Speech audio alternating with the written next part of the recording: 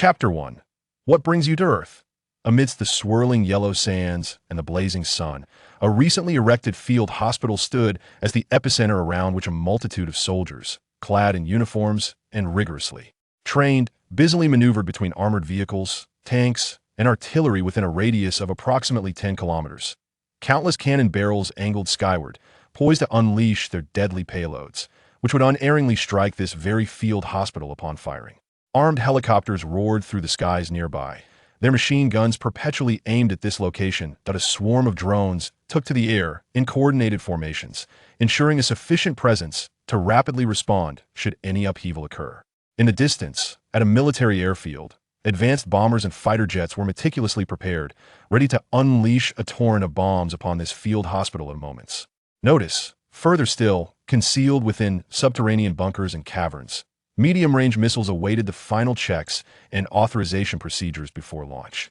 With the mere press of a button, these missiles could be unleashed, arriving in mere moments, at this very moment, within the heart of the field hospital. In a room fortified by heavy steel, a dim haze enveloped the space as Lu Ming slowly opened his eyes. A gentle female voice reached his ears. "Hello, could you tell me who you are?" Struggling slightly, Lu Ming turned his head to survey his surroundings. He saw no one, but noted several speakers mounted on the walls of the room. The space resembled a hospital ward, featuring a restroom and a shower area. The overall ambience was soft and soothing, with the absence of any sharp edges drawing his attention. All corners, walls, tables, and bedrailsware enveloped in soft materials. "May I inquire if you can comprehend the language I am using?" The gentle voice inquired once more that a flicker of confusion stirred within Lu Ming. Yet he replied, "Two can understand." "Is this a hospital? What has happened to me?" His memories lingered on a prior moment, a morning like any other. He had hastily consumed breakfast and rushed from home to school that, as a graduate student in the astronomy department at Donghai University, he had arranged to meet with his advisor to discuss new observational data, an important matter for his studies that could not be delayed. That he vaguely recalled standing beneath a bus stop sign, having just spotted the approaching bus when darkness suddenly engulfed him, and he lost consciousness. Now, awakening, he found himself in this unfamiliar place. "Surely, kind-hearted individuals must have brought me to the hospital," he mused. Yet, the female voice did not address his inquiry, but instead reiterated, "So, could you tell me who you are?" This question left him in a state of perplexity. "My name is Lu Ming, and I am a graduate student in the astronomy department at Donghai University. I have my student ID, He glanced down and realized he was not wearing his usual attire, but rather a hospital gown. "Could you please return my phone? I need to call my family. Also, may I inquire about my condition? What illness do I have?"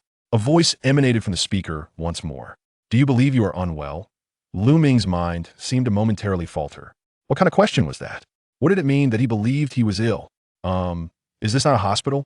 I distinctly remember boarding a bus to school this morning, but suddenly I lost consciousness. May I ask?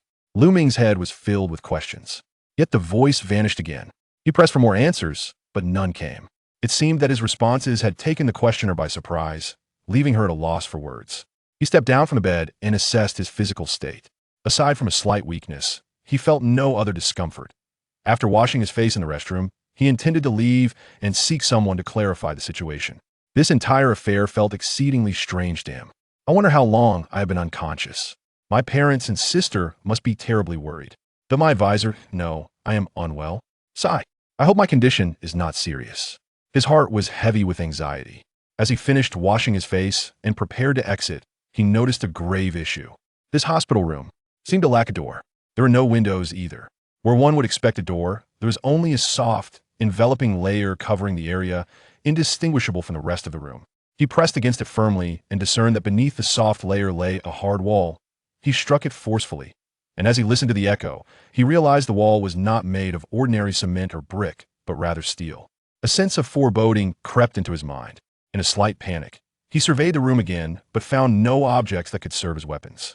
Not even anything to harm himself with. A thought emerged in his mind. Am I kidnapped? Where am I? Who are you? Are you even doctors? Is this a hospital? I warn you, this is illegal detention, and my parents have surely reported it to the authorities. Let me go. Lu Ming pounded against the wall, his bravado masking his fear. Finally, the gentle female voice returned. Please remain calm. What do you want from me? Please remain calm. We mean no harm. We wish for you to cooperate with our investigation. Once the matter is clarified, I trust a satisfactory resolution will be reached. We do not wish to resort to violence, but we will not hesitate to employ force if necessary.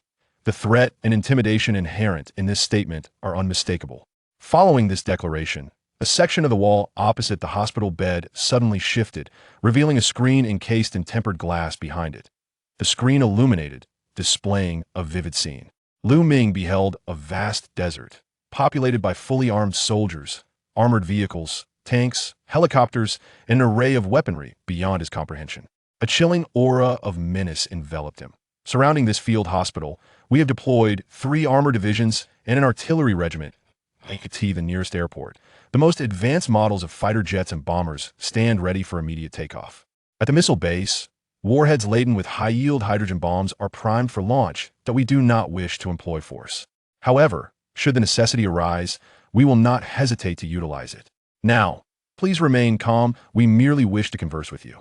We ask for your cooperation. An overwhelming pressure bore down upon Lu Ming. His instincts warned him that this was no jest. Regular troops? Artillery? Fighter jets? Nuclear missiles? All aimed at him? Surely, there must be a mistake. He was merely a common individual who relied on public transport for his travels. Even the most formidable gang leaders or terrorists wouldn't warrant such an extensive show of force, would they? This led Lu Ming to a profound sense of absurdity, as if the world had become disordered. However, it seemed the other party was making a concerted effort to convey the message of their formidable strength, implying that perhaps they too were merely bluffing. "Excuse me, is this Earth?" After a brief silence, the voice responded, "Indeed. This is the 3rd planet of the solar system. We are the human civilization that has emerged on this planet. May I inquire from which planet you hail? What brings you to Earth? Wait a moment. Do you think I am an alien? I am a bona fide Earthling. This is absurd. I just had a physical examination a month ago. If you don't believe me, you can check. Then, do you have anything to share with us? I don't know. Can you please explain what is happening? I am just an ordinary person.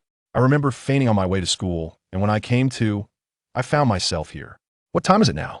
How long have I been unconscious? What has happened to me while I was out?" The gentle female voice fell silent, seemingly granting a moment to gather his composure. In the stillness, his breathing gradually steadied. He came to a realization.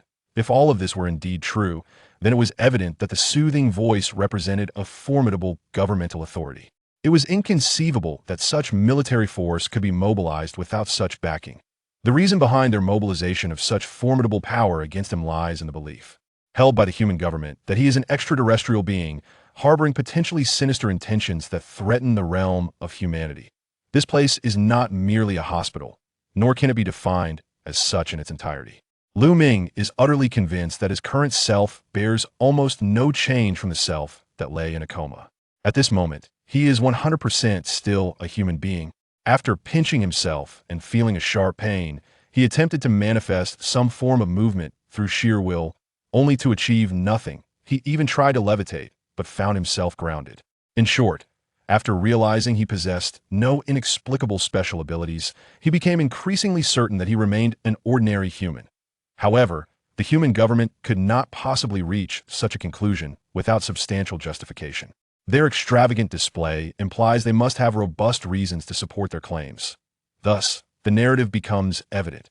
Something significant must have transpired during his unconsciousness, leading the human government to mistakenly believe he is an alien, resulting in his temporary confinement in this place. Err on the side of caution. They have also stationed heavy troops in the vicinity. The events that occurred while he was in a coma must have been of considerable importance and posed a significant threat to humanity. Otherwise, the government would not be treating the matter with such gravity. After piecing together this narrative, Lu Ming, though still feeling that these events were distant from his ordinary existence, recognized what he must do next. "I wish to speak with you. I am willing to cooperate with any investigation. However, I truly know nothing at present. If I am not mistaken, something must have occurred during my coma that led you to believe I am an extraterrestrial, correct? I am more than willing to assist with your inquiries, but please first enlighten me as to what actually transpired. Otherwise, I genuinely do not know where to begin." The female voice responded once more. "Please hold on." Lu Ming silently waited for approximately 10 minutes. Subsequently, a deep male voice emerged. "I am Zhang Dingshan, the captain of the 2nd team of the 13th Division of the Planetary Security Bureau. Before I reveal what has transpired, I must first pose a question to you. Lu Ming, are you aware that you're already dead?" Chapter 2. The explosion. Upon hearing this question, Lu Ming initially thought he had misheard. Once he confirmed that the inquiry was indeed, "Are you aware that you're already dead?" A wave of fear surged within him. Dead. Dead? Lu Ming instinctively glanced at his palm. It appeared perfectly normal. He touched his wrist and felt the vigorous beating of his heart. Looking down at his feet, he saw his shadow. Breathing out, he sensed the warm air and moist steam. He exhaled in relief. "This does not resemble hell," he remarked with a wry smile. This moment. "You can still joke. It seems your psychological resilience is quite commendable," remarked the man who identified himself as Zhang Dingshan. Lu Ming remained silent. "Very well. Let me recount the events that transpired after you fell into unconsciousness." This is surveillance footage from a camera near the Hongsuan bus station. Before Lu Ming, on the screen shielded by tempered glass, a scene unfolded. Amidst the bustling crowd, Lu Ming swiftly spotted his own figure. In the footage, he was seen engrossed in his phone, scrolling through something as a bus appeared at the edge of the frame. His body suddenly swayed and then collapsed to the ground. Fortunately, a young man nearby caught him, slowing his descent. Otherwise, he might have suffered a grievous head injury. The surveillance footage was devoid of sound. Lu Ming observed the young man calling out to him a few times, but upon receiving no response, he pulled out his phone to make a call. Bystanders gathered around, some shouting for him, while others checked his pulse and breathing. With a collective effort, they lifted him onto the bus, which then sped away, disappearing from view. This is the surveillance footage from Donghai Hospital. The screen transitioned, revealing the prominent letters of Donghai First Hospital. A bus came barreling to the hospital entrance, where stretchers and doctors awaited. Lu Ming watched as his unconscious form was again transported down, several doctors and nurses hastily pushing the stretcher into the hospital.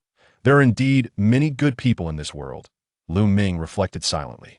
The footage switched several times, showing him being maneuvered through various floors and corridors, ultimately arriving at the emergency room. Here are the hospital admission forms and treatment records. During the course of treatment, the attending physician discovered the condition to be complex, subsequently transferring you to the ICU for further care. After 2 days of treatment, brain death was declared. These are the medication records, the laboratory and examination results, the death certificate, and the record from mortuary. Several documents appeared on the screen. Lu Ming abruptly lifted his head, leaning closer to scrutinize the documents. His eyes brimming with shock. An absurd sensation welled up within him. What does it feel like to witness one's own death certificate firsthand? Now Lu Ming felt he could answer that question. Absurd, truly absurd. I still. Lu Ming attempted to articulate his thoughts, but the deep voice continued, through household registration checks and identification by relatives, along with DNA testing. The identity of the deceased has been confirmed as you. Here are the relevant records, proofs, and video materials. After several more documents appeared for Lu Ming's perusal, the screen once again played a video. In the footage, Lu Ming clearly saw his parents weeping over his lifeless body, utterly heartbroken. At this moment, Lu Ming felt he could answer yet another question. What is it like to witness one's own corpse? The answer encompasses not only absurdity, but also a profound sense of fear. The lifeless figure lying in the morgue, pallid and motionless, is none other than oneself. The person weeping beside the body, on the verge of fainting, is one's own mother. Tears cascade down her face as she clutches one's hand, unwilling to let go. It is one's sister. With a heart heavy with sorrow, his eyes reddened, yet he strives to comfort his mother and sister, is none other than his father. "Dear, don't cry. Let Xiao Ming depart in peace. Let him not be burdened by our concerns on the other side." "That mom, sis." Lu Ming murmured. What on earth is happening?" The man who introduced himself as Zhang Dingshan remained silent, patiently waiting for Lu Ming's emotions to stabilize slightly before continuing. Subsequently, your remains were transported to the funeral home, where they were preserved for 3 days, culminating in a farewell ceremony. Here are the acceptance documents from the funeral home, along with video records from the mortician and cosmetologist. Following this, the body was cremated. Here are the cremation documents and the cancellation of your household registration. This is the video recording of the funeral. Lu Ming beheld his own corpse encircled by blossoms within the frosty casket. He observed his father and mother, their hair now streaked with gray after just a few short days, his sister with swollen eyes, and the presence of his mentor, classmates, friends, and other relatives that a profound sense of heaviness and sorrow enveloped him.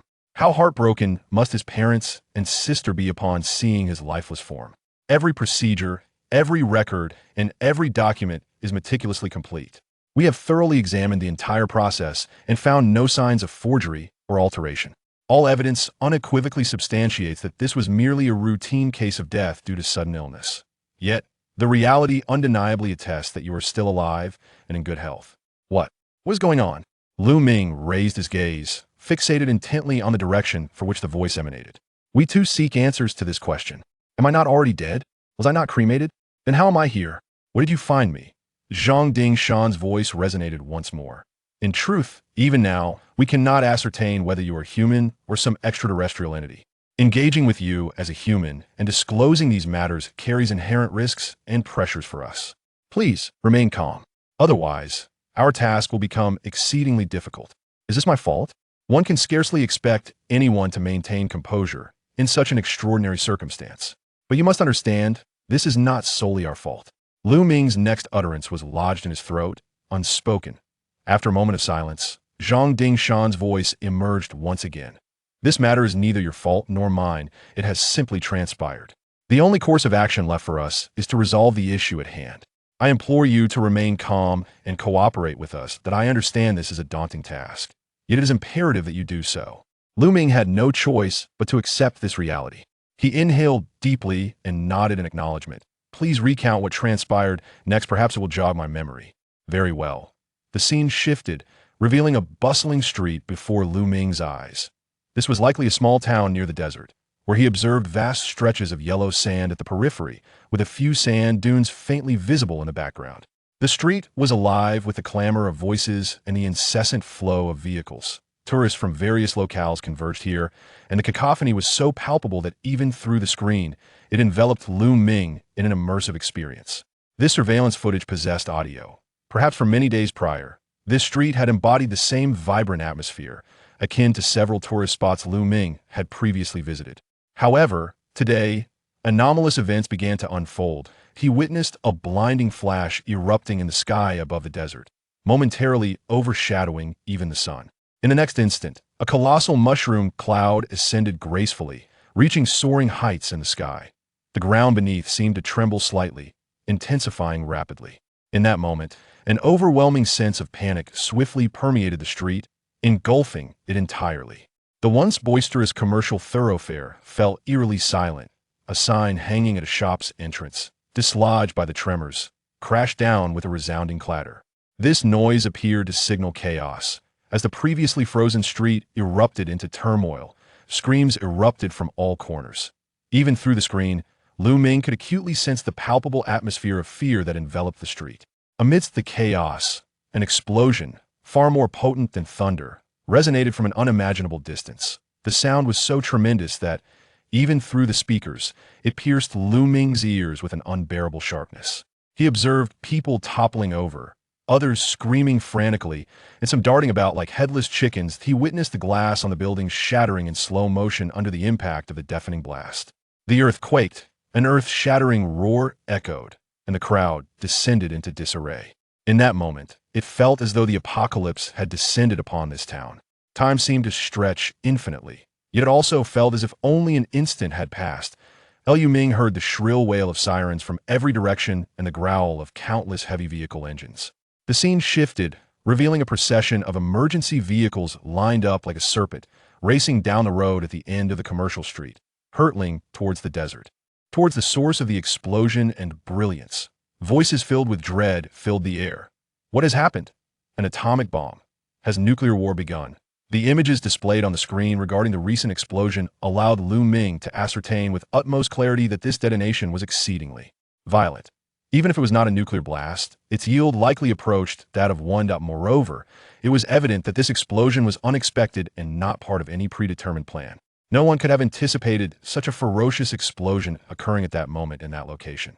Yet, what relevance does this hold for me? Lu Ming pondered silently.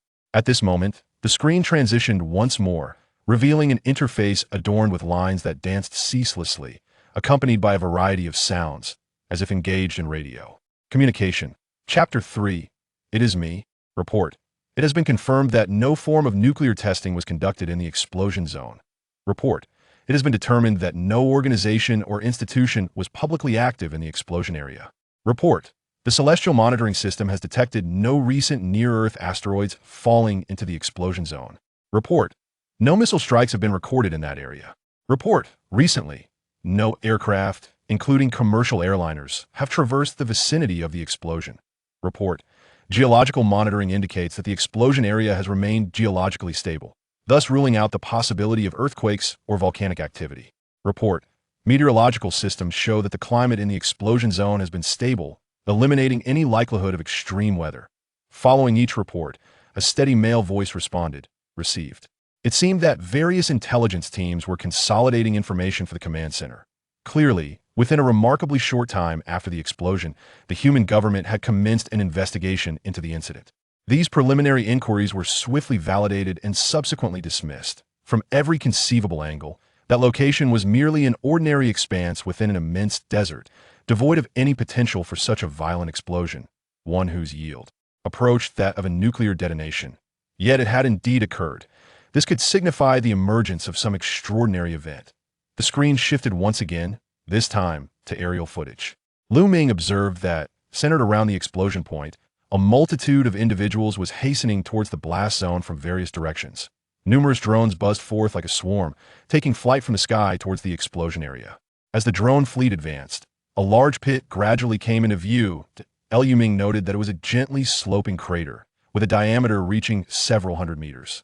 The footage clearly displayed that deeper within the pit, there was a distinct tendency toward vitrification. The temperature readings detected by the drones quickly surged to 45 degrees Celsius, suggesting that the heat generated by the explosion had yet to dissipate fully. There seems to be something at the bottom of the pit. A thought flickered through Lu Ming's mind that it appears that the operator of the drone providing the footage shares the same thoughts as Lu Ming at the moment of filming. Subsequently, the camera swiftly zooms in on the crater of the explosion. Lu Ming scrutinizes the scene intently, and soon he discerns something at the bottom of the crater. It resembles a translucent substance, akin to some form of gel. Within this gel lies an object that vaguely resembles a human figure, reminiscent of a tiny insect encased in amber. The instant he perceives this humanoid form, Lu Ming's breath quickens, and his heart constricts violently, as though an invisible hand has gripped it fiercely. A terrifying yet absurd thought gradually surfaces in his mind. Could this person possibly be me? The image draws ever closer, until Lu Ming, feeling a wave of dizziness, finally sees the figure's face and body with stark clarity. With a thud, it feels as if a heavy hammer has struck his head. He rushes recklessly to the screen, fixating on the silhouette enveloped by the translucent gel. There he sees himself, eyes tightly shut, as if in slumber. It truly is me. It truly is me. At that moment, a voice within him screams in a frenzy. How can it be me? How can it be me? The drone ascends once more. Viewed from above, hundreds of vehicles stir up clouds of dust across the desert, converging toward this location. Moments later, over 100 biochemical soldiers, clad in full protective gear and carrying oxygen tanks, approach the slumbering self. The footage concludes here. Lu Ming gasps for breath, his body gradually succumbing to the ground. Even at this moment, the image of himself, eyes closed and encased in the translucent gel at the center of the crater, incessantly loops in his mind. This vision possesses an almost magical quality, lingering in his consciousness, refusing to dissipate. The voice of the man who identified himself as Zhang Dingshan resurfaces. This is all the intelligence we possess. Subsequently, we transported you to this field hospital, where you underwent examination and treatment until you regain consciousness. You are aware of what followed. Lu Ming, still panting, takes a moment to collect himself. He murmurs, "Since you conducted a thorough examination while I was unconscious, you must know I am human. Why, then, do you remain cautious of me?" Zhang Dingshan replies, "The technology of extraterrestrials may vastly surpass our own, and we cannot dismiss the possibility that aliens could disguise themselves as humans, deceiving all our instruments. Moreover, is it feasible for a human body to survive in the core of an explosion akin to a nuclear blast?" Once more, that absurd sensation burgeons within him. Lu Ming's field of study is the large-scale evolution of the universe, primarily focusing on significant phenomena, such as the Big Bang, cosmic microwave background radiation, cosmic filamentary structures, galaxy clusters, superclusters, and the overall evolutionary trajectory of these entities. Broadly categorized, this indeed falls within the realm of physics. Thus, he possesses a deeper understanding of the explosive energy symbolized by such flashes and mushroom clouds than the average individual. This profound comprehension allows him to grasp the true implications of surviving at the very epicenter of such cataclysmic events, a feat perhaps beyond even that of a superhero. Yet, not only has he endured this experience, but he also remains alive, seated here in this moment. Now, Lu Ming, can you enlighten us with the answers to these pressing questions? Are you human, a ghost, an extraterrestrial, or a monster? How did you manage to die and return to life?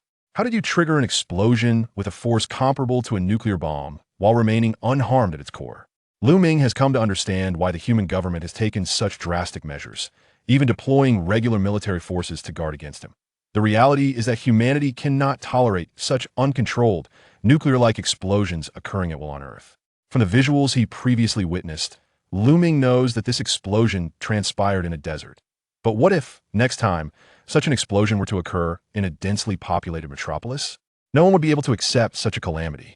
Moreover, these bizarre occurrences may signify the existence of even more unpredictable risks. Thus, it is comprehensible that the human government is on high alert. We must thoroughly investigate this matter. It is our duty and an imperative need for the human world, leaving no room for leniency. Lu Ming certainly grasps this. Furthermore, Lu Ming, I assume you yearn to return to society and reunite with your parents and loved ones. At the mention of this, Lu Ming's heart aches anew. My parents are in poor health, and my sister has always cared for me. Now, if I were to die, I wish to see my family. That is out of the question. Zhang Dingshan firmly rejected the request. Lu Ming, you possess commendable mental fortitude. You should be able to reason why this is not feasible. Lu Ming fell silent at this moment. The situation remains unclear. Recklessly meeting his family, or even merely revealing that he is alive, could inadvertently entangle them in this crisis, exposing them to uncontrollable danger prospect that Lu Ming cannot bear. From Zhang Dingshan's perspective, allowing Lu Ming to meet outsiders before fully confirming his identity would similarly entail unacceptable risk. Let us collaborate. By clarifying this matter, the human world can eliminate one threat, and you may return to a normal life. I end both public and private matters. Lu Ming found himself devoid of any ground for refusal. You. Who are you? The screen before him flickered back to life, revealing an image. Lu Ming beheld a table at which two individuals were seated, one male and one female. The man, standing at approximately 6 feet tall, possessed a physique that was neither frail nor overtly muscular. His short hair framed a face with sharp, distinct features, exuding an air of calm resilience. He rose and, with a voice that resonated with unwavering steadiness, introduced himself. Allow me to formally present myself. I am Zhang Dingshan, the captain of the 2nd Operations Team of the 13th Bureau of Planetary Security. Beside him stood a woman whose skin was slightly darker, yet her features and stature revealed no discernible flaws. She too rose, stating, I am He Wei, a member of the 2nd Operations Team. Lu Ming recognized her voice as that gentle tone he had first encountered. The primary duty of the 13th Bureau is to address supernatural phenomena. You may understand it simply as our mandate to confront extraterrestrial beings that pose a threat to humanity. From this moment forth, your case will be under our official jurisdiction. Extraterrestrials. Are they truly real? A faint smile graced Zhang Dingshan's face. Indeed, they are. In response to this revelation, Lu Ming fell into a prolonged silence, grappling with the enormity of the truth. After a moment of struggle, he managed to articulate, however, I truly have no understanding of what transpired. Once I fell unconscious, I lost all memory. The next thing I knew, I was in this hospital. You have nothing to share with us? I wish to comprehend what is occurring, but I genuinely do not know. I apologize. I assure you of my cooperation, but please allow me some time to reflect. By the way, could you provide me with the investigative materials you currently possess? Certainly. Shortly, the information will be sent to the tablet beside you. Meanwhile, approximately 10 kilometers away, in a makeshift frontline command center, numerous personnel clad in uniforms were bustling about. In one communications room, Zhang Dingshan and He Wei observed the screen intently, scrutinizing the documents while occasionally pausing to reflect on Lu Ming's contemplative demeanor. Zhang Dingshan's expression bore a weight of seriousness, as if he were deep in thought. Beside him, He Wei expressed her concern. Captain, are you sure it's wise to provide him with the materials? At that moment, the communication had been severed, and He Wei was not apprehensive about Lu Ming overhearing their conversation. Zhang Dingshan waved his hand dismissively. If Lu Ming is indeed who he claims to be, then there is no need for concealment. If he is not, then there remains no reason to hide the truth from him. Chapter 4. Kidnapping. At this moment, the makeshift command center was bustling with activity.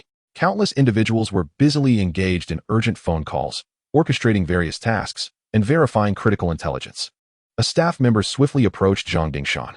"Commander, with the assistance of the East Sea Police, we have successfully secured the entire chain of individuals involved with the suspected target, Lu Ming, from his state of unconsciousness to cremation. Preliminary inquiries have been conducted, and relevant documents and materials have been collected and reviewed. Thus far, no useful information has been uncovered. This essentially indicates that, from the hospital's perspective, it was merely a routine cycle of life and death." Although further detailed investigations are ongoing, Zhang Dingshan was acutely aware that it was highly improbable to uncover anything substantial. Zhang Dingshan nodded. To date, inquiries had been completed regarding a total of 3,056 social connections related to the suspected target, Lu Ming. A comprehensive review of the information he had left across various platforms, including the internet, medical insurance systems, surveillance networks, and banking systems, revealed that Lu Ming was an ordinary individual, with no anomalies detected. "It seems this avenue is also a dead end," Zhang Dingshan murmured. He Wei furrowed her brow. "Let us continue our investigation. We must particularly scrutinize whether any of this information has been tampered with, and ascertain if there are signs that those involved in the chain from unconsciousness to cremation have been compromised." Understood. Moments later, another staff member approached. "Commander, the full genomic sequencing comparison results from the capital's biological laboratory have come in for the 2 biological samples. They confirm they are indeed from the same individual. Prior to Lu Ming's awakening, medical personnel had extracted biological specimens from him, which, along with samples taken during his emergency treatment at the East Sea Hospital, were sent to the capital's biological laboratory." He Wei murmured to herself, "A clone? The crematorium has indeed incinerated a Lu Ming. If this Lu Ming is genuine, yet another has appeared, then the only explanation is that it is a clone. While humanity has yet to master the technology for complete human replication, it is not beyond the realm of possibility that certain forces beyond Earth possess such capabilities." Zhang Dingshan understood that his past investigations into various supernatural phenomena, while not explicitly revealing this, had subtly hinted at the existence of such extraterrestrial powers in possession of this technology. It could either be a clone, or the individual cremated at the funeral home was not Lu Ming at all.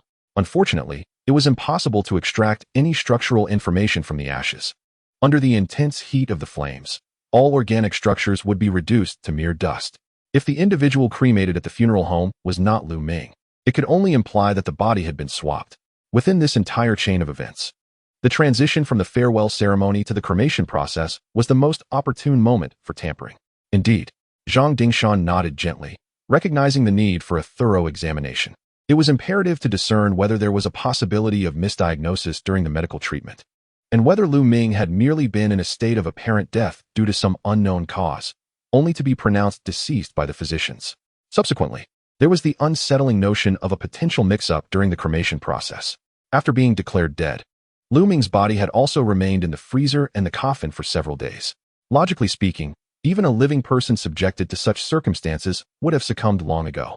However, when it comes to supernatural occurrences, certain matters defy conventional reasoning.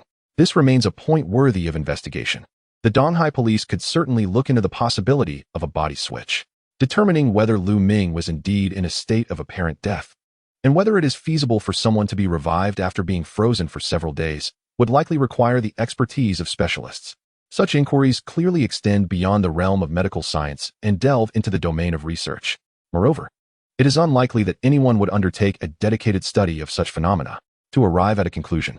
It would be essential to convene experts from relevant fields to conduct a thorough investigation. Let Qing Liang handle this. He excels at managing contacts and organizing personnel.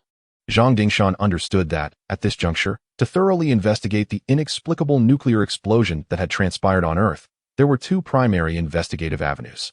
The first was to examine the explosion itself through extensive inquiry into the site to ascertain the nature of the blast and gather additional data. The second approach would focus on Lu Ming. Even a superficial or feigned cooperation from Lu Ming could yield valuable information. Furthermore, the connections stemming from Lu Ming were equally worthy of examination, such as the possibility of his apparent death or whether his body had been switched. Particularly after confirming that the two biological samples belonged to the same individual, the significance of these matters for further investigation was greatly heightened. Time passed quietly. Within less than an hour, another staff member approached Zhang Dingshan with urgency. "Commander, we have an emergency. The worker responsible for cremating Lu Ming's body at the funeral home suffered a stroke 10 minutes ago. The doctors say the chances of recovery are slim." A stroke? Slim chances of survival. In light of the confirmation that the two Lu Mings were indeed the same person, the likelihood of a body switch had significantly increased, warranting heightened attention and a directive for a thorough investigation. Now, the fact that a key individual in this inquiry, the cremation worker, had suffered a stroke at this critical moment was undeniably peculiar. Was this an attempt to silence him? Hiwei immediately entertained this unsettling thought. The cremation worker from the funeral home had just become a prime suspect. Organize a team of specialists to ensure his rescue, she instructed, and mobilize protective forces to safeguard the suspect's well-being. We cannot rely on the people from Donghai City. Zhang Dingshan contemplated for a moment and then dialed another number. "Captain, what is the matter?" Amidst the telephone conversation, a voice emerged, feigning seriousness yet betraying an unmistakable air of languor and nonchalance. Zhang Dingshan appeared to have grown accustomed to Lu Qingliang's demeanor, as long as matters were not delayed. All was acceptable. "Qingliang, please reach out to some experts and mobilize a few security personnel to Donghai City. Hiwei, send the materials to Qingliang." Understood.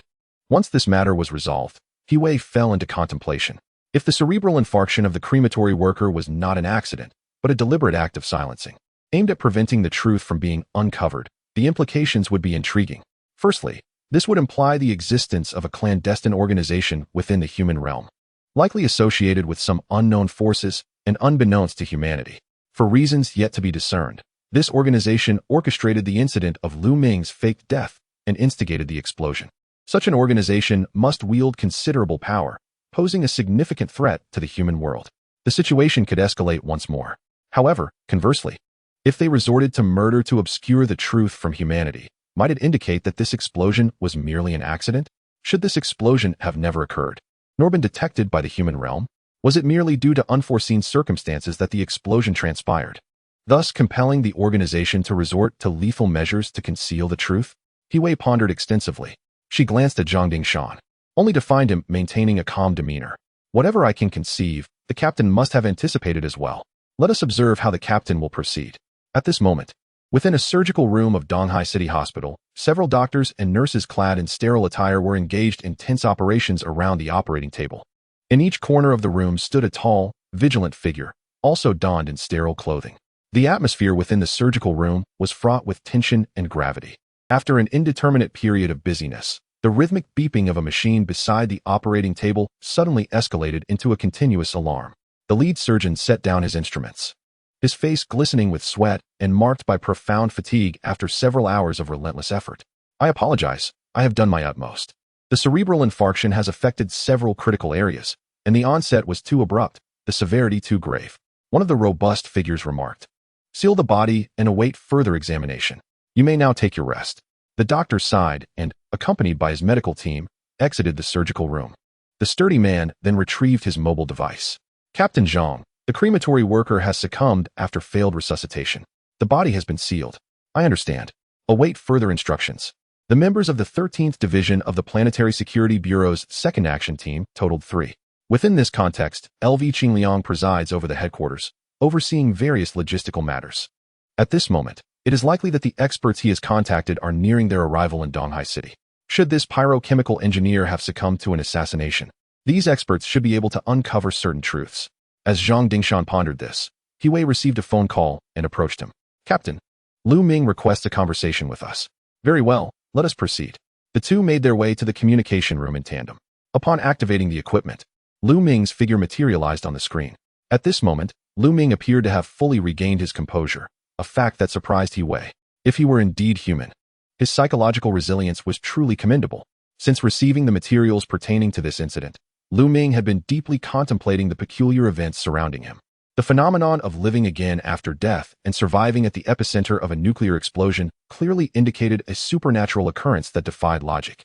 Lu Ming recognized that his reflections must extend beyond the realms of conventional reasoning. They demanded a degree of imagination.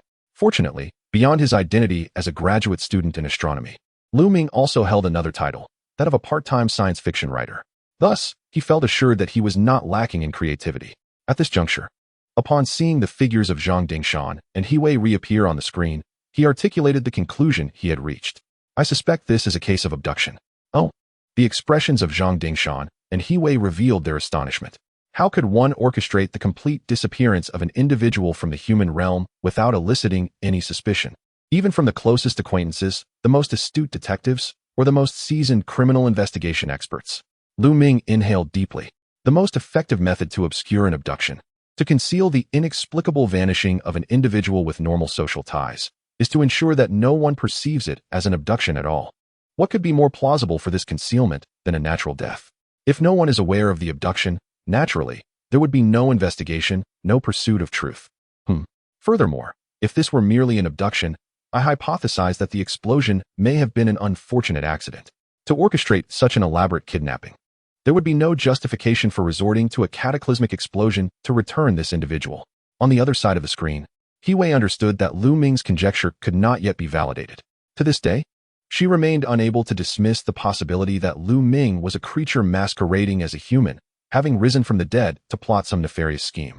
Even his current collaboration, coupled with his unsolicited suggestions, could potentially serve as a means to mislead their investigative trajectory. However, an undeniable fact remains.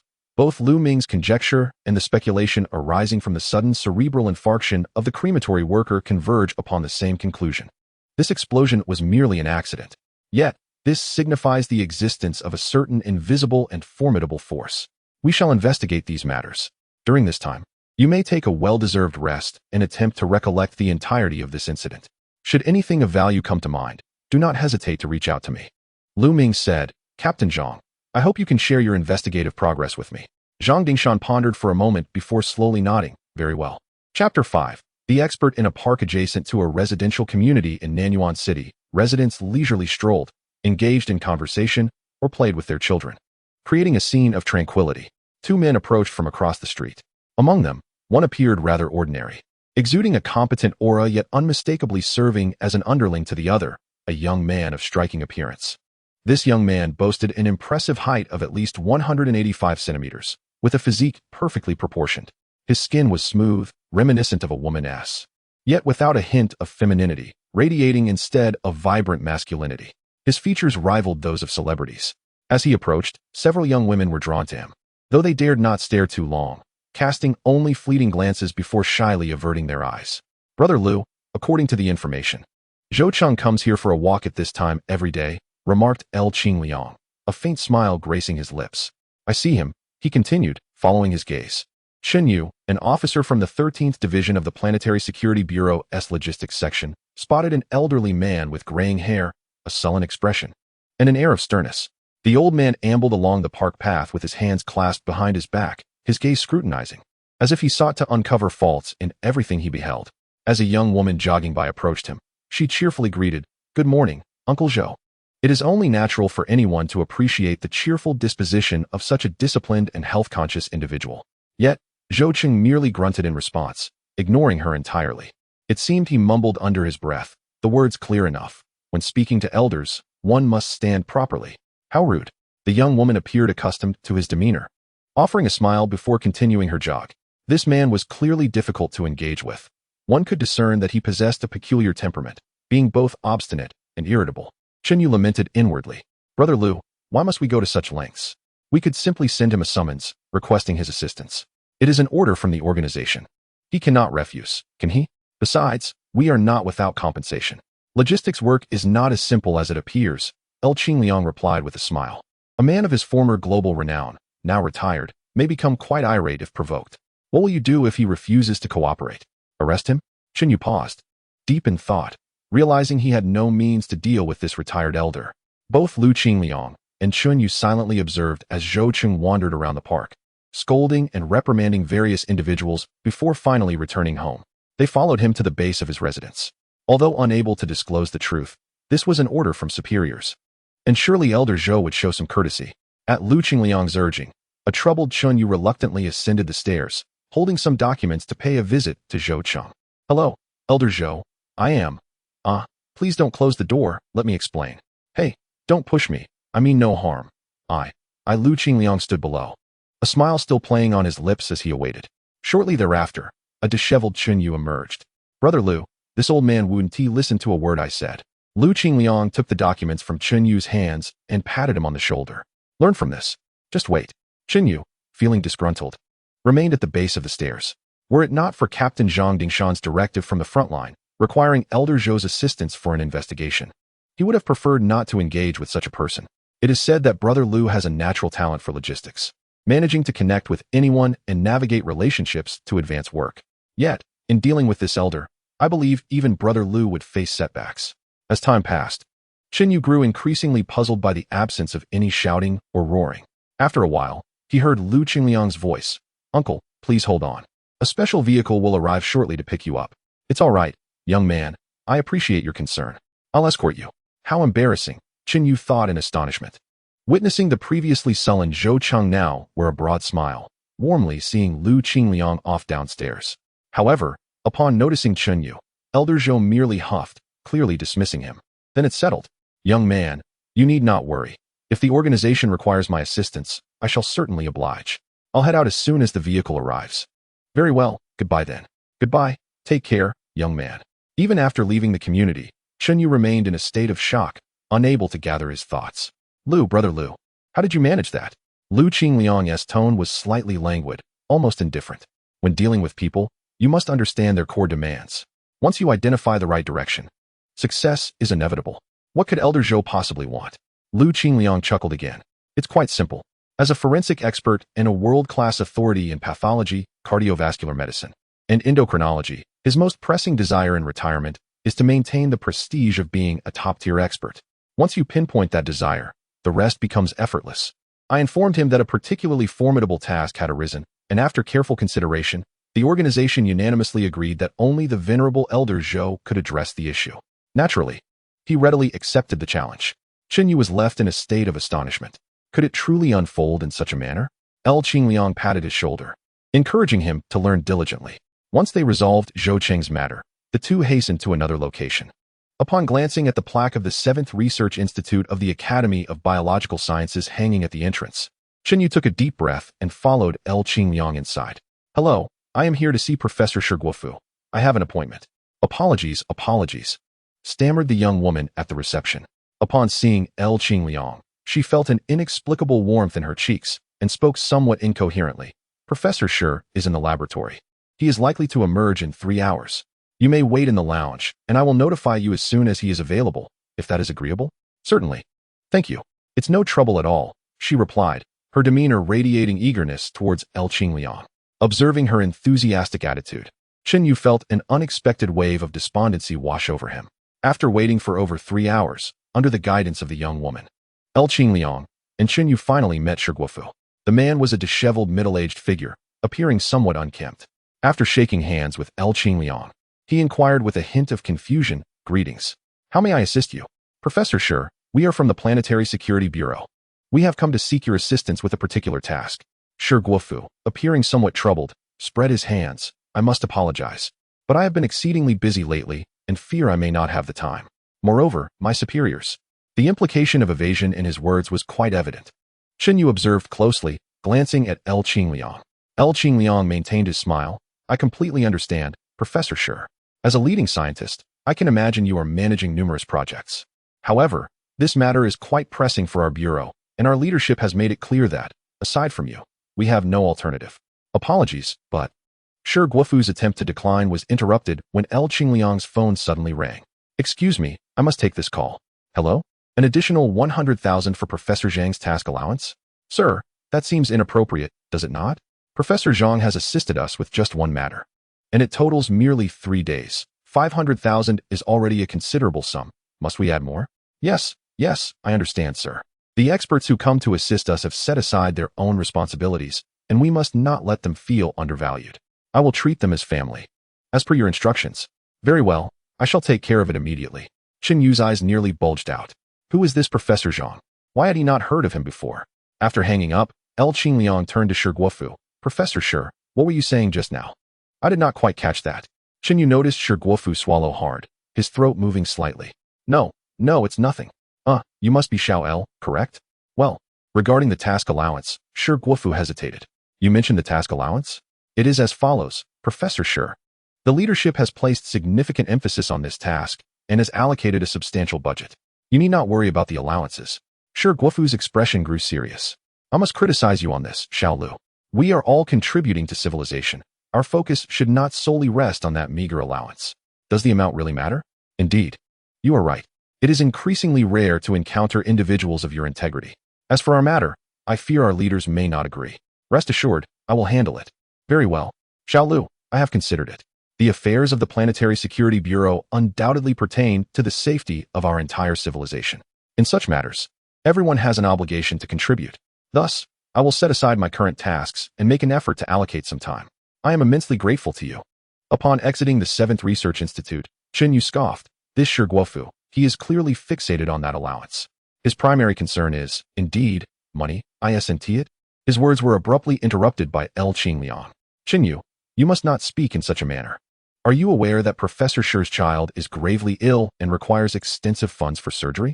Do you know that upon completion of his current project, he stands to receive at least 1 million in project awards? At this, Chen Yu promptly fell silent. After a moment, he replied, Brother L, I understand. Do you truly understand? No, you do not, L. Qingliang said with a smile, shaking his head. Convincing these experts to assist us is merely the final step, the least significant task. Prior to that, you must first grasp what kind of experts we require to address the challenges we face and where such experts can be found. Only then can you proceed to persuade them to assist us. Take your time to learn.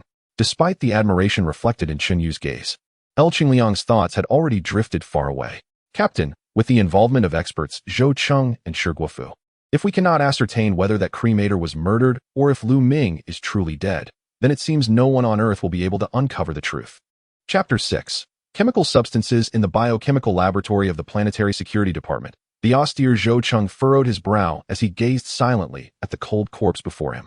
All evidence indicates that the cause of death was a cerebral infarction, yet you suspect this is a murder? L. Qingliang responded, Indeed. Provide me with the documents. L. Qingliang promptly handed over a thick stack of materials.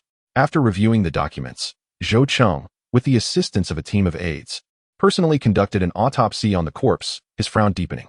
Are your reasons for suspecting murder substantiated? Due to confidentiality protocols, L. Qingliang could not disclose the specifics. Faced with this inquiry, he could only respond, the deceased is a significant suspect in a major case and may harbor numerous clues. His identity was so unique that his sudden demise raised suspicions of foul play. The autopsy results confirmed a cerebral infarction as the cause of death. Intriguing, indeed. Zhou Cheng's furrowed brow gradually relaxed. It seemed only I could resolve such a matter. Your leader possesses a discerning eye. Accompanying him, Chen Yu silently rolled his eyes, while Lu Qingliang appeared unfazed, maintaining a sincere demeanor. Indeed, without your esteemed presence, this endeavor would be impossible to advance. I have begun to formulate some ideas. Give it a few days, and I believe results will emerge. You may utilize all the equipment in this laboratory. Should anything be lacking, do not hesitate to inform me. After exchanging a few more compliments, Lu Qingliang took his leave. At that moment, in the desolate expanse beside the field hospital, a helicopter thundered down. Professor Shi Guofu, slightly dazed, descended with the assistance of Zhang Dingshan. He had not anticipated that this mission would lead him such a distance. Professor Shi, greetings. You must have reviewed the materials regarding this matter. That individual is currently in this field hospital. You mean the one you suspect, who had been deceased for several days before reviving. This is indeed peculiar. Come, let me meet him. I shall conduct an examination. He stepped forward, stating, I apologize, Professor Shi, but for safety reasons, you cannot meet him directly. Please relay any examination requests, and we will arrange for someone to assist. Very well. Ultimately, Shi Guofu did not proceed with an immediate examination of Lu Ming, but instead reviewed the preliminary examination data. After a rigorous 7 to 8 hours, he finally raised his head, his expression grave. Are you certain this individual, Lu Ming, was indeed deceased, lying in a freezer and a coffin for several days, only to return to life? Absolutely. Zhang Dingshan sought Shi Guofu's expertise to ascertain whether Lu Ming had genuinely experienced clinical death. If confirmed, it would elucidate the methods of the clandestine organization involved. Conversely, if denied, it would imply that this Lu Ming was merely a replica, necessitating a recalibration of the investigative approach. Naturally, due to the need for discretion, Zhang Dingshan could only obscure certain details in response to Shi Guifu's inquiries. These examination results do not reflect that at all. How can this be? Shi Guifu murmured, before finally suggesting, could he be brought to my laboratory? Additionally, some samples may require cross-examination at several advanced laboratories. Furthermore, I will need assistance from some individuals. Apologies, Professor Shi, but he cannot leave the base for the time being. However, we will ensure that any assistance you require is provided. Should you need collaboration from any specific laboratory or research institute, we will facilitate that as well. Very well. I shall prepare a list for you. Half an hour later, holding the densely written sheet, Wei could not help but smile wryly. Zhang Dingshan took the list, glanced over it, and casually remarked, pass this to Qing Liang. Let him handle it. Understood. Wei stepped away for a brief moment, only to return shortly after. Qing Liang wishes to speak with you. Zhang Dingshan took the phone, and Lu Qing Liang's voice resonated from the receiver. Captain, there has been some progress regarding Old Master Zhou Cheng, but we require further information to draw any conclusions. I am uncertain about what can be disclosed and what cannot. It would be best if you could come over when convenient. Very well. Hand the phone back to Wei. Zhang Dingshan instructed. Stay here. I shall return shortly. At the biochemical experiment building of the Planetary Security Department, Zhang Dingshan encountered Zhou Cheng. Based on the current data, it is unequivocally confirmed that the suspect succumbed to a cerebral infarction. However, this does not rule out the possibility of foul play, as theoretically, there exists a potential for the intentional induction of such a condition. At that moment, Zhou Cheng appeared invigorated, exuding a youthful exuberance reminiscent of a man relishing a second spring. I wish to ascertain what the suspect experienced in their final moments, as this could aid in discerning their physical state at the time, thereby narrowing our search parameters. Zhang Dingshan pondered for a moment before responding. At that time, we were uncertain of the suspect's identity. Thus, we detained all individuals connected to the matter for thorough interrogation. It was during this process that the suspect suffered the cerebral infarction. Zhou Cheng, deep in thought, inquired, the suspect's identity? An ordinary individual, confirmed to have no professional training. Therefore, if the suspect indeed had any involvement in the incident, during the interrogation, they must have been engulfed in panic and fear. Indeed, Lu Qing Liang asked, what relevance does this hold? Zhou Cheng cast a sidelong glance at her. It holds significant relevance. In states of panic and fear, a person's endocrine system undergoes alterations, resulting in the secretion of various chemical substances. I have an idea. Zhou Cheng exited without a backward glance, his pace brisk, reminiscent of a youthful stride. Merely hours later, he emerged from the laboratory, his face alight with excitement. It is confirmed, the suspect was murdered. The swiftness of the revelation took Zhang Dingshan by surprise. Oh, what transpired? Behold, Zhou Cheng presented a substantial stack of test results, animatedly recounting his findings to Zhang Dingshan. Lu Qing Liang, feeling somewhat awkward, interjected, Old Master, you are the expert in this field. Your words escape our understanding. Could you perhaps elucidate in simpler, more comprehensible terms? Oh dear. Haha, I seem to have lost my way. Zhou Cheng chuckled. To put it succinctly, I have detected a certain chemical substance within the suspect that the human body cannot produce on its own. This substance is harmless under normal circumstances. However, in states of panic and fear, the body secretes specific chemicals, which, when combined with this substance, result in a third compound. This third substance interacts with the body, causing slight constriction of blood vessels. Under ordinary conditions, this may not pose an issue, but for the suspect, who already exhibited signs of a cerebral infarction, the consequences are markedly different. His cerebral blood vessels were already not functioning properly, and with further constriction, it could lead to a cerebral infarction. However, once a person dies, such effects cease to exist, rendering the autopsy results entirely inconclusive. Thus, the means of murder become rather simplistic. This chemical compound is an odorless, colorless gas. The perpetrator need only introduce a minute quantity into your ventilation system, and while an ordinary person would exhibit no symptoms, the suspect would succumb to death. Zhang Dingshan furrowed his brow in contemplation, while Qing Liang promptly approached, grasping Zhou Cheng's hands with fervor. Old Master Zhou, you are truly exceptional, he flattered, coaxing a smile from Zhou Cheng. At this point, the fact that the crematory worker met his demise through foul play was indisputable. Zhang Dingshan had previously arranged for personnel to investigate the deceased's social connections and movements, but it was now evident that these inquiries required a more vigorous approach. However, considering that the clandestine organization was capable of executing a murder through such unfathomable means, one could only surmise that their efforts to erase traces post-incident would be thorough. Hopefully, some clues might emerge. Zhang Dingshan was engrossed in the subsequent investigations, while at the field hospital, Lu Ming found himself engulfed in distress. If it were merely a matter of house arrest, it would not be particularly troublesome for Lu Ming. The crux of the matter lay in the lamentable quality of the food supplied to him by the government during this period.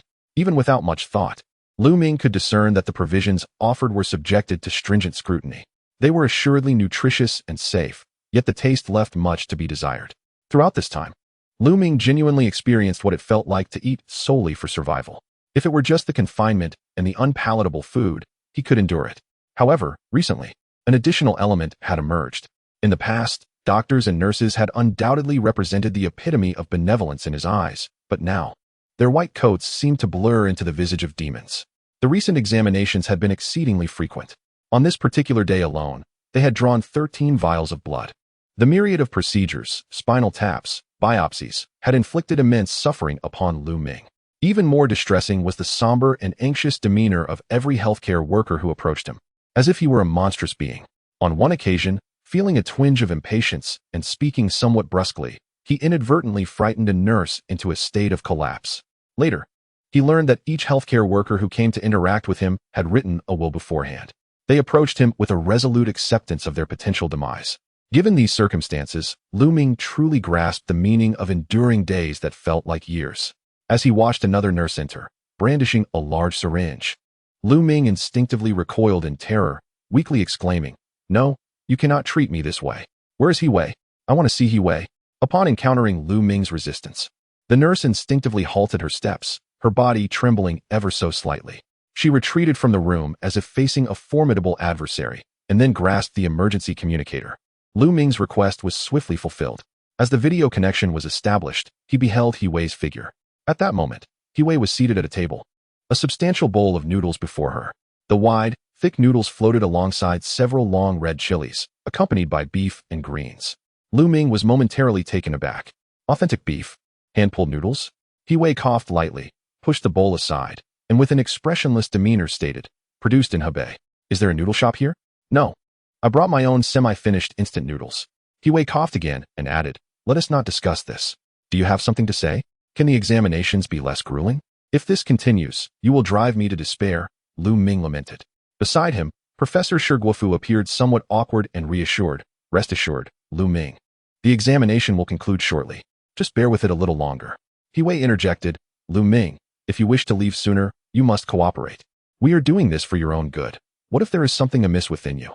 What if it manifests later?" Reflecting on the memory of his deceased parents and sister, Lu Ming gritted his teeth and finally acquiesced. "I will cooperate, but I need you to give me a few packets of your noodles. The meals you provide are insufferably bland." He Wei seemed reluctant, but ultimately gritted her teeth and agreed. "All right, I'll give you a few packets." After the communication ended, He Wei cautiously retrieved her suitcase. She opened it and rummaged through a plethora of semi-finished instant food items labeled with various delicacies such as beef noodles, lamb stew, soy sauce duck, hot dry noodles, sheep offal soup, beef hot pot, Xiangyang beef noodles, skewers, and lamb stew. After a considerable search, she resolutely extracted several packets of beef noodles and handed them to the staff. Chapter 7. Hibernation time gradually slipped away amidst Lu Ming's suffering, restlessness, and yearning for his family. At long last, one day, Lu Ming once again glimpsed Zhang Dingshan's figure on the video screen. The examination results had been released. Zhang Dingshan, with a serious demeanor, addressed Lu Ming in an unusually grave tone, though the results cannot be confirmed with absolute certainty. "Professor Shi is at least 80% confident that you were indeed in a state of false death. You are Lu Ming. What a redundant statement. Am I not myself?" This thought flickered through his mind, yet he dared not voice it. However, the notion that this at least ruled out the possibility of him being a clone allowed Lu Ming to feel a modicum of relief. After all, from a certain perspective, a clone could potentially possess memories identical to those of the original body. The fact that he recognized himself as Lu Ming did not definitively prove that he was the original Lu Ming. Here are the relevant examination materials and reports. Zhang Dingshan continued. Through meticulous examination, Professor Shi discovered trace amounts of a complex compound within the living specimen of your kidney.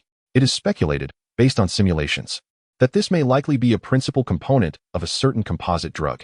In biological experiments, Professor Shi discovered that this substance could induce a state akin to death in living cells, resembling a form of hibernation. Consequently, Professor Sure posited that your previous state of apparent death was, with an 80 probability, a result of ingesting this substance, which plunged you into a hibernative state, with the external manifestation being one of death. Hibernation, as a phenomenon, currently exists only in certain animals, such as bears and certain frogs.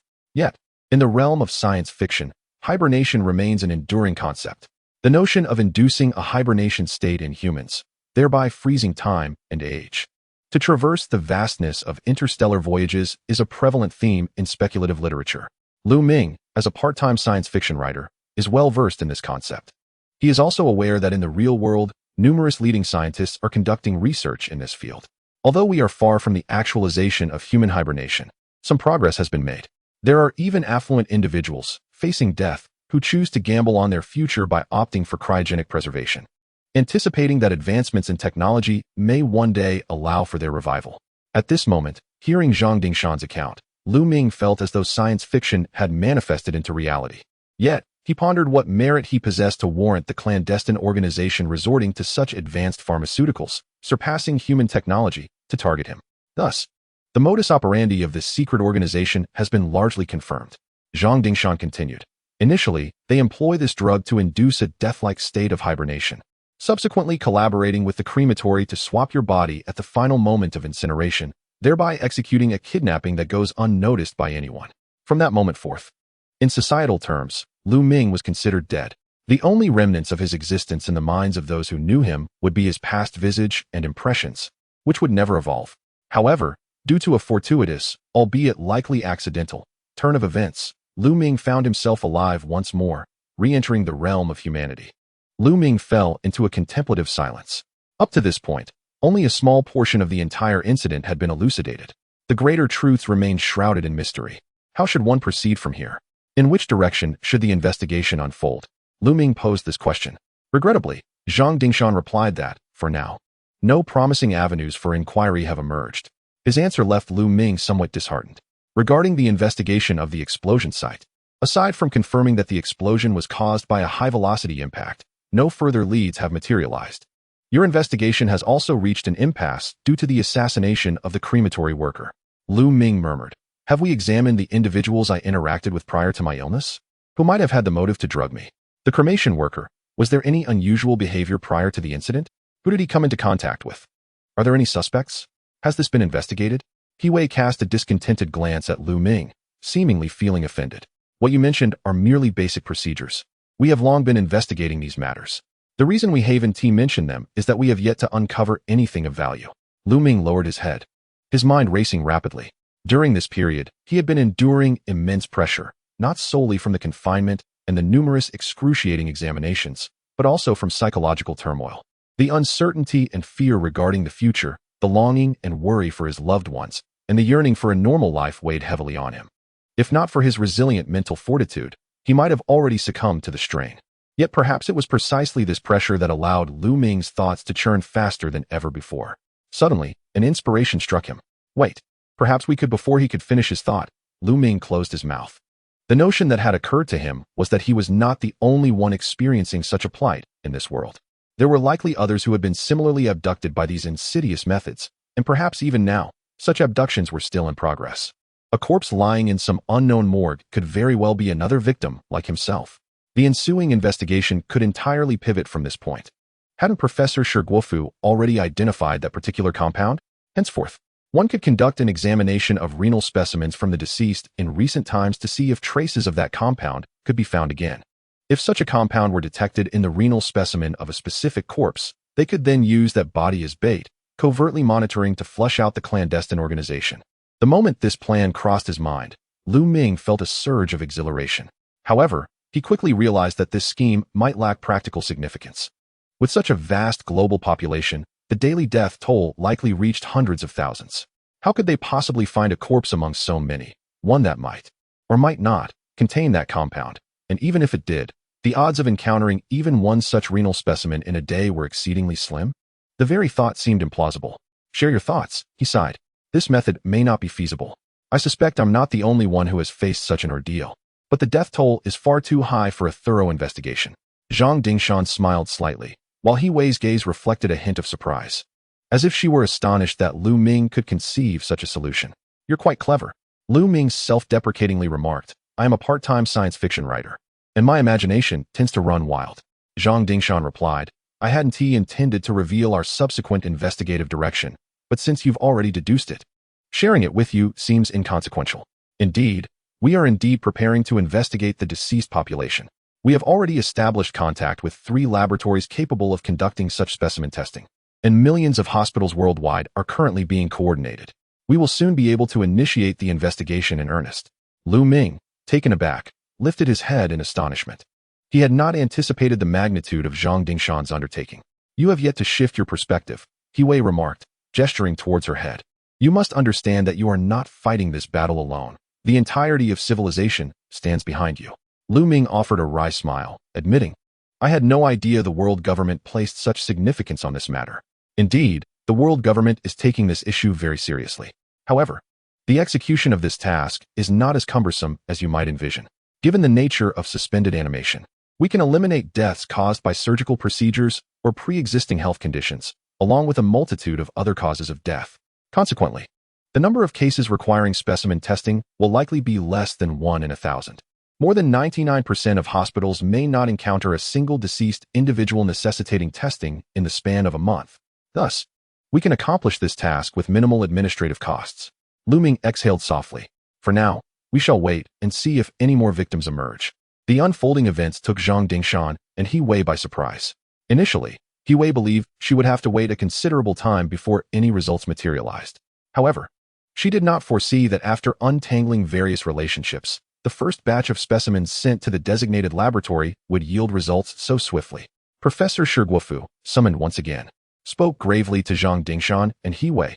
"Specimen number 815 has tested positive for the same compound found in Lu Ming.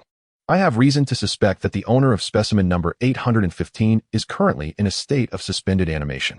Here are the relevant testing documents, along with signatures from all parties involved in the cross-examination. The owner of specimen number 815 is a 36-year-old male, residing in Heilong City, with the time of death recorded as 39 hours ago." The thought that there was indeed another victim crossed He Wei's mind unbidden. She realized that with the emergence of a second victim, many previous assumptions could now be overturned and dismissed. For instance, Lu Ming's resurrection was not a mere coincidence. Lu Ming was indeed not a monster or an extraterrestrial being, but a genuine human being. "I suspect this is a public health crisis," Shi Guofu declared somberly. "It remains uncertain what has caused this condition, whether it is a novel virus, or if it possesses contagious qualities. Nevertheless, I believe it warrants attention. It would be prudent to report it to the health department for further investigation. We must not allow this to escalate into a widespread epidemic." Zhang Dingshan could not assuage Shi Guofu's concerns with mere facts. He simply replied, "Rest assured, we will handle this matter with utmost care and diligence." Chapter 8. Common ground in the sweltering summer heat. In the overgrown weeds beside the funeral home in the outskirts of Heilong City, He Wei lay prone in camouflage attire, occasionally raising her binoculars to observe the funeral home ahead or to glance at the nearby surveillance screens. Upon discovering that a compound, suspected to induce a hibernation-like state, had been detected in the kidney specimen of the deceased, an elaborate web of surveillance was quietly cast in the shadows, without alarming any outsiders. The attending physician, nurses, mortuary staff, transport vehicles, funeral home, and crematorium, all were meticulously monitored. However, previous surveillance had yielded no significant findings. Today marked the final day of the deceased's memorial service. Unless unforeseen circumstances arose, his remains would be cremated today. This meant that if the clandestine organization lurking in the shadows intended to abduct the deceased, today would be their last opportunity. Zhang Dingshan, also clad in camouflage, monitored the funeral home from another vantage point. He was acutely aware that, at this very moment, aside from himself and He Wei, 2 operatives from the 13th Bureau of the Planetary Security Agency, there were at least 300 personnel from their side nearby, poised and ready. At the signal, these hundreds could swiftly encircle the funeral home. The array of equipment they possessed was sufficient to conduct a tactical assault akin to that on a conventional battlefield. As long as the members of the hidden organization dared to approach and were not superhuman beings capable of flight or earth-shattering strength, they would undoubtedly be apprehended. Time quietly slipped away. Through the internal surveillance, He Wei observed that the memorial service was nearing its conclusion.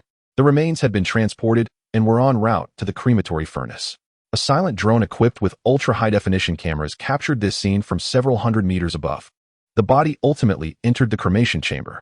It was speculated that, during the initial procedure, Lu Ming's remains may have been swapped at this very juncture. Thus, it was equally plausible that a similar occurrence could transpire this time. Wei clenched her fist in determination. At that moment, she suddenly perceived the faintest sound of footsteps behind her, causing her muscles to tense instinctively. She refrained from turning around, intent on monitoring the surveillance footage to ensure she could react immediately to any unforeseen events. The footsteps drew closer, accompanied by a low, guttural growl that reached her ears. Drawing a dagger, she placed it beside the monitor and, using the blade's reflection, glimpsed the scene behind her. A wild dog, tongue lolling and eyes glinting with menace, emerged. Woof! The wild dog barked, launching itself toward Wei with alarming speed. She remained perfectly still, seemingly oblivious to the imminent threat. Just as the dog opened its jaws, poised to bite, Wei swiftly sliced her left arm through the air, precisely severing the creature's throat. With a forceful inertia, the wild dog careened past her, collapsing nearby and convulsing a few times before lying still. Wei sheathed the dagger, never casting a glance at the wild dog. Her gaze remained steadfastly fixed on the surveillance screen. Come now, let me see who has stirred such a commotion on our planet. Wei was fully prepared to confront any eventuality. Yet, nothing transpired. The monitor in the cremation workshop revealed the cremator meticulously performing his duties. He ignited the flames within the cremation furnace, patiently awaiting the rise in temperature, during which he poured accelerant over the deceased's body before wheeling the gurney to the furnace's entrance. In the next moment, incineration was imminent. However, no mysterious figure materialized to abscond with the unknown corpse. When the cremator opened the furnace door, he was met with an unexpected sight. The flames had extinguished in an instant. Through the surveillance footage, Wei clearly discerned the perplexity etched upon the cremator's face. She slammed her fist into the ground in frustration. The plan had failed.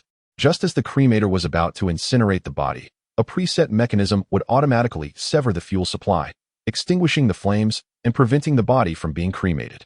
With a stormy expression, she rose to her feet. At this juncture, stealth was no longer necessary. Control the entire chain of personnel, particularly the cremator. Extract the body. Zhang Dingshan issued the order. Unbeknownst to the deceased's family, the body was removed by prearranged personnel for temporary preservation. Simultaneously, the entire funeral home and the medical staff were relocated to another site. This time, Zhang Dingshan made more meticulous arrangements.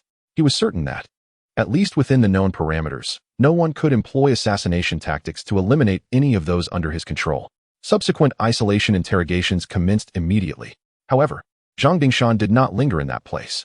He followed the refrigerated coffin containing the deceased's body to the laboratory where Shi Guofu was located. Several hours later, the test results emerged. Traces of the same compound were detected in the new specimen. Zhang Dingshan nodded. Professor Shi, can you ascertain whether this body is truly dead or merely in a state of hibernation? Such matters, the doctors in the hospital are unlikely to address. They possess more straightforward indicators for assessment, such as heartbeat and brainwaves. Yet, these conventional methods were evidently unsuitable for the current situation. I can attempt it. After an extensive period of testing and deliberation led by Shi Guofu and a team of experts, Shi Guofu finally addressed Zhang Dingshan. According to our definition, from every perspective, he is indeed deceased. What do you mean by according to our definition? Shi Guofu hesitated. He is undeniably dead, yet the state of death differs slightly from normal death. Some of his cells still retain a faint vitality. If the body remains in a frozen state, perfectly preserved without any signs of decay, then theoretically, there should exist a method to revive it. Of course, this is beyond our capabilities. If it is not frozen, will it decay? Shi Guofu certainly nodded. Yes. Once decay sets in, there is no means of revival, I am certain. Zhang Dingshan furrowed his brow. In modern society, the vast majority of bodies are frozen after death. From this perspective, that clandestine organization has exploited this process within human society. This extensive investigation ultimately unearthed some intelligence, yet it lacked substantial value overall. For now, place the body here. You may proceed with the freezing. The specimen analysis must continue, and inform me immediately of any discoveries. Understood. In a brief period of assisting the Planetary Security Bureau, Shi Guofu secured sufficient funds for his child's treatment. However, considerable expenses for the child's future recovery remain. And Shi Guofu is filled with determination, wishing for the task deadline to be extended. In the field hospital, upon the confirmation of a second victim, Lu Ming's uniqueness was shattered. thus confirming that he was neither a monster nor an alien. Consequently, the intensity of surveillance on him significantly diminished. However, due to his status as the sole survivor, monitoring must persist. Now, at least he can leave the hospital room, engage in indoor activities, and interact with more individuals. It is important to note that prior to this, every person who directly interacted with him was risking their lives, prepared to sacrifice themselves should Lu Ming transform into a monster and devour them. Now, Lu Ming finally sat at the conference table, conversing directly with Zhang Dingshan and He Wei. Either there is a mole within our ranks, or that secret organization possesses surveillance capabilities that exceed our protective measures. Our actions have been detected from the outset. I leaned towards the latter. Lu Ming expressed his opinion. I concurred. He Wei nodded. From this perspective, that clandestine organization is striving to avoid direct contact or conflict with us. To this end, they are willing to forsake their predetermined targets. I anticipate a third victim will emerge. What do you plan to do then? We will not monitor. We will allow them to take the victim away. Zhang Dingshan stated calmly. Afterwards, we will scrutinize all personnel involved in the chain to see if we can uncover any clues. Based on Lu Ming's experience, it is highly probable that the organization colludes with internal personnel when swapping bodies. If that is the case, we will permit them to exchange the body, and subsequently, we will investigate each individual who handled the body. At this moment, Lu Ming had a new thought. Perhaps we could approach the investigation by examining the commonalities among different victims to identify what similarities we possess. This may lead us to discern the operational patterns of that organization. He Wei, dissatisfied, tapped her fingers on the table. This is merely fundamental procedure. We have been doing this all along. What have you discovered? Lu Ming's eyes sparkled with anticipation. Indeed, there are numerous findings. For instance, you are all human, all male, speaking the same language, residing in Asia. While these may be commonalities, their significance is evidently negligible. At that moment, Zhang Dingshan's phone rang. Upon reading the message, a grave expression overtook his countenance. He Wei, the commonalities you mentioned may soon be rendered invalid. The third victim has emerged. She is a 47-year-old woman residing in Europe. This time, Zhang Dingshan made no prior arrangements, no infiltration, no surveillance, nothing at all, as if he were entirely oblivious to the situation. At most, he had gleaned some information about the deceased's posthumous arrangements through public channels. Time swiftly lapsed, and before long, the deceased's body had been cremated. This signified that if that clandestine organization intended to swap the remains once more, they had likely accomplished it by now. It was time to cast the net. Chapter 9. The objective this time, over 30 individuals were apprehended, including the attending physician, nurses, medical staff, mortuary attendants, and hearse drivers. Each one had either directly or indirectly come into contact with the deceased's body, theoretically possessing the opportunity to execute a body swap. Concurrently, various physical evidence, trace analysis, and surveillance footage were sealed and collected. Based on deductions, it was presumed that the body had indeed been swapped. At the moment one of these individuals interacted with the remains, the subsequent interrogation commenced immediately, with Zhang Dingshan personally overseeing the arrangements while He Wei remained at the field hospital. At this juncture, the majority of soldiers near the explosion site had withdrawn. However, the military exclusion zone had not been lifted, and a considerable number of personnel remained to continue investigations at the blast site, as well as to monitor and inspect Lu Ming. He Wei, according to your experience, how long do you think it will take to clarify my situation? At this moment, Lu Ming felt an increasing sense of impatience. It had been nearly a month since he regained consciousness, living in such confinement, detached from normal life, especially knowing that his parents and loved ones believed him to be dead, rendered each moment of waiting an agonizing trial. In the operating room of the field hospital, He Wei was leisurely preparing to boil water on the induction cooker. She tore open a packet labeled grassland lamb offal soup and poured the contents into the pot to cook. Beside her sat a small bowl containing scallions and cilantro pilfered from the field kitchen, along with some chili oil. As the water began to boil, an enticing aroma began to permeate the operating room. Hearing Lu Ming's slightly anxious inquiry, He Wei replied, "You ask me, but who can I ask? Perhaps we will uncover the truth by tomorrow, or perhaps it will remain forever elusive." She seemed to recall something, her tone turning somber. "Lu Ming, do you believe our enemies are merely docile lambs? Are the drug traffickers as fragile as chicks, or are they merely muscle without intellect? Or perhaps devoid of both muscle and mind like terrorists? Our adversary." She shook her head gently. "This is perilous. Oftentimes, it results in fatalities. And in most instances, even when lives are lost, we cannot discern the truth. We can only seal the files and treat them as cold cases." From He Wei's words, Lu Ming discerned something unusual, elements that he, having always lived under the sun and order, could never touch. He managed a bitter smile and inquired, "If the truth remains elusive, how will you handle me?" He retorted, "How would you like us to handle you?" Lu Ming was taken aback. His mind raced with thoughts. If that explosion, along with his miraculous resurrection, was merely an accident, it would imply that the threat from that clandestine organization would persist indefinitely. They had attempted to abduct him once, and should they fail, a second attempt was highly probable. The Planetary Security Bureau's confinement was a form of imprisonment. Yet was it not also a form of protection? Even if the Bureau were to grant him freedom, would he dare to accept it? Even if he disregarded all threats in pursuit of freedom, even to the point of death, would he have the courage to return to his family? Wouldn't that merely bring danger closer to them? His thoughts were muddled, yet he was acutely aware of one truth. If this matter remained unresolved, he would never return to his former life. It was a harsh reality, but that was the truth. Looking on the bright side, perhaps we shall uncover the truth sooner than expected, He offered in comfort, pouring the prepared lamb soup into a bowl and placing it on the table, alongside a few steamed buns fetched from the kitchen. Lamb soup should be accompanied by baked bread, she sighed. Lu Ming seized a bun and took a hearty bite, savoring the flavorless potato shreds from the kitchen's large pot. Time flowed silently by. In a city in Europe, Zhang Dingshan maintained a calm demeanor as he faced the investigation records before him, though a shadow of gloom had crept into his gaze. At this moment, most of those detained had been released, as substantial progress had been made regarding physical evidence. The latest trace analysis indicated that the deceased body had indeed been swapped during transit from the emergency room to the morgue. Most areas along that route were under surveillance, with only a few blind spots. However, the gurney transporting the deceased had only lingered in those areas for a total of just over 20 seconds. Given the distance, this duration was deemed normal. Therefore, the gurney had maintained a consistent speed and had not paused in those locations. The specially assembled team of forensic and interrogation experts had uncovered no valuable clues from the personnel present at that time. He steadfastly insisted that he had transported the body to the morgue without any irregularities occurring along the way. Even a polygraph test revealed no signs of deceit. Yet, the body had indeed been swapped.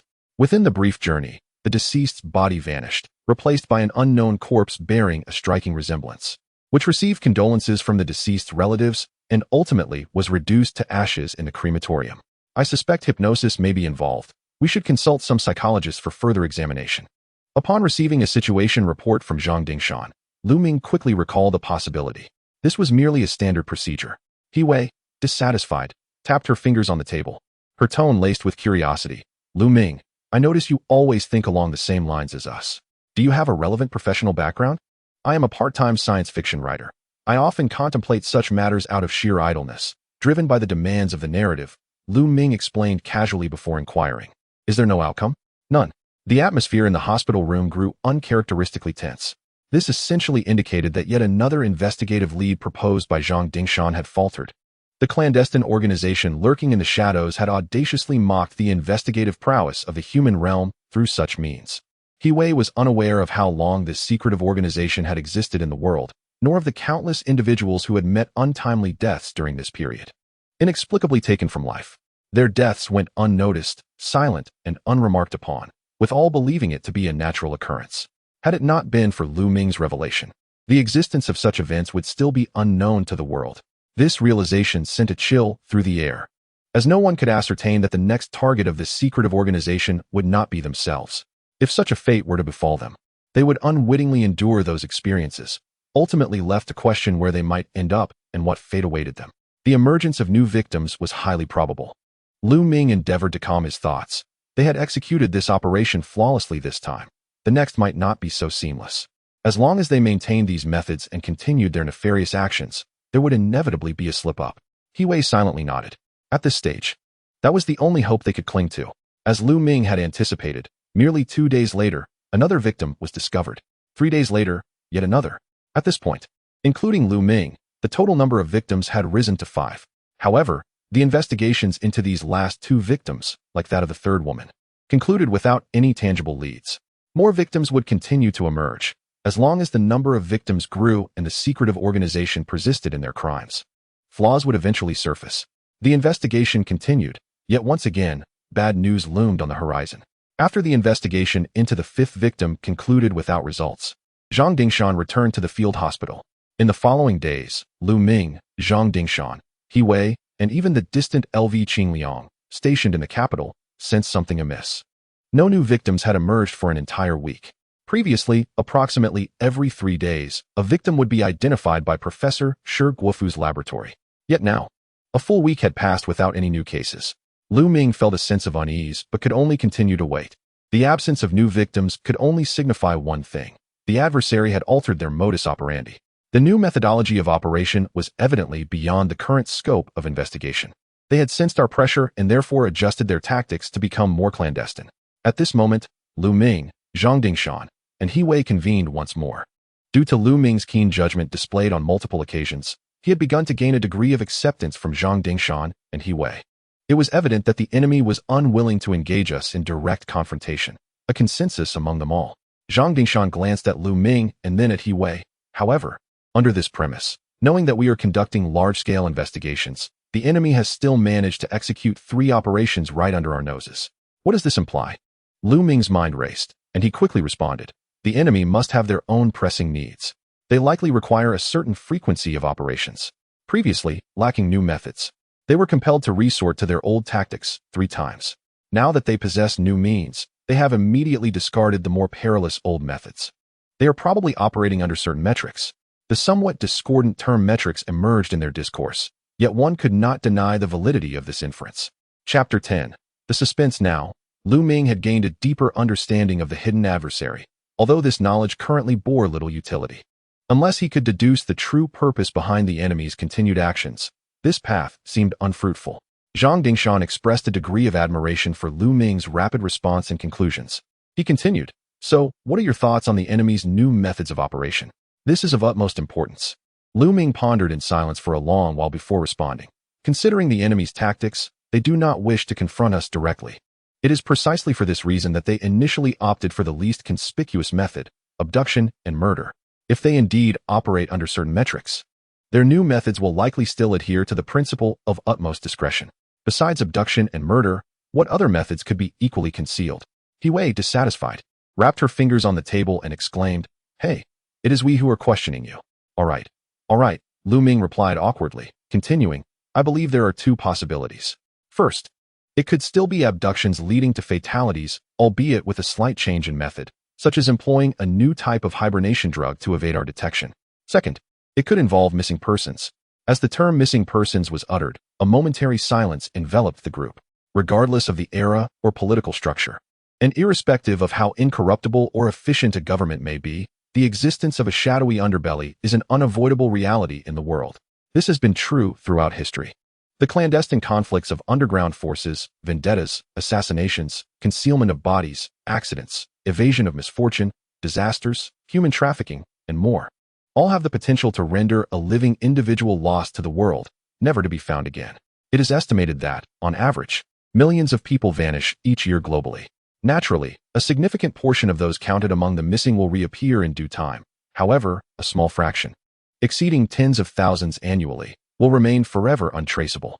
They might have fallen from a cliff during a vacation, their bodies devoured by wild beasts, or perhaps slipped into a crevice of ice, never to see daylight again. Others may be swallowed by quicksand, meet their demise at the jaws of a predator, or find themselves murdered in a dark corner, their remains incinerated. Some could be confined in an underground chamber, subject to imprisonment, and so forth. Each scenario is plausible. Even with the capabilities of world governments, it is impossible to comprehensively investigate every missing person case. Given that this secret organization averages the abduction of one individual every few days, with an annual total of merely 100 or so, it is virtually impossible to trace them amidst the vast pool of missing persons. On the other hand, the new hibernation drug is equally untraceable. Even the molecules used to detect whether a body is in a state of false death have only been identified thanks to Lu Ming, the surviving witness. Unless another survivor emerges, human technological capabilities offer no hope of resolution. Both avenues appear to lead to dead ends. It seems the only feasible path forward is to delve into the true motives of that clandestine organization. This could be discerned by analyzing the commonalities among the 5 victims. The shared trait among these individuals is likely the key to understanding the organization's persistent abduction activities. This notion had already crossed the minds of Zhang Dingshan, He Wei, and Lu Ming. However, subsequent analytical endeavors are equally challenging. Though the 5 individuals hail from various backgrounds, genders, and ages. The commonalities remain numerous, such as the fact that they are all human and healthy, but these are evidently trivial. No meaningful commonality can be identified, or perhaps people simply do not know which commonality bears significance. Thus, the modus operandi of that secret organization remains indistinguishable. It appears this route too leads to a stalemate, rendering the situation exceedingly vexatious. In this moment, Lu Ming felt a surge of panic. It stemmed from his fear that this case might ultimately become unsolved, left to linger indefinitely. If it were to remain a cold case, Zhang Dingshan and the others would merely be left with unanswered questions, their subsequent work and lives unchanged. After all, as they had stated, cases involving some form of supernatural force typically yielded no definitive conclusions, and the archives of the Planetary Security Bureau were undoubtedly filled with countless unsolved cases. Yet, I am different. I refuse to live in perpetual dread, to spend the rest of my days in fear, shrouded in anonymity, never to reunite with my family, friends, or return to a normal life. No, this cannot be. It is absolutely unacceptable. At this moment, Wei cast a glance at Lu Ming, her eyes tinged with a hint of sympathy. She understood that if progress continued to elude them, the ultimate outcome of this case would indeed devolve into a cold case. This would signify a temporary or potentially permanent surrender, the distinction resting solely on whether any clues regarding this matter might resurface at some future date. Clearly, this would become a matter of luck, of fate. In the face of such incidents, resigning oneself to fate is a lamentable course of action. Lu Ming's tone was somewhat dry as he remarked, "Current evidence indicates that, on average, hundreds of individuals mysteriously disappear each year due to the machinations of clandestine organizations. As representatives of civil safety and guardians of the ordinary populace, you cannot simply stand idly by, can you?" Wei sighed. "Though I understand this may seem implausible. Each of us has exerted our utmost efforts, and there is little more we can do. You know this all too well." Indeed, Lu Ming was acutely aware.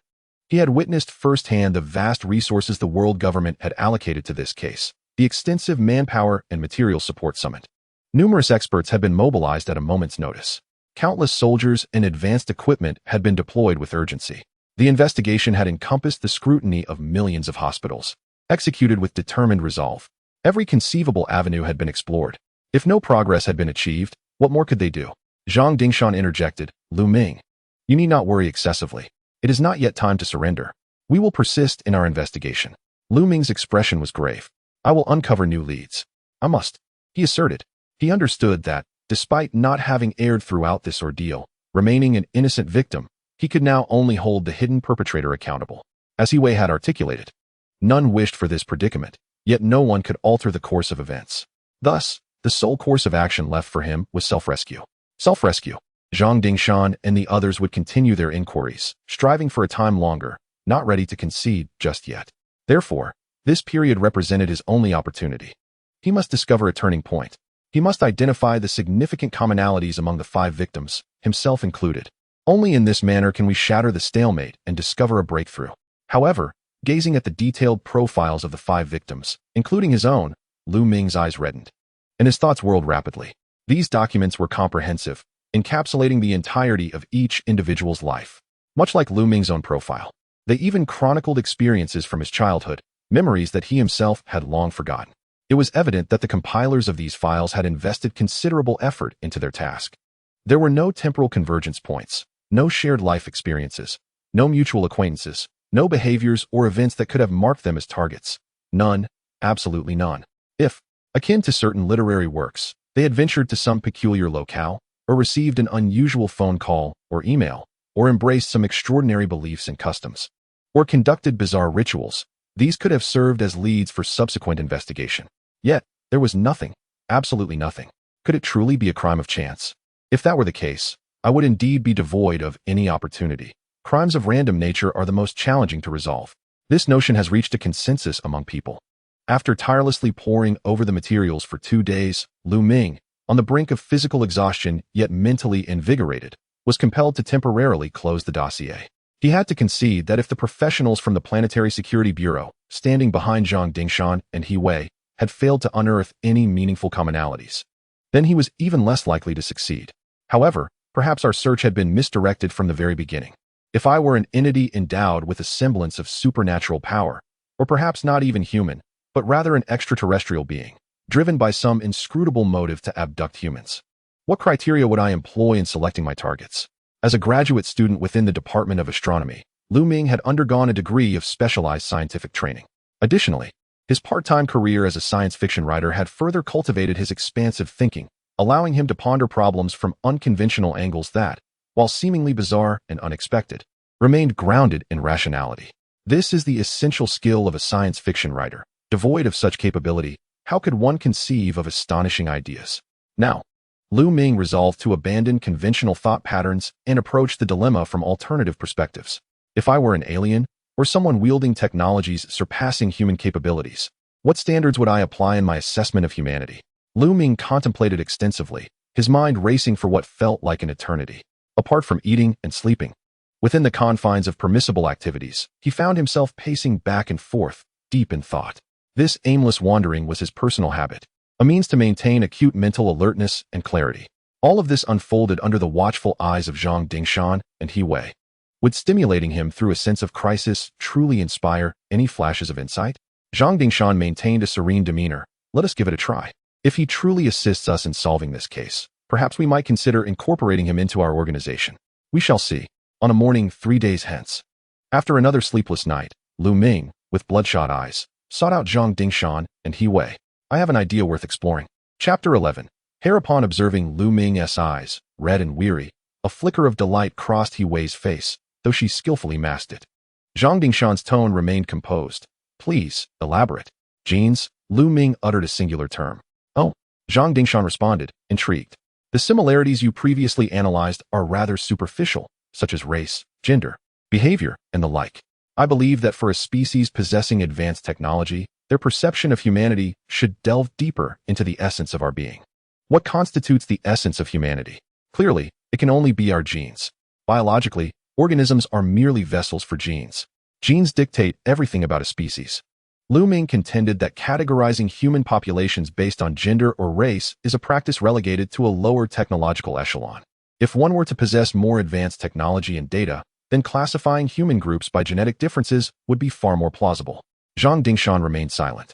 While He Wei pondered for a moment before speaking, Lu Ming, are you suggesting that the clandestine organization lurking in the shadows selects its targets based on genetic criteria? That individuals with certain special genes are deemed targets for subsequent abduction, while those lacking such genes are dismissed? Indeed, Lu Ming affirmed. Although this remains a mere possibility, I believe it merits further analysis. This criterion of selection, we had not considered genes before. For you, this should be a simple matter. Why not give it a try? Even if it fails, there is little to lose. But what if it succeeds? Conducting genetic analysis on just 5 samples is indeed not an arduous task. Zhang Dingshan resolved. Contact Qin Liang and have him arrange for someone to undertake this. Understood. Though they decided to pursue Lu Ming's suggestion regarding genetic exploration, He Wei harbored reservations about this endeavor. Her concern was not the potential inability to identify commonalities, but rather the possibility of uncovering too many. In such a case, the identified commonalities would lose their significance, much like the current situation. The reasoning was straightforward. Even though humans and mice share numerous identical genes, approximately 70 to 90 million years ago, they were essentially the same species, let alone the genes of 5 human beings. The likelihood of some rare mutated genes coexisting within the 5 victims, including Lu Ming, was a considerable probability, and the number of such genes was not expected to be negligible. After all, the number of genes in the human body is vast, with over 20,000 protein-coding genes alone. Nevertheless, she acquiesced to Lu Ming's suggestion. As Lu Ming remarked, even in failure, there is little to lose. A biological specimen was extracted from Lu Ming, while the remaining 4 victims had their specimens similarly collected from their bodies or hospitals. Following the address provided by Qin Liang, these specimens were transported to a particular biological laboratory. There, the 5 specimens underwent genetic sequencing and comparative analysis, a task that consumed over half a month. Amid Lu Ming's anxious waiting, the sequencing results were finally sent back to the field hospital, leaving all present in a state of astonishment. The laboratory had uncovered a relatively rare genetic mutation present in all 5 victims, including Lu Ming, with this singular mutation identified during the comparison process. This mutation, designated as number 1, influences hair density to a certain extent. It is not the sole determinant of hair thickness, but under identical conditions, individuals possessing this mutation tend to have denser hair. Most crucially, data analysis revealed that among the entire human population, The likelihood of possessing this genetic mutation is approximately 1 in every 100,000, estimating based on the current global population. The total number of individuals with this mutation amounts to merely a few tens of thousands. Given the 1 in 100,000 probability, what are the odds that a random selection of 5 individuals would all possess this genetic mutation? Such a scenario defies mere coincidence. The only plausible explanation is that this represents an intentional selection process. In other words, a clandestine organization, lurking in the shadows, has deliberately chosen individuals with this genetic mutation as their targets.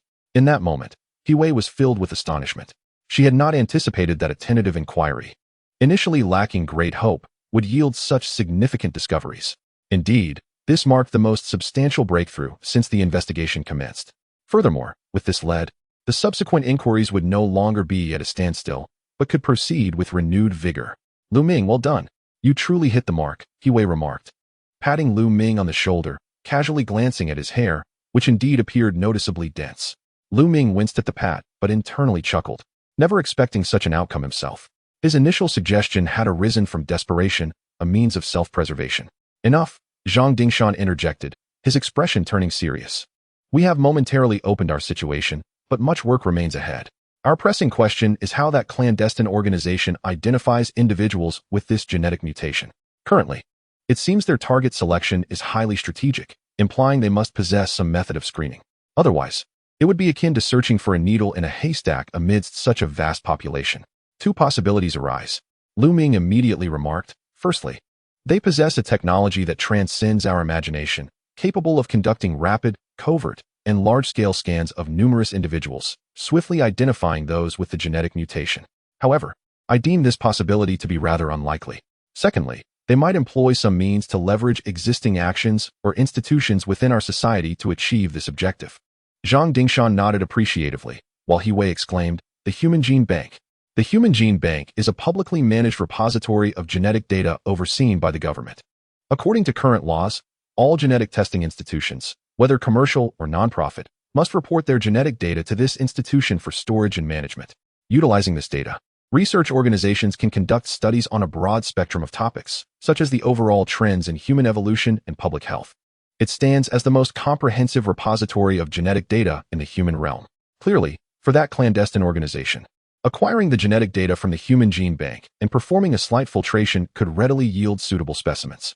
This method is undoubtedly illegal, as the Human Gene Bank strictly prohibits the sale or commercial use of data, which may only be utilized for public welfare purposes and is subject to rigorous oversight. As for how they might obtain this data, whether through advanced cyber theft or collusion with insiders for illicit transactions, remains uncertain. Nonetheless, such a method exists and is exceedingly convenient and discreet, compared to the hypothesized super technology capable of rapid, covert, and large-scale scans. This approach undoubtedly offers greater rationality and feasibility. We have the means to ascertain exactly which method the clandestine organization utilized to select its targets. By confirming whether these 5 victims underwent genetic testing, we can determine whether the data was obtained through super technology or sourced from the Human Gene Bank. Zhang Dingshan turned his gaze toward Lu Ming, inquiring, "Have you ever undergone genetic testing?" Lu Ming lowered his head in contemplation, while Hui swiftly took out her phone, issuing a command to investigate within the medical and health systems whether the 5 victims, including Lu Ming, had undergone genetic testing. The results emerged promptly. All 5 victims, Lu Ming included, had indeed undergone genetic testing for various reasons, leaving records in the system. Notably, Lu Ming had undergone a genetic screening during the summer after graduating high school due to an illness. Had it not been for the data inquiry, he might have entirely forgotten this occurrence.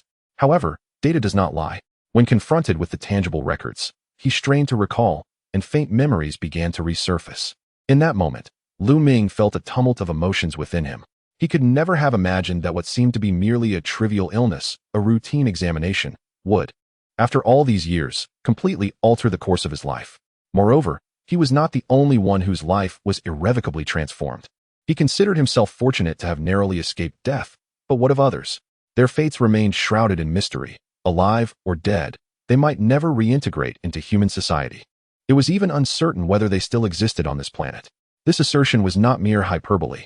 After all, when confronted with a clandestine entity possessing technology far beyond the reach of human civilization, transporting individuals to distant planets was not beyond the realm of possibility. It seemed increasingly likely that this secretive organization had indeed accessed data from the human gene pool. Thus, the direction of the subsequent investigation became crystal clear.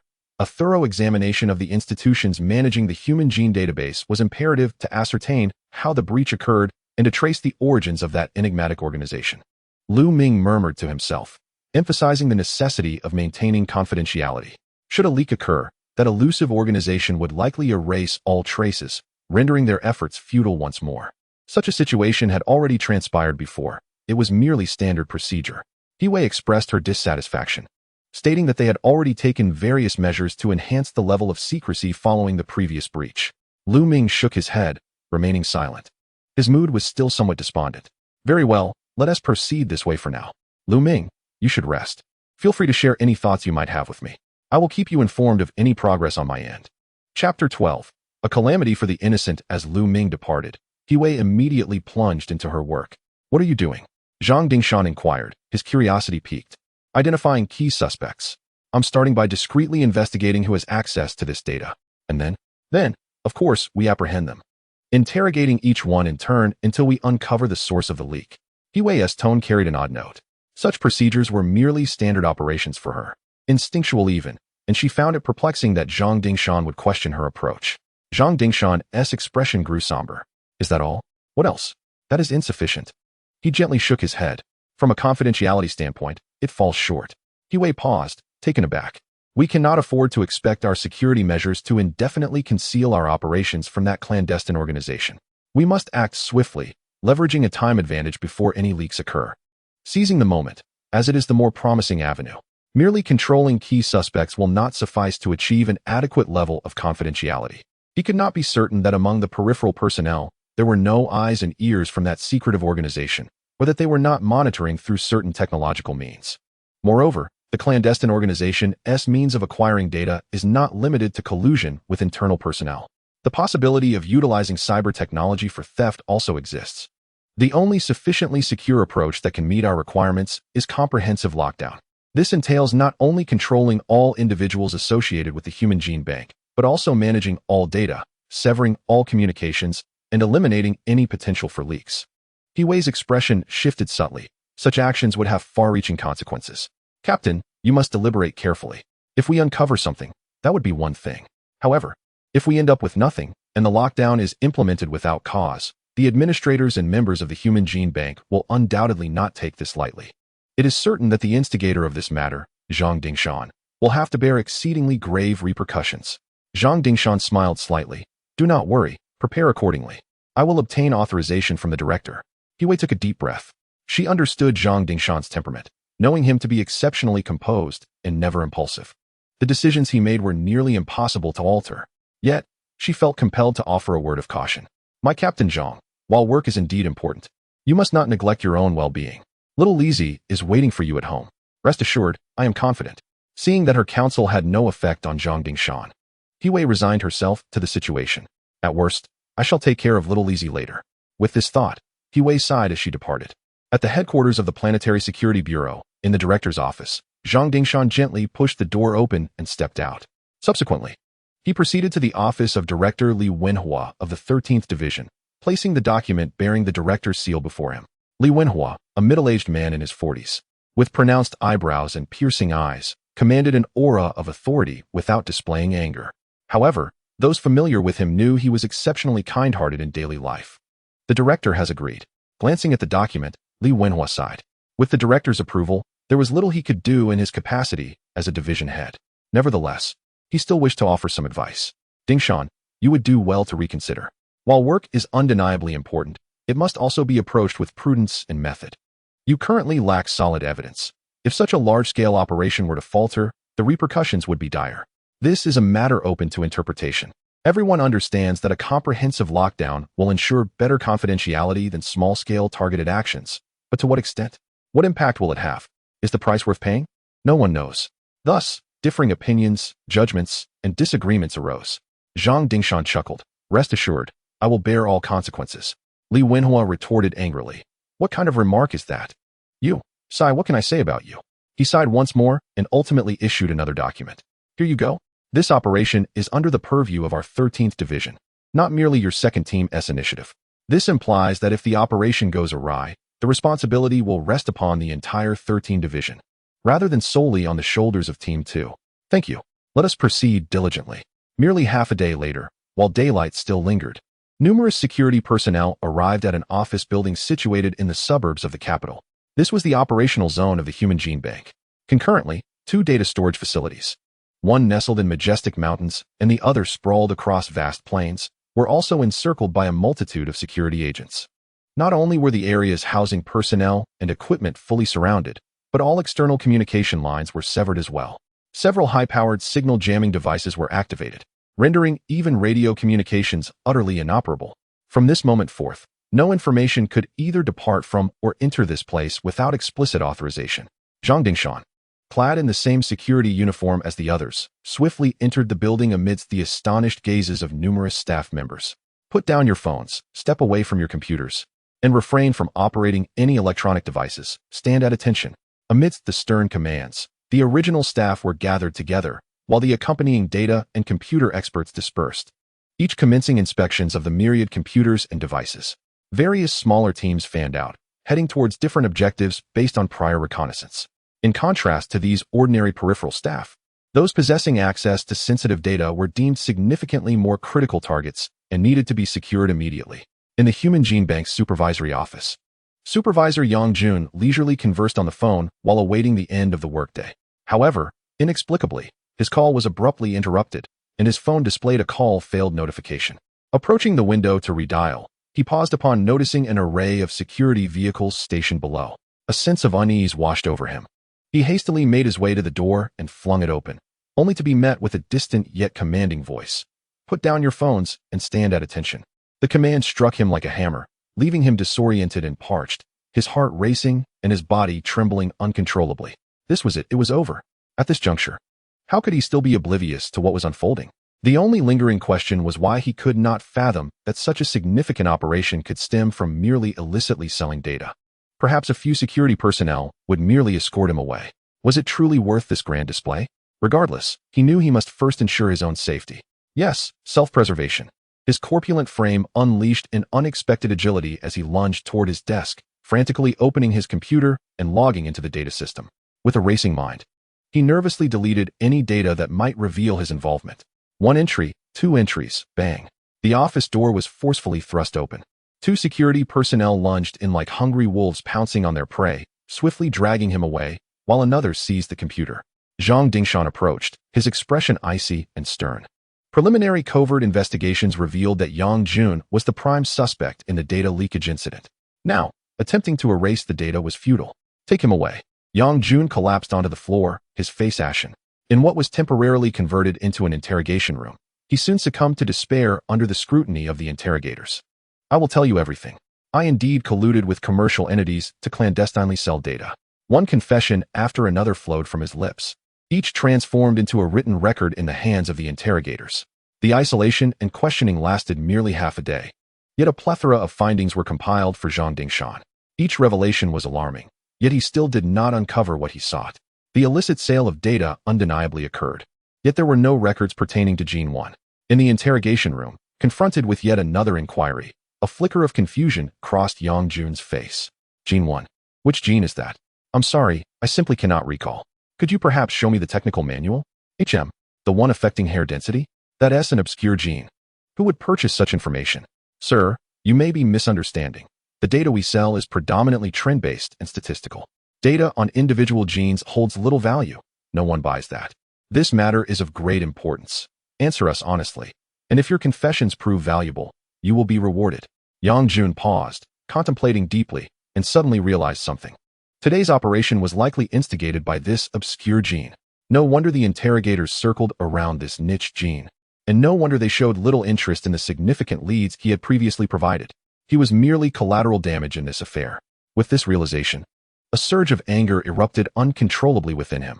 Never before had he felt such rage. Gritting his teeth, he declared, Sir, I genuinely know nothing about this gene.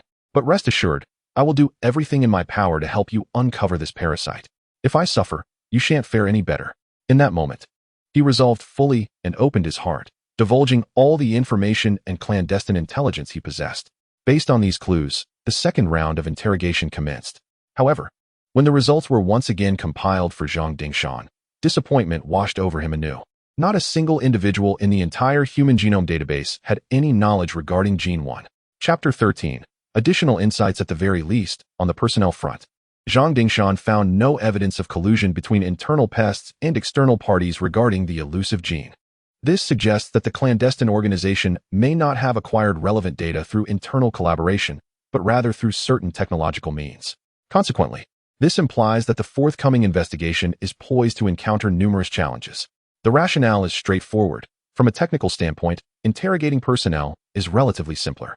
However, the employment of such methods typically indicates that the secretive organization does not possess computational technologies that surpass human capabilities, rendering human cyber defense measures ineffective. Yet, should this clandestine organization indeed have obtained such data through some unimaginable computing technologies, one must ponder whether human means could uncover any traces, gather evidence, and advance the investigation. Furthermore, if they have mastered such technology, to what extent does their true power reach? How many additional obstacles will the subsequent investigation face? If we momentarily set aside the ramifications of previous events, it is worth noting that the absence of relevant evidence, coupled with mere clandestine dealings to sell data unlawfully, albeit illegal, hardly warrants such an extensive response. Evidently, Zhang Dingshan must bear certain consequences for this situation, as it was his insistence that propelled the matter forward. Accompanying him, LV Qingliang cast a worried glance at Zhang Dingshan. Do not rush, let us wait a moment. As time passed, the second round of interrogation concluded, yet still, no clues regarding the gene emerged. The computer expert contacted by LV Qingliang also failed to find any signs of data leakage from the network perspective. Nothing to show for our efforts, our adversaries, Zhang Dingshan mused, shaking his head as he turned to leave the room. However, before he could exit, a staff member involved in the interrogation hurried over. Officer Zhang, there are discrepancies in two testimonies. In the external realm, members of the Planetary Security Bureau, Division 13, typically operated under the guise of law enforcement. Oh, the Secretary of Supervisor Yang Jun interjected. During the confession related to a data leakage incident, the number of genes admitted was 13. Yet, Yang Jun's account states 12. I am innocent, Officer Zhang. I distinctly remember it was 12. There can be no mistake. Yang Jun protested, his face flushed with urgency. At this point, what reason would I have to deceive you? Missing just one gene won't significantly alter my sentence. Would it? I have no motive to mislead you. Faced with another round of interrogation, Yang Jun even swore an oath, desperation evident in his demeanor. This argument, at least logically, held water. In a separate interrogation room, the secretary was equally flustered, beads of sweat forming on his brow. It was definitely 13. I remember it clearly. I have a little notebook where I recorded these details. Wait, it just came back to me. President Sun provided a substantial sum during that occasion, and the atmosphere at the banquet was quite pleasant.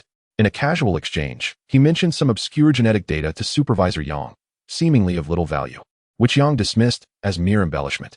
Upon reflection, it appears to pertain to a gene related to hair density.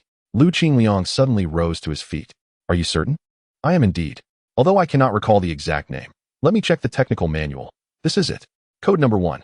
In that moment, Lu Qingliang exhaled deeply. The testimonies from both parties were largely aligned. With this lead in hand, the operation was unlikely to face any repercussions.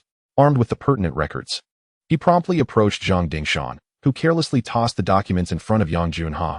It seems Supervisor Yang conducts his business rather decisively, Zhang remarked. Yang Jun's expression gradually turned ashen as memories flooded back. I just recalled, indeed, I did dismiss it as mere embellishment, thinking it was collateral damage. But it turns out I was the one involved. In the next moment, his teeth clenched in anger. That old Sun is truly a menace. At this juncture, Yang Jun's fury was palpable. All his misfortunes were attributed to that old Sunday officer. You must apprehend him. Do not let him escape. If I am imprisoned, he shall not have an easy fate either. Yang Jun's demeanor was increasingly frantic. Meanwhile, Zhang Dingshan had lost interest in further entanglements with him. The subsequent matters would naturally be handled by the appropriate law enforcement agencies. Anyway, we have a lead. I am sending you the information. The captain has ordered you to depart immediately to apprehend the suspect, and he emphasized the necessity of ensuring the suspect's safety. At that moment, Lu Qingliang felt a surge of exhilaration. It was evident that this individual named Sun Yong, a wealthy owner of a biopharmaceutical company, was deeply intertwined with the current case. Even if he were not a member of the clandestine organization, He undoubtedly had significant connections to it. If they could seize him, more clues would undoubtedly emerge. Perhaps then, everything would be unveiled. With an average of dozens to hundreds of kidnapping cases each year, mysterious explosions in the desert, human hibernation, and resurrection. Alongside a suspected organization wielding powers beyond human technology, significant advancements would surely follow after capturing Sun Yong. Under these circumstances, the entire Planetary Security Bureau could not afford the occurrence of Sun Yong being silenced. It was imperative to apprehend him while ensuring his safety. At this moment, He Wei, poised for immediate action, expelled a breath of frustration, her prior concerns regarding Zhang Dingshan dissipating. Sun Yong, is it? Just wait for me. She knew her actions had to be swift. The enigmatic organization, possessing capabilities beyond human comprehension, could discover her identity being compromised at any moment. The only viable strategy was to seize him before the leak occurred. Through certain internal systems, He Wei was able to almost instantly ascertain Sun Yong's current location. It was not far from where she was, merely a little over 300 kilometers away. With the aid of a helicopter, she could arrive in less than an hour.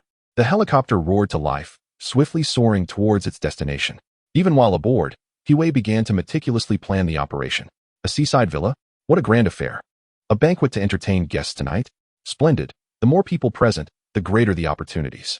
Sun Yong was a wealthy magnate, residing in a luxurious mansion located at the juncture of mountains and sea, within an elite residential community. As she perused the information about this opulent residence, He Wei, with her extensive experience, couldn't help but feel a sense of admiration. The mansion perched on the edge of a cliff, with the mountains and the vast ocean below. Standing before the expansive floor-to-ceiling windows, one could behold the infinite sea. The estate was sprawling, complete with a swimming pool, lawn, and helipad, even boasting its own private harbor and fishing spot. Lavish yachts were docked at the private harbor, ready to carry their owner across the waters at a moment's notice. She would mobilize sufficient personnel to encircle the mansion and summon some coast guards to block any escape routes by sea. It was imperative that they brought anti-submarine equipment to prevent the target from fleeing underwater. Additionally, she would deploy a swarm of drones to ensure he could not escape from above. Were there any tunnels beneath the mansion? Uncertain? Then dispatch geological exploration equipment to investigate for any subterranean voids. Expedite this. I want results within half an hour. This time, He Wei was resolute in her determination to eliminate any possibility of oversight, to seal off every potential escape route, striving for absolute certainty. Yet, despite all the preparations, a sense of unease lingered in her heart. She contemplated a troubling possibility. Within that mansion, was there someone among Sun Yong's circle who belonged to the same mysterious organization? Would those individuals, upon realizing that Sun Yong was cornered and would inevitably be captured, resort to desperate measures, such as silencing him to preserve their secrets? What if Sun Yong himself chose to take his own life? This was no jest. Even conventional organizations, devoid of supernatural elements, could possess such mercenaries who, upon falling into enemy hands, would resort to self-destruction to prevent any leaks. The methods of suicide were myriad, with the concealment of neurotoxins in one's teeth being merely child's play, impossible to guard against. This was a possibility that had to be taken into account. How could this be prevented? He Wei pondered deeply, ultimately concluding that the most reliable approach would be to gain close control over the target when he was least vigilant. Such a task could only be entrusted to her own hands. I will infiltrate, and upon receiving my commands, initiate a full-scale assault. She resolved. Provide me with the details of this evening's banquet. A thick stack of documents was laid before her. Amidst the cacophony of the helicopter's roar, she swiftly began to review the materials. Soon, she quickly discovered that this was merely a small-scale gathering, where guests and hosts were well acquainted, making it quite challenging to blend in. What about the service staff, such as chefs, gardeners, drivers, and servants? These individuals received less attention, and with the aid of some disguise techniques, she believed she could easily pass unnoticed. After surveying the area, He Wei concluded that only the maid's role was suitable for her to assume. Provide me with the information, she requested. A stack of clandestinely taken photographs depicting the attire of the servants in the mansion was laid before her. He Wei was taken aback for a moment. The next instant, she found herself grinding her teeth in frustration. This person, surnamed Sun, was utterly perverse. The female servants in Sun Yong's mansion were all adorned in black and white, made outfits reminiscent of anime. If He Wei intended to impersonate one of these maids, it would necessitate her donning such attire as well. This was utterly humiliating, far beyond her psychological threshold. She could endure consuming snakes and mice during wilderness survival training, but this form of dress was simply unacceptable. Yet, For the sake of the mission, she had to set aside her reservations. Chapter 14. Disappearance. When He stealthily arrived at Sun Yong's mansion, the security personnel summoned from nearby had just taken their positions. Utilizing her social connections, a female servant was lured outside the mansion, where she was promptly subdued. He, having undergone disguise and makeup, then entered. Prior to this, she had perused the pertinent information regarding the female servant, gaining a preliminary understanding of her responsibilities and interpersonal relationships within Sun Yong's mansion. Coupled with the mansion's layout and structural blueprints, she was well prepared for what to say and do, ensuring that she would not arouse suspicion in the short term. Despite feeling uneasy, when the mission commenced, He swiftly entered a state of composure. Every movement of hers, her gait, demeanor, expressions, voice, and even subtle gestures, mirrored those of the female servant she was impersonating. In the kitchen, a highly paid chef was meticulously preparing exquisite dishes. Outside, a long dining table was adorned with elegant tableware, flanked by high-backed chairs. A fleet of drones was in position, along with signal jamming devices, Coast Guard vessels, anti-submarine equipment, and geological exploration tools, confirming the absence of tunnels beneath. Personnel were ready and poised to act at any moment. A vast web had silently unfurled, encompassing the skies, seas, and the ground below. This was an operation that allowed for no failure, only success. At this moment, He caught sight of Sun Yong. He was in the garden, engaged in low murmurs and laughter with guests. Given her role, if she approached, it would likely attract unnecessary attention, as that was not a place for servants. Now was not the time to act. She had meticulously devised her plan. Once the banquet commenced, I found myself stationed against the wall of the grand hall, serving as a mere attendant. As the guests entered from the garden, they would inevitably pass directly before me. The moment Sun Yong approached was the perfect opportunity to act. This moment was fast approaching. The final dish had just been placed upon the table. At that instant, a voice suddenly pierced the air. "Lily, come help in the kitchen." It was the lady housekeeper of Sun Yong's estate, calling for the female servant whom He had replaced. Lily. At this moment, she stood nearby, gazing down at He with a condescending look, her lips curling into a barely perceptible smirk. Trouble. He suddenly recalled that the maid named Lily and the housekeeper had a mutual disdain for one another. Typically, the housekeeper delighted in finding fault, while Lily could only endure in silence. Now, by summoning Lily to assist in the kitchen, it was undoubtedly an act of petty vengeance, deliberately assigning her the dirtiest and most arduous tasks. In the past, even if Lily felt wronged, she would have to swallow her pride if she wished to remain employed here. However, now Sun Yong was approaching rapidly. If she went, she would surely miss her chance. Yet, if she did not respond, would it arouse suspicion? The information indicated that Sun Yong placed great importance on security. Any disturbance here could incite unforeseen repercussions. In that moment, countless thoughts raced through Hiwei's mind. Out of the corner of her eye, she observed Sun Yong, of medium stature, exuding an aura of sophistication and the essence of a successful individual, engaged in conversation with guests as he moved forward. It was imminent. It was imminent. Hiwei made her decision. She turned her head, lifted her chin, and disdainfully huffed at the housekeeper, yet remained immobile. "You." The housekeeper, enraged, was about to advance when she noticed her employer was nearly upon them, forcing her to suppress her fury for the moment, glaring at Hiwei with intensity. Hiwei remained unfazed. At that juncture, Sun Yong had reached the entrance. When he was merely a meter away, Hiwei subtly pressed a concealed button hidden beneath her long sleeve. A signal was sent forth to the estate's exterior. Action. Hundreds of armed security personnel surged forth as if they had materialized from thin air, suddenly appearing in a flurry. They either rushed through the main entrance or vaulted over the walls, converging on the banquet hall with astonishing speed. In the very instant she pressed the button, just as Sun Yong stood directly before her, Hiwei sprang into action. With a swift motion, she raised her arm, ensnaring Sun Yong's neck in a flash, and then forcefully yanked him backward. Sun Yong, towering over her by half a head, was abruptly pulled down, with his neck constricted and breath impeded. His face quickly flushed crimson, and his body instinctively struggled. Yet, under the grip of Hiwei's arm, his resistance bore no fruit whatsoever. In that fleeting moment, neither the guests nor the security guards had time to react, as Hiwei seized Sun Yong and swiftly maneuvered him to the corner, effectively eliminating any chance of being ambushed from behind. Simultaneously, her right hand deftly grazed her waist, revealing a handgun that had previously been concealed from view. "Don't move," she commanded. With a forceful grip of her left arm, she applied pressure to Sun Yong's muscles, compelling him to open his mouth. thereby stripping him of the ability to bite his tongue or release any hidden toxins within. A simultaneous scream erupted from the servant and the guests.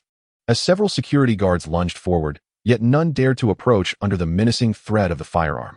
This explosive action unfolded like a flash of lightning. In mere seconds, Hiwei had seized control of the situation. All that remained was to wait for the ambushers outside to rush in, at which point the outcome would be irrevocably sealed, leaving no room for upheaval. Don't move. Don't move.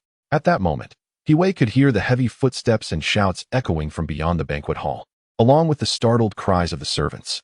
Reinforcements were about to arrive, and the matter would soon reach its conclusion. However, just then, for reasons unknown, it was as if she had been struck with a sudden blow. The arm she had encircled around Sun Yong's neck numbed inexplicably, rendering her powerless. It felt as though her hand had inadvertently struck a stone, abruptly losing all sensation.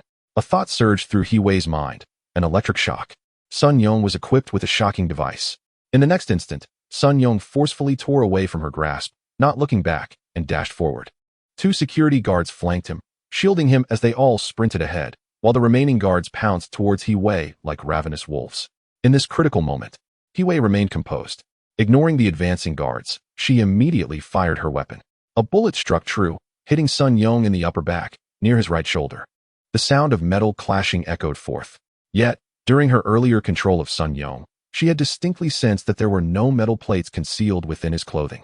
Moreover, she clearly observed that his garment remained intact, without a trace of damage. Kevlar fibers? A bulletproof vest? What then was the source of that metallic sound? Despite the shot, Sun Yong only staggered momentarily, and with the guards pulling him along, he continued to move swiftly. Hiwei advanced a step, delivering a powerful punch that felled one guard, disregarding any entanglement with the others, and seized the opportunity to pursue forward. Throughout this pursuit, several more shots rang out, yet she still failed to injure Sun Yong. She hesitated to aim for his head, knowing that such an action would surely result in his death. At this point, Sun Yong had nearly ascended the staircase to the second floor, with her shots proving ineffective. Hiwei redirected her aim towards the 2 security guards and decisively took them down, 1 bullet for each. Having lost his pursuers, Sun Yong sprinted down the second-floor corridor, as if something life-saving awaited him ahead. At the corridor's end stood a closed door. You cannot escape. At that moment, Hiwei also arrived on the second floor. Despite her rapid movements, she maintained a remarkable accuracy with her firearm. The shot struck Sun Yong's calf directly. Unsurprisingly, the bullet failed to injure him. It merely sent him tumbling forward, crashing through the closed door at the corridor's end and tumbling into the room beyond. It seemed that some mechanism had been triggered, for in the next instant, a metal door descended swiftly, sealing the entire entryway. Officer He. At this juncture, several fully armed security personnel rushed in. The situation downstairs had been brought under control, leaving only Sun Yong inside the room. Although aware that all routes of escape had been sealed off, Hiwei was unwilling to waste any more time. I will retrieve the breaching tools. We cannot afford to waste time. Blast it open, to ensure utmost safety. All participating personnel were fully equipped, even carrying grenades and various explosives. This operation was likely to involve supernatural elements, so caution was paramount. Understood. One of the security officers produced explosives and affixed them to the metal door. The others took cover, and in the next moment, a tremendous explosion echoed, shattering countless panes of glass. As the smoke cleared, one officer kicked the metal door, which collapsed with a resounding crash.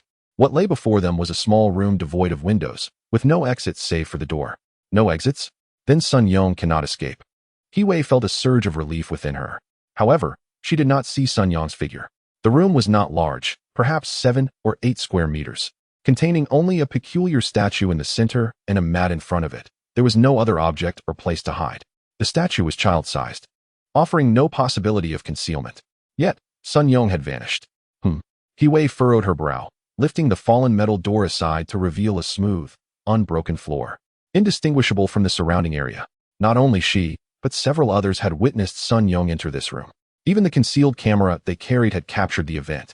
Yet, Sun Yong had simply disappeared. Chapter 15, Demolition. Secret passage.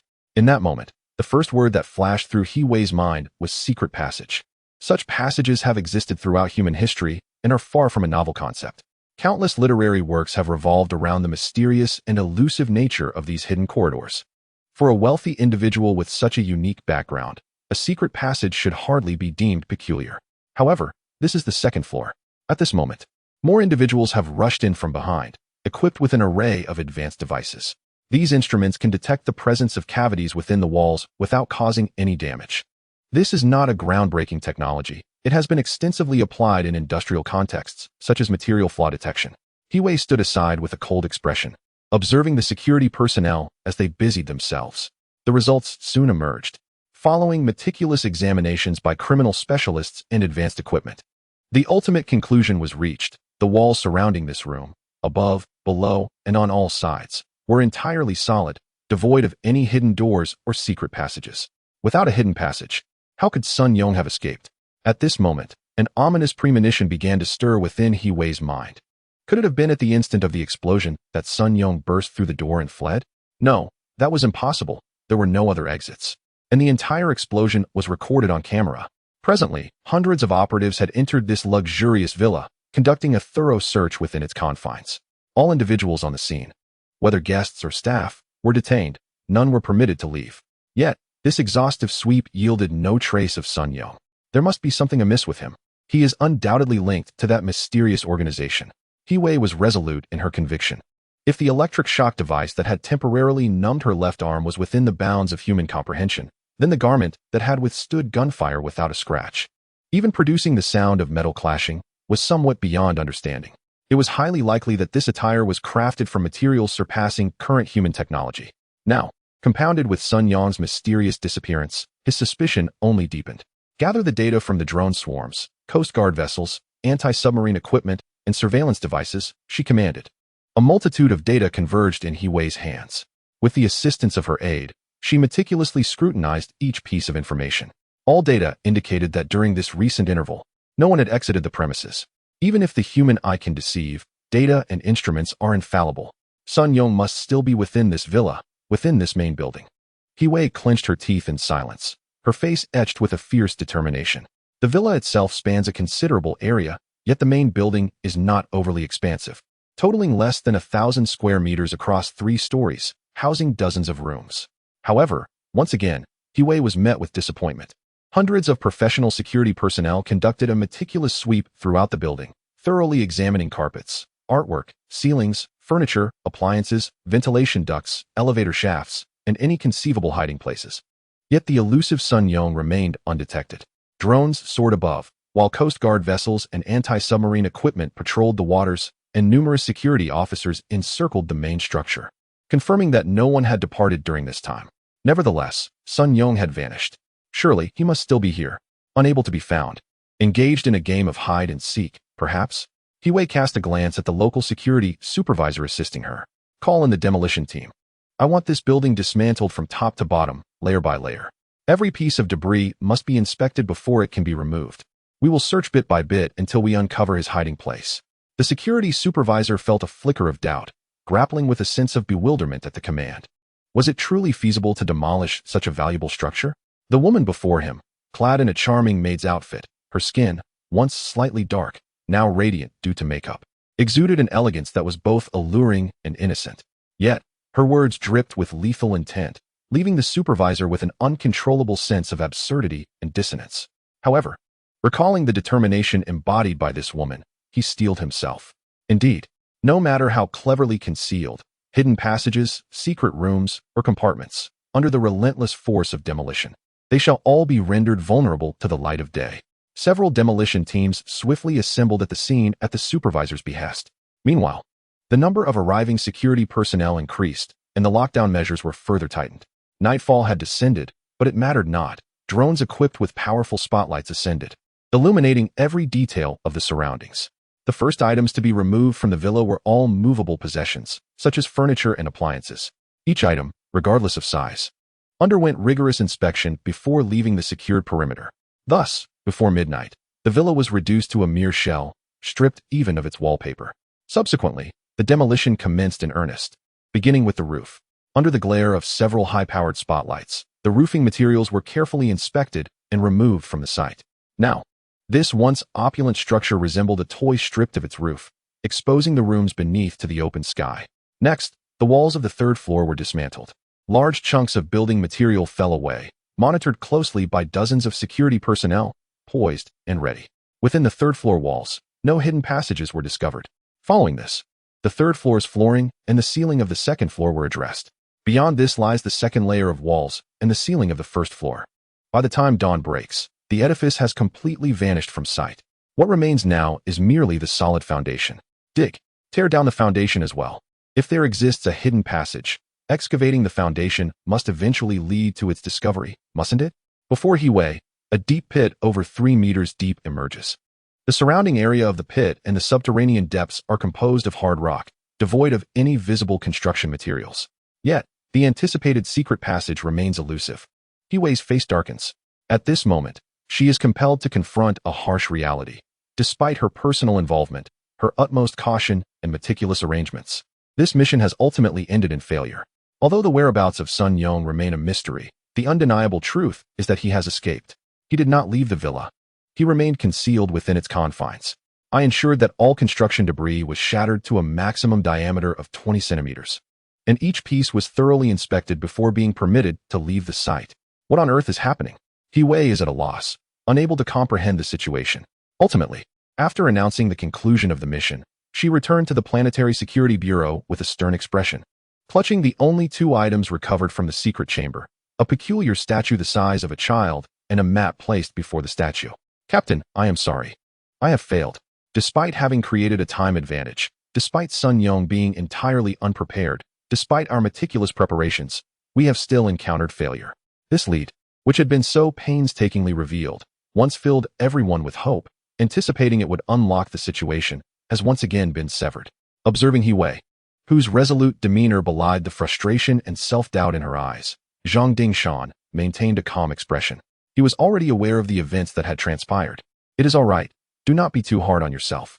You have done your best. I cannot fathom how Sun Yong managed to escape.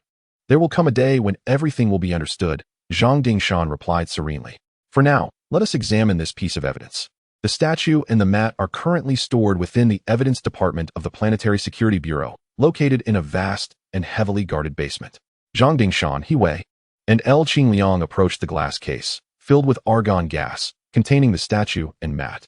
Through the glass, illuminated by the lights, the peculiar statue and mat are clearly visible. The statue presents an odd semblance of a human form, yet appears somewhat bizarre, as if the human visage has been abstracted and caricatured. It does not belong to any religious idol known to the 3. The testimonies of the servant and the housekeeper revealed that the room housing the statue is a forbidden zone within the entire villa, accessible only to Sun Yong. No one is privy to the specific arrangements within that room, nor is anyone aware of the statue's existence. Each night, at varying times, Sun Yong spends at least half an hour in this chamber. The cushion displayed evident signs of pressure, and the weight inferred from the indentation corresponded with Sun Yong's documented weight. The frequency of this pressure matched the accounts of Sun Yong's daily visits. It is clear that he regularly sits upon this cushion, facing the statue for approximately half an hour. Is this an act of idol worship? A particular religion? A ritualistic offering? Hiwei pondered, deep in thought. After a moment's observation, Zhang Dingshan suddenly remarked, "Have you noticed how the statue's hair appears remarkably dense?" Hair. Hiwei was momentarily taken aback. Upon closer inspection, she confirmed his observation. The statue seemed to be crafted from wood, with its top elaborately carved or treated in some manner to create the appearance of notably thick hair. Yet, this detail had previously escaped her notice. In that instant, she recalled the underlying cause that transformed Lu Ming and many others into victims of the abduction case. Gene 1, which is associated with thicker hair. Chapter 16. Bait in an enigmatic manner. 2 clues subtly converged. This seemed to herald something significant. Hiwei recalled numerous events and possibilities, yet they remained chaotic and disjointed, eluding coherent connection. Was there a cult worshipping something related to hair? Were they abducting individuals possessing this gene for thicker hair, offering them as sacrifices to deities? Or perhaps seeking to enhance their own hair's thickness? Could it be that these cultists were all bald? A group of psychologically disturbed bald individuals? Yet, the highly suspicious Sun Yong was certainly not bald. Perhaps a wig could be a possibility. However, Gene 1 is not the sole determinant of hair thickness and does not even hold a dominant role. This notion seems flawed. In this quiet moment, almost instinctively, Hiwei categorized the mysterious organization as a sinister cult. The statue, which had initially appeared innocuous, now took on an air of eerie mystery in her eyes.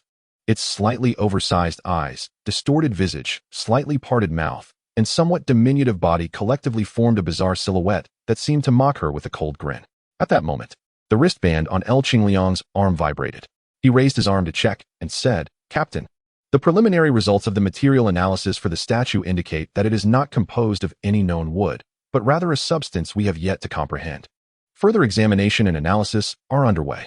It is evident that this further intensifies the possibility of extraterrestrial creations, while also deepening the likelihood of a connection between this enigmatic organization, or mysterious cult, and some form of supernatural power." Zhang Dingshan nodded, still lost in contemplation. He Wei and El Qingliang each bore their own concerns. At this moment, the most pressing question before Action Team 2 was how to proceed next. What direction should they take? The unexpected disappearance of Sun Yong had cast a shadow over what was once a promising path. This route was no longer viable. But where were the alternatives? This statue represented a crucial lead. Zhang Dingshan stated, "Qingliang, your next task is to investigate past case files to see if any cases have featured elements related to this statue." At the same time, Zhang Dingshan pondered for a moment before adding, "We must also explore the realms of folklore and religion to uncover the origins of this form of idol worship. Once several major religions emerged and solidified from the primitive worship of our ancestors. All subsequent newly formed religions, regardless of whether they are considered cults, inevitably bear the influence of these major faiths in their doctrines and imagery. Ultimately, the major religions have nearly encompassed all forms of worship. It is exceedingly difficult for newly emerging religions to carve out a unique path.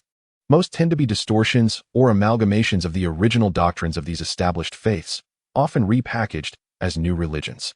For instance, the infamous Maitreya cult evolved from Buddhism, while the repeatedly rebellious White Lotus sect also has its roots in Buddhism, incorporating elements of Taoism as well. Following this line of reasoning, if the statue before Zhang Dingshan is indeed linked to a cult, it is highly likely that this cult originated from existing religious worship. An investigation within the realms of folklore and religion may reveal its foundational roots. El Qingliang's spirits lifted, understood. He Wei, you must verify the current status of each individual on the list you possess, whether they have fallen victim or have already passed away. This list is the one that the head of the Human Gene Bank, Yang Jun, sold to the wealthy Sun Yong, containing individuals with the one gene. At this juncture, Zhang Dingshan harbored grave suspicions that this mysterious organization or cult was selecting its targets based on this list. If individuals have indeed perished, it is essential to determine the nature of their demise, whether they were diagnosed as normal deaths by medical professionals or if they have vanished under mysterious circumstances, with neither sightings nor remains. Further attempts at investigation may yield additional clues. He Wei's spirits also soared, yes. Furthermore, Zhang Dingshan had yet to conclude his instructions.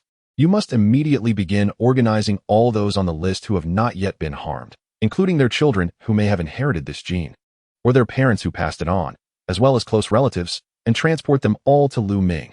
At this moment, the vicinity of the explosion site, where Lu Ming was located, remained a military-restricted area, heavily guarded by troops. He Wei felt a sudden jolt of realization. Zhang Dingshan's intentions were unmistakable.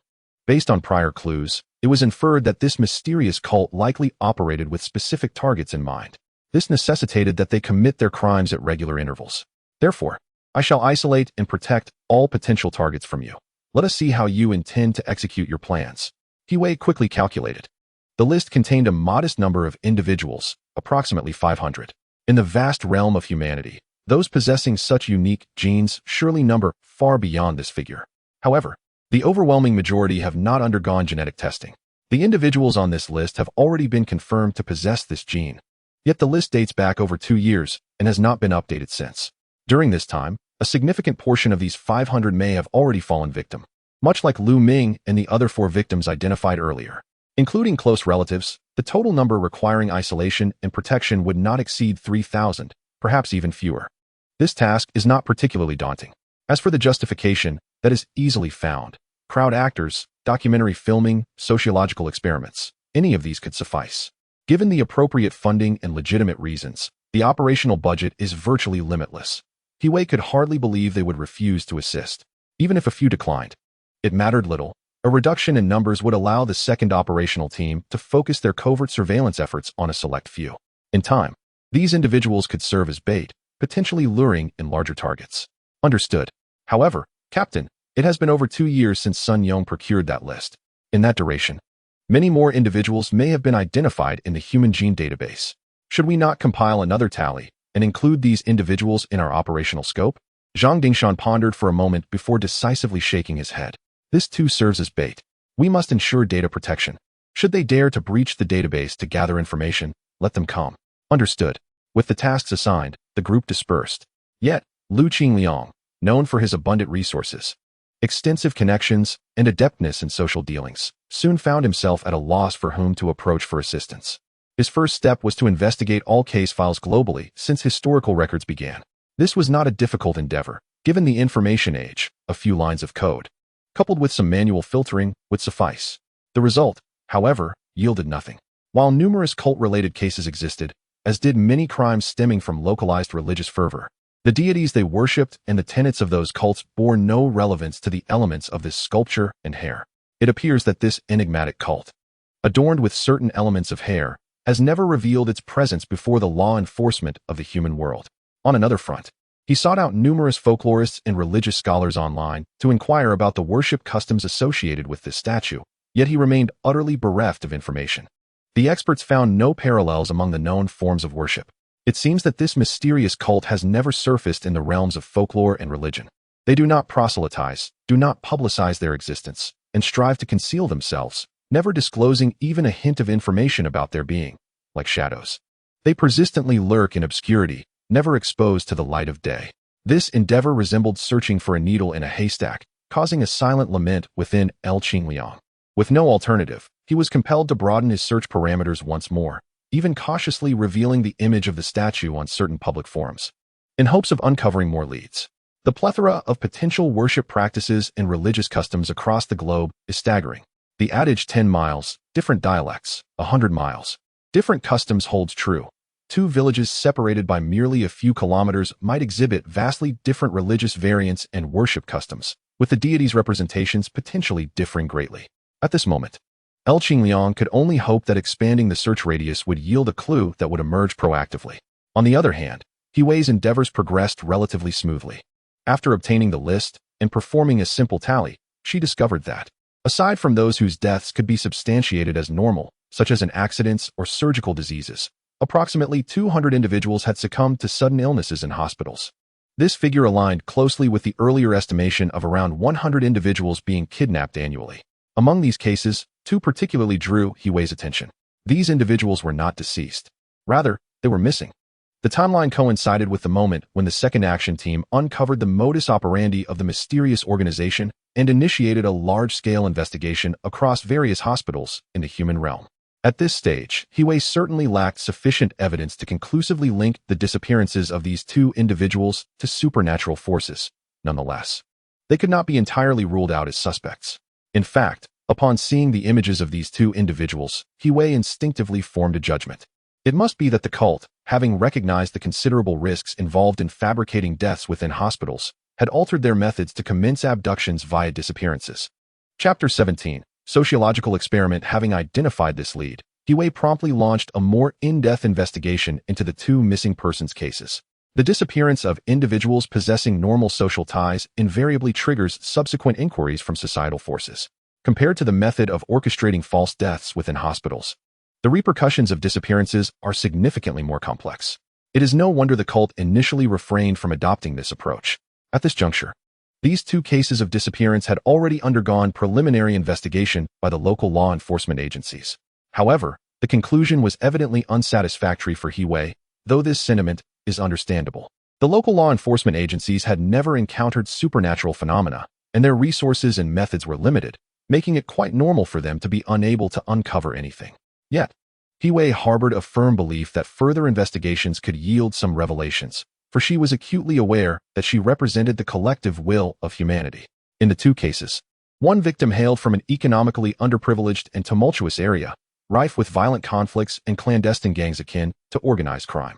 Ultimately, He Wei apprehended over 100 suspicious individuals, employing various tactics that compelled these criminals to reveal even the minutiae of their actions on a fateful night. However, she did not uncover the answers she sought. Whether the victim perished in an obscured sewer or fell prey to a cult remained indeterminate. Nevertheless, He Wei understood that the absence of clues could, at times, serve as a clue in itself. A typical disappearance would not elude detection under such extensive scrutiny. The current lack of evidence only substantiated its irregularity. This matter was temporarily set aside. The other disappearance appeared more conventional. The victim, while traveling, had ventured into an undeveloped trail within a scenic area, surrounded by dense forests and sheer cliffs. Subsequently, he vanished without a trace. Local rescue teams had undertaken extensive searches, yet no clues emerged.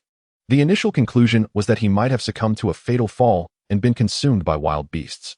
Upon further investigation, Huey discovered that this victim was, in fact, a timid individual, averse to thrilling experiences, and his sudden decision to travel seemed rather abrupt. Huey suspected that some unseen force might have guided him, compelling a timid soul to undertake such a bold act. However, with the victim's disappearance, all leads were lost, leaving Huey equally dissatisfied with this outcome. Yet, this incident was imbued with a peculiar and eerie atmosphere, once again pointing towards the enigmatic cult. If both disappearances were indeed orchestrated by this mysterious organization, then the speculations discussed within the Second Division long ago, regarding the extensive search of hospitals and the subsequent actions to be taken by the adversary, could now be considered validated. Disappearances could conceal abduction cases among the multitude of missing persons. This at least demonstrated that the adversary's modus operandi and patterns were within our grasp.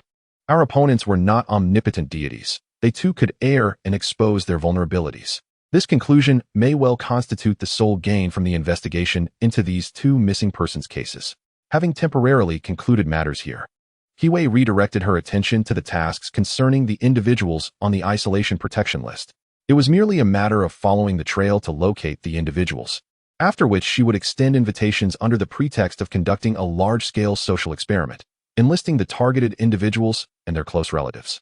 With the endorsement of local governmental authority, the targets need not worry about being deceived. Moreover, the compensation offered was so generous that it was difficult for ordinary individuals to refuse. Even if certain individuals declined, it was of little consequence. They could simply be placed on a watch list, serving as bait. For the majority of these individuals, Huey did not need to personally intervene, merely overseeing the operation from a distance. However, upon reviewing a dossier of one of the target individuals, she sighed and decided to take action herself. Lu Chung, Li Guizhi, and Lu Yu were the names that caught her attention. They were Lu Ming's father, mother, and sister. Uncle Lu, it's Xiao Ma, please open the door. Under the guidance of Xiao Ma, the local security personnel responsible for the area, Huey arrived at Lu Ming's former residence, a somewhat dilapidated apartment building. Cough, cough. It's Xiao Ma, you've come. The security door swung open to reveal a middle-aged man, his hair streaked with gray and his face marked by weariness. Despite the bright sunshine outside and the decent lighting within, Huey felt an overwhelming sense of gloom upon entering. This was not merely a physical darkness, but rather a psychological one. The male head of the household appeared frail and burdened by illness, while the matriarch wore a somber expression, her face etched with worry. Only Lu Yu seemed to possess a semblance of vitality, striving to uplift the atmosphere of the home. Yet Huey could discern that her smiles were but a facade. Though several months had passed since Lu Ming's tragic demise, it was evident that this family had yet to emerge from the shadows of their grief. Huey and Xiao Ma entered the home, and she immediately noticed Lu Ming's memorial photograph displayed on the table, accompanied by an incense burner containing remnants of ash. A faint scent of incense lingered in the air. Xiao Ma, what is this? Uncle Lu, Aunt Li, Sister Lu. The situation is as follows. A large-scale sociological experiment has been organized by the government, and your family has been selected through the household registration system. Xiao Ma meticulously recited the script he had prepared, explaining that all expenses would be covered, in addition to a substantial compensation. The experimental site would be equipped with hospitals, schools, and everything necessary, ensuring no concerns for their well-being. Huey stepped forward at an opportune moment. Uncle Lu, you needn't worry about anything. Everything you require will be provided there, and you can focus on your recovery. She discreetly pulled Lu Yu aside and encouraged, Sister Lu, your parents' health is declining, and their spirits are persistently low. A change of environment to lift their spirits might prove beneficial for their health. Lu Yu hesitated, but ultimately resolved to persuade her family. The untimely death of her brother had cast a pall of sorrow over the entire household, yet life must go on. Watching her parents grow increasingly frail was not a sustainable solution. All right, I will speak to them. When departing from Lu Ming's residence, Huey had already obtained the handwritten signatures of Lu Ming's relatives, promising their full participation in the upcoming sociological experiment. Alas, Lu Ming, I can assist you no further. She sighed inwardly as she removed the camera she had been wearing on her chest and transmitted the relevant footage to Lu Ming. Her involvement stemmed directly from Lu Ming's request and delegation.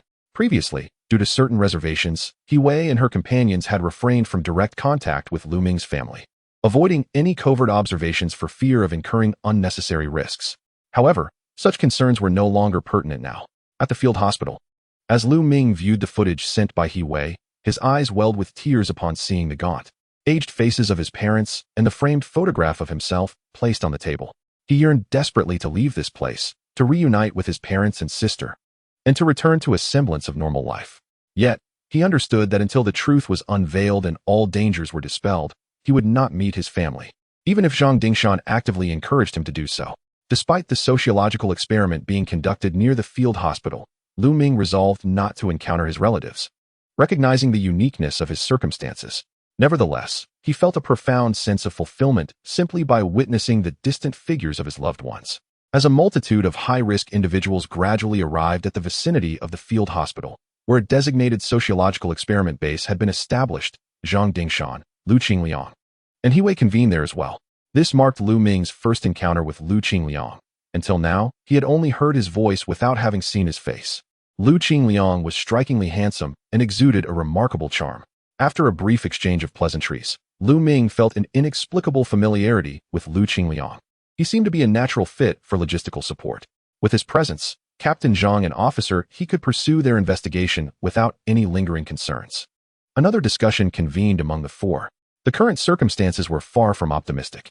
All previously established leads had now completely vanished, and new ones were yet to materialize.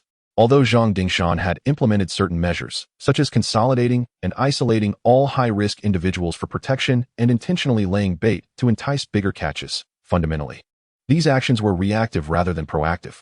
The initiative lay with the enemy, leaving them in a position of passive waiting. There was no need for excessive worry. The cult would inevitably have its own indicators, and they would continue to seek ways to commit their crimes. We shall respond to change with constancy. Lu Ming reflected with a faint smile. The notion of responding to change with constancy was merely a euphemism. To put it bluntly, the situation had reached a stalemate, unable to find an opening, thus necessitating a passive wait for some form of change. But when such change would arrive, in what manner it would manifest, and whether they would be able to cope with it remained entirely uncertain. In the somewhat oppressive atmosphere, the four individuals remained silent, each feeling despondent. Let's leave it at that. Disband, Lu Ming stated, retreating to his own room. He activated the monitor, revealing a quaint courtyard.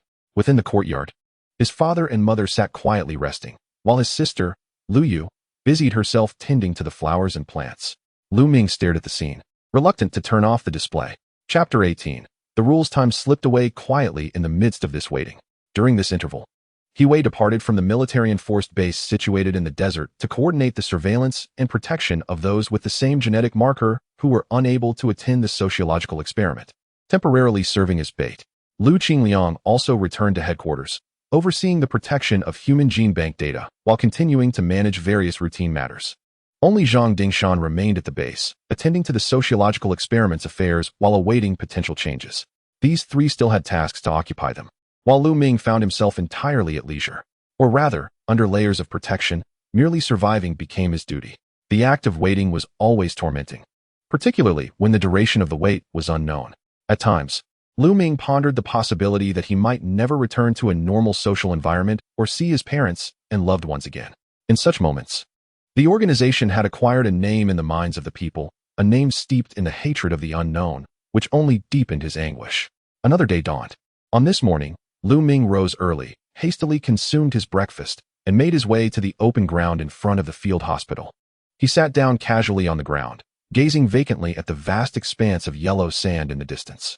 The desert at dawn was not yet blindingly bright, and the temperature was bearable. He sat there, lost in thought. Footsteps approached from behind, but he did not turn to look, too indifferent to discover who it was. The figure eventually settled beside him. It was Zhang Dingshan. Missing home? Lu Ming remained silent. Our world is like this. It is filled with helplessness. I know you are innocent. You could have had a normal and happy life, but such is the world. Do not be too pessimistic. Do not bear too much pressure. There will always be hope. Zhang Dingshan seemed to be comforting himself. Although this consolation bore little effect, Lu Ming still murmured a thank you. Do not let yourself be overwhelmed. Think more of the good things. At least you are still alive. Zhang Dingshan suddenly fell silent. Lu Ming, somewhat taken aback, turned to look at him. He then saw, illuminated by the nascent sun, that Zhang Dingshan's expression was grave. He was staring intently at a point ahead, as if he had glimpsed something. "Look over there," Zhang Dingshan whispered. Lu Ming instinctively followed his gaze, and in an instant, he found himself transfixed. Why? He beheld 3 blood-red characters emblazoned across the sky, merging seamlessly with the azure expanse. At that moment, it seemed as if deities residing in the celestial heights were silently inquiring about their existence. Lu Ming's heart raced, and his body trembled involuntarily. The cerulean sky, the rising sun, the golden sands, all appeared so normal, if it were not for those 3 ominous characters. Yet, with their presence, an eerie and sinister atmosphere suddenly enveloped the world. Time became elusive. It felt like an eternity or merely a fleeting moment before the blood-red characters gradually faded, only to be replaced by a new line of crimson text against the backdrop of the heavens. "We were once at peace. We assure you. That explosion was merely an accident, and it shall not occur again." The human world witnesses the demise of tens of thousands daily. Deaths caused by drugs, murder, disappearances, disease, hunger, vengeance, war, accidents, and other calamities constitute the vast majority. We, on average, take no more than 100 lives each year. In comparison to your death toll, this is insignificant. Your sociological experiments and extensive investigations consume vast sums of money. If these resources were redirected, far more than 100 lives could be saved annually. Why not? Let us return to the past and continue in peace. Lu Ming is no longer our target. As the final line of blood-red text slowly vanished, and no new words emerged, Lu Ming began to tremble uncontrollably. In that moment, memories flooded back to him. His mother's hand-pulled noodles, his father's cherished wine, his sister with whom he had grown up, the amusement park, school, cinema, and countless other cherished moments. These memories shared a commonality. They all existed under the sun, allowing for unrestrained enjoyment and living, free from any lurking threats, whether overt or covert. In that instant, Lu Ming found the words manifested in blood-red characters to be quite reasonable. Indeed, why not? Instead of worrying about the disappearance of no more than 100 individuals each year, why not channel energy and resources toward the well-being of a greater number? Why not?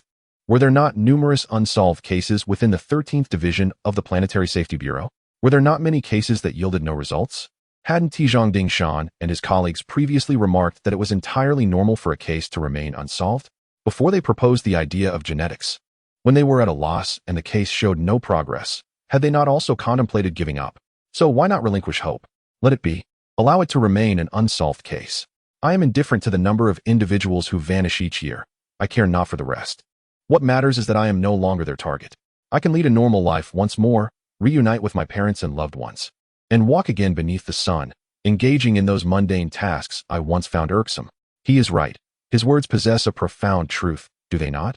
Lu Ming trembled as he posed this question to Zhang Dingshan. Zhang Dingshan regarded Lu Ming calmly, his expression devoid of any emotion. Do you believe his words hold truth? Lu Ming, quivering, nodded vigorously. Zhang Dingshan shook his head, his tone as serene as ever, yet behind that tranquility lay an unwavering resolve. He is mistaken. This case shall continue to be investigated. It will not become a cold case unless all avenues have been exhausted. Why? Lu Ming suddenly sprang to his feet, his face contorted with anguish. You have expended so many resources, spent so much money. That money could save 1,000, 10,000 lives. Each year, millions perish. What does 100 missing individuals signify? Zhang Dingshan sighed. It is not the same. In what way is it different? Imagine a powerful extraterrestrial civilization descends upon our Earth, declaring that if humanity offers up one innocent life for their slaughter, they will spare all of humankind. Otherwise, they will bring about our annihilation. In such a scenario, what do you believe our civilization ought to do? Of course, Lu Ming instinctively began, but abruptly fell silent after uttering just 3 words. The correct course of action is to resist with all one's might, to expend every missile, to launch every nuclear warhead. Every soldier should engage in defiance, discharging every bullet in their possession. Humanity must, even if it means fighting to the last person, never yield. Lu Ming fell silent, for they are trampling upon our principles. Zhang Dingshan sighed silently. We do not speak of morality, we speak of interests. From a standpoint of self-interest, the actions of the extraterrestrial civilization betray their untrustworthiness. If they disregard our rules, how can we ensure that they will honor their promises after we submit? The most probable outcome would be that after offering one innocent life, they would demand 1,000, 1,000,000. At that juncture, will it be a matter of continued, unbounded capitulation, or will we rise to fight back? Shall we only rise to fight back then?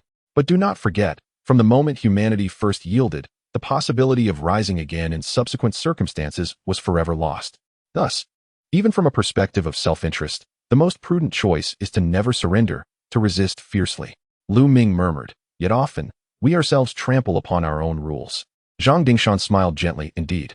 However, Lu Ming, you must understand that striving to achieve something, yet temporarily falling short, is not the same as not attempting at all. He softly patted Lu Ming on the shoulder. 100 lives? 10,000? The calculations do not work that way. Lu Ming suddenly recalled a perspective that had garnered numerous followers during a certain period, that the advancement of aerospace was of little benefit, and that it would be wiser to allocate funds towards improving the livelihood of the populace. At that time, he had scoffed at this notion, even deeming it unworthy of rebuttal. However, he now found himself ensnared by the very sentiment he once dismissed, particularly when it pertained to his own circumstances. Apologies, I misjudged. We indeed should not yield to compromise. Zhang Dingshan maintained his smile, expressing his pleasure at Lu Ming's clarity of thought. Now, ponder the organization's motives behind such actions. Surely, it serves to issue us a warning. Captain, we must depart from this place. The mere fact that the organization could employ such an enigmatic method to alert them indicated that they possessed the capacity to eliminate them right here. The atmosphere felt perilous. Lu Ming's heart raced, filled with apprehension. This was both a threat and a warning, aimed at compelling their submission. Do not fret. All is well, Zhang Dingshan reassured him, gesturing for Lu Ming to remain composed. It is merely a trivial trick, using specialized directional lasers to project light signals directly into our eyes, creating the illusion of words materializing in the sky. Although humanity has yet to master this technology, I have witnessed it elsewhere before. If you inquire with others, you will find that no one but us can perceive these words. Lu Ming turned abruptly, observing that the other staff members continued their tasks, seemingly oblivious to the previous anomaly. Chapter 19. A misguided direction. However, this did not inherently signify safety. The organization had only utilized a particular type of laser capable of displaying words to their eyes. Yet, what if it were a weaponized laser? At that moment, it was likely that their heads would have been pierced through. Particularly troubling was the implication that the organization, by employing such a method to reveal certain vocabulary before them, clearly possessed a comprehensive understanding of their movements, allowing for unfettered surveillance of the entire base, among other things. This was a silent demonstration of power. Do not worry. They will not harm us. Zhang Dingshan continued to smile faintly. Lu Ming could not fathom the source of his unwavering confidence. They will not escalate the situation. Zhang Dingshan gently countered. As you mentioned, the average annual disappearance rate is less than 100. However, should I, tasked with investigating this matter, and you, the sole survivor, be eliminated, one can only imagine the reaction from our human world. Is this the response they desire? Lu Ming grasped the implication. If Zhang Dingshan were to perish, others such as Li Dingshan or Wang Dingshan would step in to manage the situation. Furthermore, the severity of the organization's threats, along with their ranking within the human world, would see a dramatic escalation in priority for resolution. Consequently, the security surrounding the investigators would tighten, and the resources and forces at their disposal would multiply, resulting in a more resolute and determined inquiry into the organization. Such outcomes would not be advantageous for them. Thus, they would refrain from such actions. If it truly is a specialized laser, then the individuals responsible must be concealed not far from our position. Within the atmosphere, the laser beam will inevitably encounter scattering issues. Thus the distance cannot be too great. Captain, please send someone in that direction to search. Perhaps we might uncover some clues. Zhang Dingshan continued to smile. How do you know I haven't already done so? Lu Ming was momentarily taken aback. He had not observed Zhang Dingshan issuing any orders. Rest assured, our people are nearing that location. However, I estimate that it will yield no results. The enemy lacks sufficient cover to provoke us in such a manner. Zhang Dingshan shook his head and rose to his feet. Get some good rest. He walked aside, retrieving his earpiece. He-Wei, Qing Liang, return to the base at once. There is an emergency. Before nightfall, He-Wei and Lu Qing Liang, who had departed the base to attend to other matters, hurried back. Upon their reunion, He-Wei presented a sealed phone box to Lu Ming. Here is what you requested. What I requested? Lu Ming was somewhat surprised. He could not recall asking He-Wei for anything. From Tianfu City. He-Wei rolled her eyes. Didn't you mention last time that you wanted to eat this? I promised to bring it for you, and I always keep my promises. Only then did Lu Ming remember that he had indeed casually mentioned it during their previous conversation. At that time, He-Wei had promised, but he had thought it was merely joking and had forgotten about it. He had not anticipated that He-Wei would genuinely procure some for him. This dish, Being soupy must be difficult to transport. How is it packaged? Lu Ming placed the foam box on the table and opened it to find ice packs, frozen, and a large bag of sealed base. Just cook it when you're ready to eat. Look, there are even some rabbit heads and rabbit kidneys. Lu Ming felt a genuine sense of gratitude. Thank you, thank you. I just mentioned it in passing, and you went all the way to Tianfu City to get it for me. Truly, thank you. After the events of the day, Lu Ming was emotionally unstable and somewhat downcast, prompting him to express his thanks repeatedly. Unexpectedly, Hiwei rolled her eyes dramatically at him. Go to Tianfu City for you? I certainly didn't have that leisure. I ordered it from a purchasing agent. It was shipped via express delivery. It cost a total of 372 yuan. But I rounded it down for you to 370. Remember to pay me back when you have the money. All right. I will definitely repay you once I'm out. Lu Ming felt a bit embarrassed, then grew curious. A purchasing agent? Is there really such a service for this? Hiwei's tone became somewhat proud. I have over 150 food purchasing agents in my contacts, scattered around the globe. Whatever you wish to eat, feel free to ask me. Nearby, Lu Qingliang coughed lightly. Such food should be consumed sparingly. It is not healthy. Hiwei shot him a glance. Are you implying that I am unhealthy? Shall we have a little competition? Lu Qingliang awkwardly coughed once more, shaking his head repeatedly. All right, enough of the antics. Let's convene, Zhang Dingshan remarked, prompting a sudden shift to solemnity among the three, including Lu Ming. They proceeded to the temporary conference room, where Zhang Dingshan distributed several documents to them. This pertains to the events that transpired this morning, Lu Ming observed, noting that the documents detailed the warning issued by the organization to their side, accompanied by some investigative findings. Upon reading the first line, Zhang Dingshan had already issued relevant orders. Though Lu Ming found himself perplexed about how the commands had been executed, given that he had witnessed Zhang not moving a muscle, immediately a fully armed squad had been dispatched to the calculated laser launch site. Yet, as Zhang Dingshan had predicted, no trace remained. What are your thoughts on this matter? Zhang Dingshan inquired. They are too arrogant, Hiwei exclaimed with fury, slamming her palm onto the table. We must not acquiesce to their wishes. Lu Ming, however, did not perceive a need for discussion, especially with Hiwei and Lu Qingliang summoned from afar. The rationale was simple. The situation was painfully evident. It was merely a display of the organization's might, a threat to their side, and a bid for potential coexistence. Following the initiation of this sociological experiment and the placement of two baits, the organization had, due to certain metrics, found itself cornered and compelled to negotiate. Was this not glaringly obvious? The sociological experiment must proceed. I wonder if they dare to come into the military camp to seize individuals. Do they have the audacity to take the two baits? He assured, Captain, leave this matter to me. I will ensure there are no oversights. Zhang Dingshan, disregarding Hiwei's indignation, turned his gaze to Lu Qingliang. What is your perspective? Lu Qingliang, with his sun-kissed, handsome visage, shook his head repeatedly. Captain, you know I can handle dealing with people, but I'm not adept at intellectual pursuits. Thus, Zhang Dingshan's attention shifted to Lu Ming. And you? Lu Ming was on the verge of stating that he had no opinion, but suddenly a thought crossed his mind. As he pondered, he articulated, from the earlier intelligence, the organization should possess a comprehensive understanding of us. They must be acutely aware of how we will respond to this threat, just as Hiwei mentioned, by resolutely implementing our current strategy. But could it be that this is their true objective? Hiwei was taken aback, while Zhang Dingshan regarded Lu Ming with a hint of appreciation. Hiwei, however, appeared somewhat bewildered. But this is precisely what we are doing. They have no reason to go to such lengths, do they? Their efforts lack sufficient intensity. Our focus has not been entirely dedicated to these matters. Lu Ming had already clarified his thoughts, and his speech quickened considerably. However, in light of the recent threat, it is easy to interpret that our current actions have indeed posed a danger to them. Since we can threaten them, we must devote all our energy and resources to this matter. Hiwei was taken aback. Are you suggesting that the sociological experiment and the two decoys do not actually pose any threat to the organization? Instead, they wish for us to mistakenly believe that these hold significant peril, thereby compelling us to focus all our attention and efforts on these two issues. Which is why they issued this warning. L. Qingliang suddenly comprehended. So that is the case. However, is it because the organization has made progress in other areas that they wish to redirect our attention and energy away from them? Lu Ming found this speculation quite agreeable.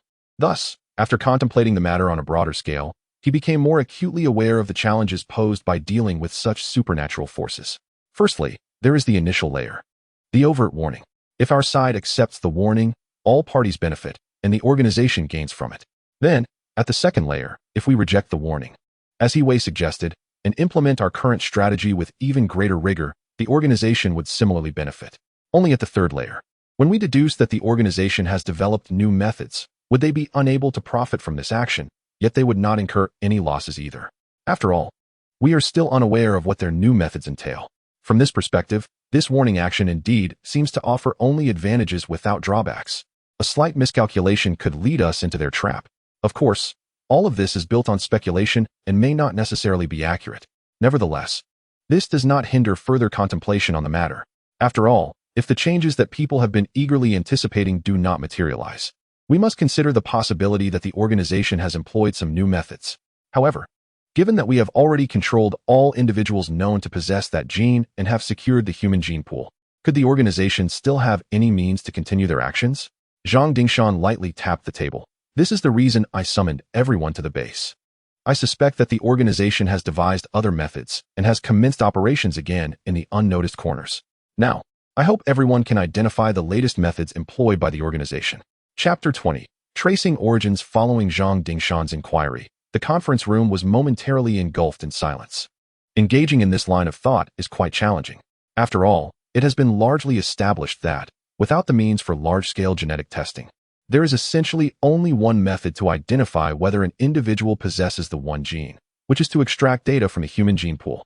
However, this method has now been effectively sealed off. Following the earlier data breach, theoretically, the organization had a second approach, namely, to center its efforts around the individuals already identified, seeking to explore their familial connections and genetic ties. However, with the onset of large-scale sociological experiments, this avenue was effectively closed off. All known individuals potentially possessing the gene were gathered here for isolation and protection. In this scenario, if I were a member of the organization, how would I proceed? How could I continue to meet the objectives and persistently locate individuals with the gene in question? Faced with this dilemma, Lu Ming began to shift his perspective, endeavoring to think from the organization's standpoint.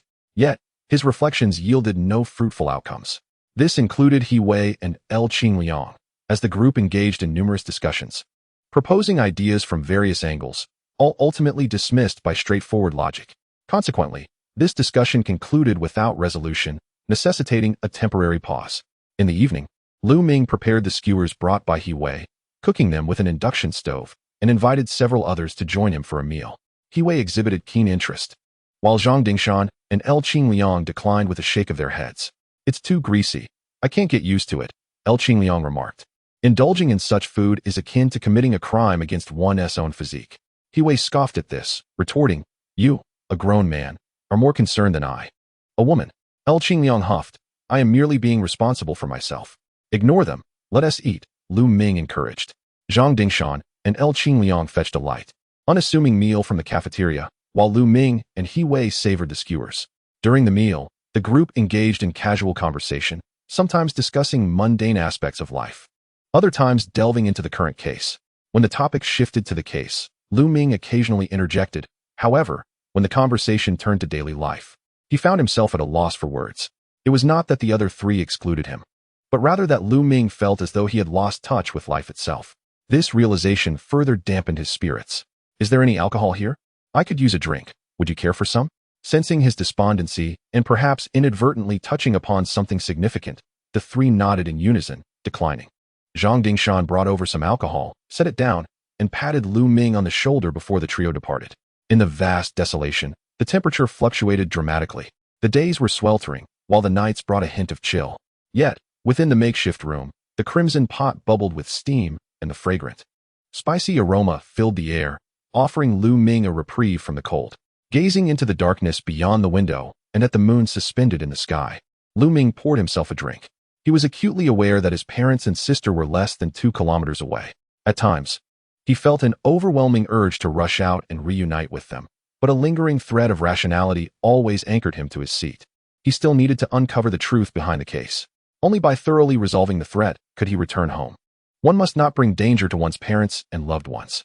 After all, regardless of one's own existence, they will always continue to live. However, the enigmatic organization lurking in the shadows, where does it conceal itself? What methods does it employ to perpetrate its continuous crimes on this planet, which belongs to humanity? As the wine flowed, Lu Ming found himself momentarily entranced. Perhaps it was the intoxicating influence of the alcohol that sparked a sudden realization within him.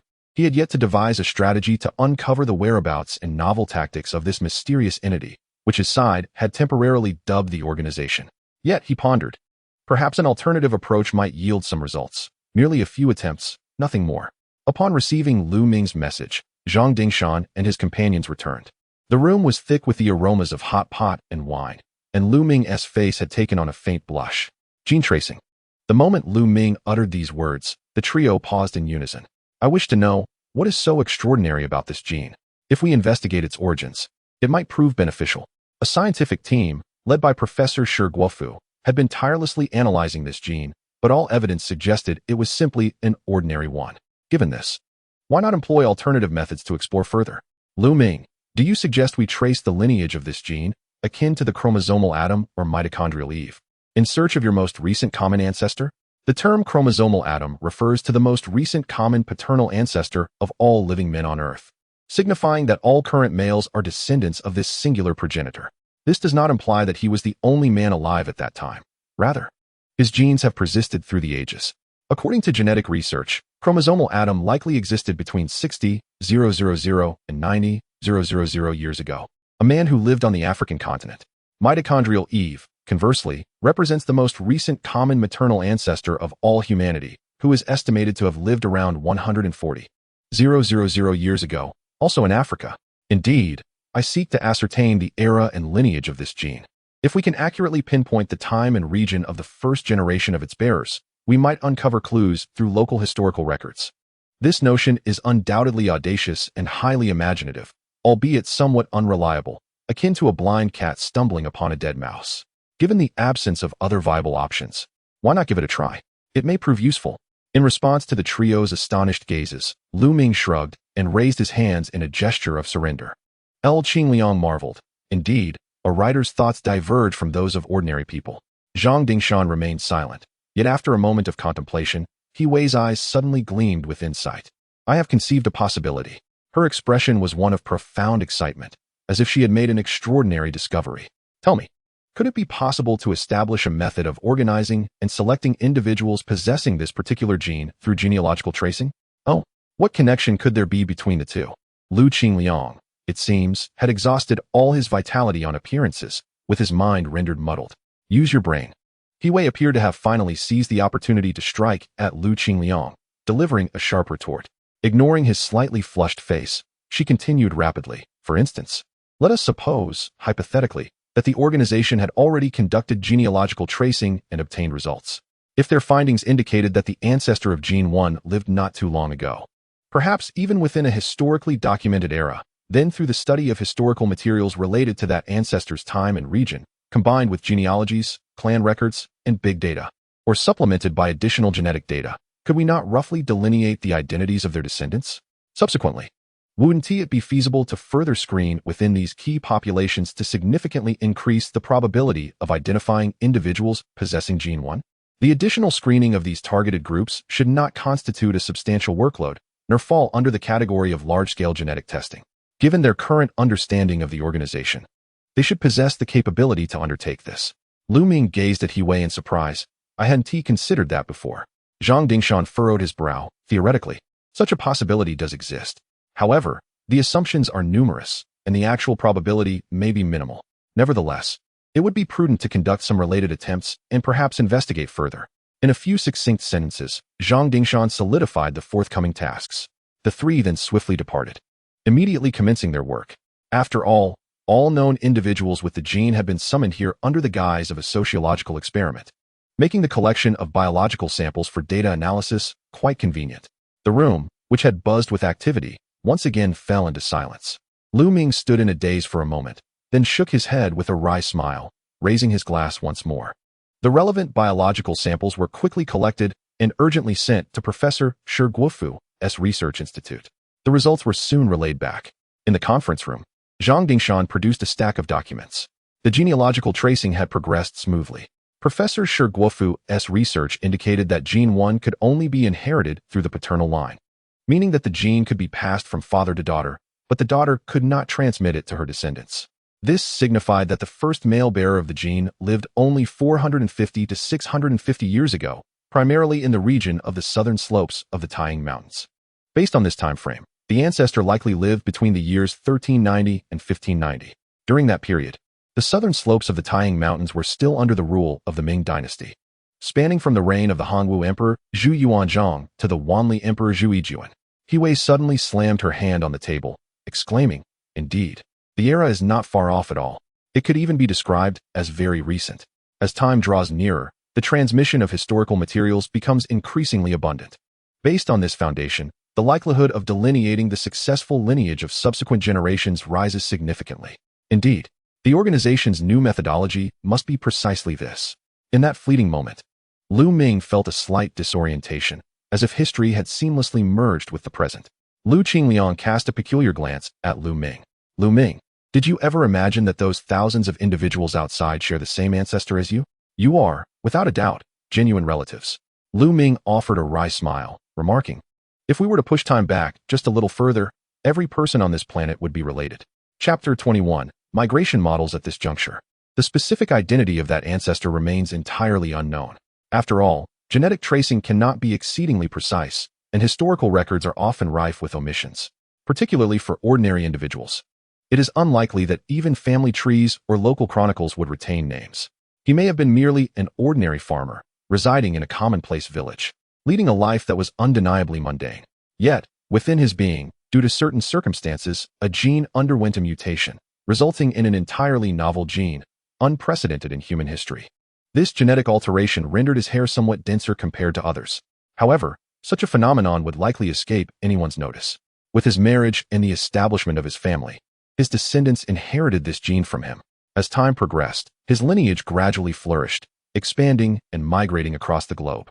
This occurrence is, in fact, quite ordinary, so commonplace that it scarcely garners attention. After all, such events transpire almost daily, as new genetic mutations arise continually, perpetuating through the birth of new lives. Yet, the situation is peculiar. It is precisely the gene he mutated that has burdened his descendants with a mysterious curse, rendering them the targets of the organization. Regarding this ancestor from countless generations ago, Lu Ming harbored no concept, let alone any emotional attachment. To speak of resentment would be unfounded. He steeled himself. If the current data remains too general, it fails to accurately pinpoint who this ancestor was, in which era he lived, and where he resided. The next step must involve devising a method for further localization. The current genetic tracing efforts are merely technological in nature, employing technical means for broad identification. To achieve a more detailed understanding, relying solely on technology is insufficient. Additional methodologies must be integrated. This task is straightforward. Lu Qingliang promptly declared, "I will seek out several anthropology professors, bringing along a number of graduate students, and have them treat this matter as a research project. Moreover, we should enlist a few geneticists. Professor Shiguofu's team would be quite suitable." The presence of historians, archaeologists, and computer experts, as enumerated by L. Qingliang, left Lu Ming somewhat perplexed. While he could barely grasp the relevance of disciplines such as anthropology, genetics, history, and archaeology, the mention of computer experts bewildered him. What purpose would their involvement serve? Data modeling. L. Qingliang replied with an air of certainty. After gathering genealogies, family trees, and genetic data, it is imperative to engage computer experts to create a migration model for data analysis, thereby inching closer to the truth. Lu Ming struggled to comprehend this. Yet the resolute demeanor of L. Qingliang swayed him to place his trust in him. Zhang Dingshan pondered for a moment before articulating, "Let us also utilize the data from the human gene bank. We must identify others who possess the relevant genes and gather data on them as well.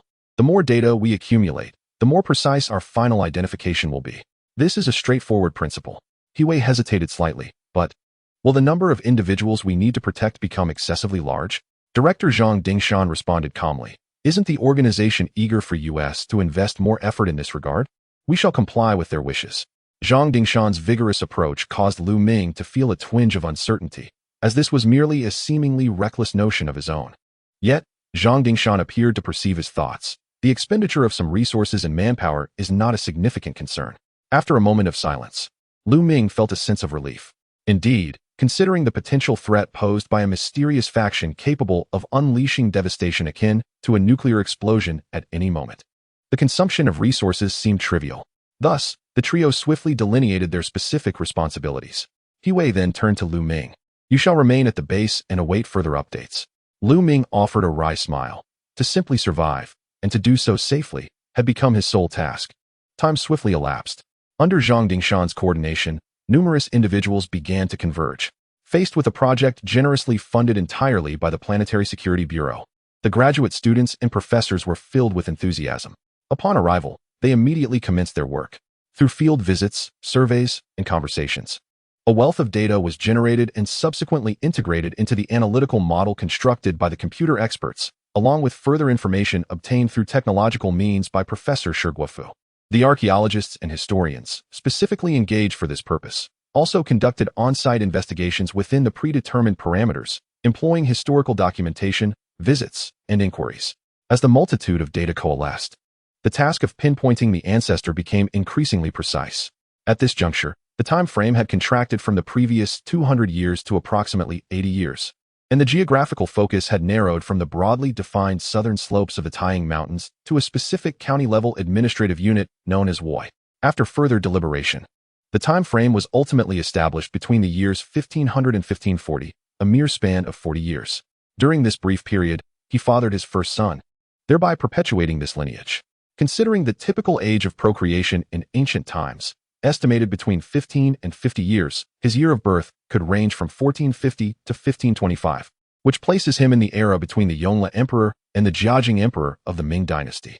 The region of residence was centered around a village known as Nanj, within a radius of 10 kilometers. This represents the utmost limit achievable with current technological means and available records. Any further inquiry seems implausible. During this process, the third team of the 13th Division of the Planetary Security Bureau stumbled upon several new missing persons cases. Following Hui's earlier suggestion to first identify the initial progenitor, and then use this as a starting point to sift through various data analyses to isolate potential descendants who had migrated across the globe, the trio undertook a thorough review. The outcome revealed that by confirming the ancestor's residence near Nanj village and estimating his birth years between 1450 and 1525, they could indeed locate several long-missing individuals using the data at hand. This serves as tangible proof of the viability of their approach. Consequently, it also suggests that this might be a new method employed by the organization after conducting extensive sociological experiments and information suppression. This revelation presents a significant lead. In a certain sense, previously severed connections have been re-established, unveiling a new scenario. However, this also raises a new question. How did the organization manage to precisely locate this ancestor? This is indeed a perplexing matter.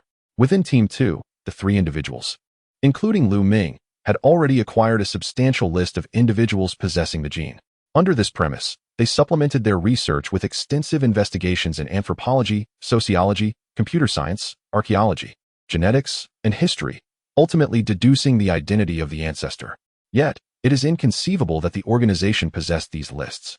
If they had such information, they could have directly abducted individuals without needing to trace their origins.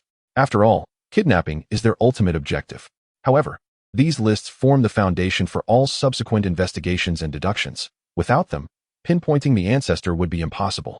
This leads to two possibilities. First, the conjectures made by Team 2, including Lu Ming, may be entirely erroneous, merely a case of reversing cause and effect. The new method employed by the organization might not align with public perception at all. The second possibility is far more ominous. The organization may have known who this ancestor was from the outset. They would not require any investigative tracing. They would have been aware from the very beginning. Furthermore, with the detailed information regarding the ancestor in hand, rather than deducing the cause from the result as Team 2 had done, the approach was to directly infer the outcome from the cause, ultimately leading to the identification of the missing individuals. However, if this were indeed the case, what remarkable quality could a seemingly inconspicuous individual from history possess that would enable the organization to have access to his information from the outset? Such speculation quickens the pulse. For the enigma surrounding the uniqueness of this individual's genes remains an elusive mystery. Unraveling this mystery would bring to light a significant portion of the truth. If the ancestor indeed possessed some extraordinary trait that allowed the organization to acquire his information from the very beginning, it would suggest that the truth is now within reach. After a period of deliberation, the trio finally delineated their respective tasks. I was assigned to investigate the series of disappearances. Zhang Dingshan willingly undertook the most arduous and intricate, yet crucial, task. He Wei remarked that if the organization had indeed obtained the ancestors' information from the start, tracing the lineage back would likely require a thorough data investigation. They had probably conducted inquiries in the vicinity of Nanjiji village. I will verify this matter. If I uncover any traces of the organization's investigation, it would confirm that they had prior knowledge of the ancestors' data. Lu Qingliang stated he would gather and analyze historical records from that period, seeking any noteworthy events that may have transpired. Very well, let us proceed. Chapter 22. Capture. He Wei understood that while it was now evident that the enigmatic organization was undoubtedly linked to certain mysterious supernatural forces, possibly even possessing technology beyond human comprehension, this posed significant challenges for our investigation, with each step proving exceptionally arduous. Nevertheless, humanity, in facing them, was not without its advantages. At this moment, our greatest asset was the transparency of our actions, a privilege the organization did not share. We could freely leverage governmental resources and mobilize a vast array of manpower and materials, while the organization could not. Thus, He Wei's investigative methods were straightforward yet forceful. She dispatched an official letter to the local law enforcement authorities under her capacity as a senior officer. Consequently, at least hundreds of law enforcement personnel, alongside local government officials and their relatives and friends from the villages and towns, totaling at least several thousand individuals, were mobilized. A wealth of information began to flow towards He Wei. After filtering out some known entities affiliated with our investigation, an external investigative team soon came into her purview. Yang Xuanxing, 56 years old, a professor of anthropology at a certain university. Half a month ago, he led 4 young individuals on a continuous exploration of nearby villages and rural areas, gathering information, visiting the elderly, collecting genealogies, investigating historical sites, and consulting local chronicles. It has now been confirmed that Yang Xuanxing does not belong to our investigative team. While it is quite customary for an anthropologist to conduct such inquiries in rural settings, which is precisely their field of study, the present circumstances cannot help but draw He Wei's attention, particularly during the investigation of their movements. The team led by Yang Xuanxing exhibited numerous irregularities. For instance, they consistently opted for chaotic and unorthodox means of transportation, frequently rejecting legitimate buses in favor of hailing unlicensed vehicles by the roadside. When choosing accommodations, they gravitated towards establishments with poor management, sometimes even staying at small inns that did not require real name registration. This behavior posed certain challenges for law enforcement, as their whereabouts could not be traced through the information management system. Fortunately, He Wei placed significant importance on this matter, prompting the authorities to piece together their movements through inquiries and interviews. Moreover, they intentionally concealed their true objectives. After gathering extensive information, He Wei could discern that they were investigating the migration history of a family with the surname Zhang. However, throughout their specific inquiries, such as collecting local folklore, visiting elders, and gathering genealogies, they never disclosed this to the locals, instead masking their intentions with alternative excuses. This pattern raised suspicions. Although there exists a slight inconsistency with the known records, Lu Ming bears the surname Lu while their investigation centers around the Zhang surname. This discrepancy is not particularly problematic. Throughout the long course of historical transmission, it is entirely normal for descendants to alter their surnames. For instance, a descendant may become an orphan and be adopted by others, or they might change their surname to evade misfortune, or even adopt the surname of a master if they were sold into servitude, or take on the wife's surname through marriage. Even today, among numerous descendants who are confirmed to share a common ancestor, boasting a shared genetic lineage, there can be dozens of different surnames. Some individuals, from an ethnic perspective, may no longer exhibit the characteristics of the East Asian phenotype, instead appearing as entirely black or white. This must be attributed to one of their ancestors marrying a person of African or Caucasian descent, with the lineage continuing this trend over many generations, ultimately resulting in the loss of the ancestral Asian traits. Yet, that singular genetic thread has persevered through the ages. Thus, it is entirely plausible that the Zhang family being investigated by the team led by Yang Xuanxing may indeed be the ancestors of Lu Ming, whose surname is Lu. He Wei swiftly focused her attention on this team. The long-disconnected clues were reconnected at this moment, filling her with excitement, especially after the mysterious disappearance of Sun Yong. The location of the team led by Yang Xuanxing has now been pinpointed. It appears they have concluded their investigation and are en route to leave this place. Investigations reveal that they are currently residing in a house not far from the interstate highway, seemingly awaiting the inner-city bus that will pass through here early tomorrow morning. This moment presents the most opportune chance to apprehend them. No matter how cunning a fox may be, it will ultimately reveal its tail. Hwei chuckled coldly, her heart brimming with malice. This time, she has learned from her previous mistakes. Her demeanor is more cautious, and her actions are executed with greater prudence. Hundreds of security personnel have been mobilized, equipped with an array of advanced gear, including a swarm of drones for support.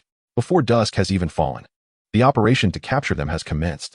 Numerous security personnel have established a perimeter around the village where the house is located, effectively sealing off all entrances and exits. Prior to this, high-powered signal jamming devices had been activated, severing radio communications. In collaboration with the telecommunications department, both network and wired communications have also been disrupted. Subsequently, a highly trained team of over 100 members began their advance inward.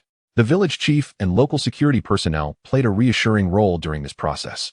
Uninvolved villagers were instructed to remain indoors and not venture outside, or to temporarily stay in designated isolation areas. The elite team advanced swiftly. Report to the commander. Everything is normal with the target, came the communication from the undercover security personnel who had already infiltrated the target residence. Within less than 2 minutes, the elite team, led by Hwei, arrived at the front of the house. The undercover agents signaled that everything was clear, and with a wave of her hand, Hwei directed the security personnel to split into 2 groups. One group charged directly inside, while the others surrounded the residence. At that moment, Hwei spotted a young man clad in a white shirt, jeans, and sneakers, who was holding a bucket, seemingly coming out to fetch water. Upon witnessing the swarm of security personnel rushing in, he froze for a moment, then dropped the bucket and fled upstairs in a panic. Help! Help! There are police. His flight from the security personnel only served to confirm his guilt. Otherwise, why would he run? This deepened Hwei's suspicions. Catch him! 2 security personnel lunged forward like ferocious tigers, swiftly tackling the young man to the ground. The others continued their advance toward the 2nd floor. Meanwhile, on the 2nd floor, a middle-aged man with slightly graying hair sat on the sofa, deep in thought. Beside him, 3 young individuals, 1 male and 2 females, whispered among themselves while flipping through a notebook, occasionally sketching something. Help! Help! There are police! Police come! A piercing cry for help echoed from the 2nd floor. The 3 young individuals immediately stood up, their faces etched with fear. A man, closest to the balcony, leaned out to glimpse the scene below, where numerous law enforcement officers had already ascended the staircase. His expression instantly darkened, filled with despair. Teacher, the police have arrived. 2 young women shrieked, while an elderly man sighed heavily, removing his glasses. To remain undetected, one must refrain from wrongdoing, he resignedly acknowledged. At that moment, Hwei burst into the room. Everyone freeze. Hands on your heads. Crouch down. Several officers pounced like ravenous wolves, with 2 restraining each individual, swiftly bringing the 4 occupants under complete control. Meanwhile, additional officers hastily gathered notebooks, bags, computers, and other items, as they might contain critical evidence and leads. The 2 women wept softly. The young man's face was a mask of terror, and the elderly man wore a look of profound sorrow. Professor Yang Tsuanqing, is it? Hwei fixed her gaze upon the elderly man, whose hair was already streaked with gray, her tone laced with hostility. A respectable university professor, yet you dare to engage in such activities? We are here for silence. A woman cried out, but her words were abruptly cut off by Hwei's sharp retort. She returned her attention to Yang Tsuanqing. Alas, it is all my fault. The children are innocent. Teacher, none of you will escape. Take them away.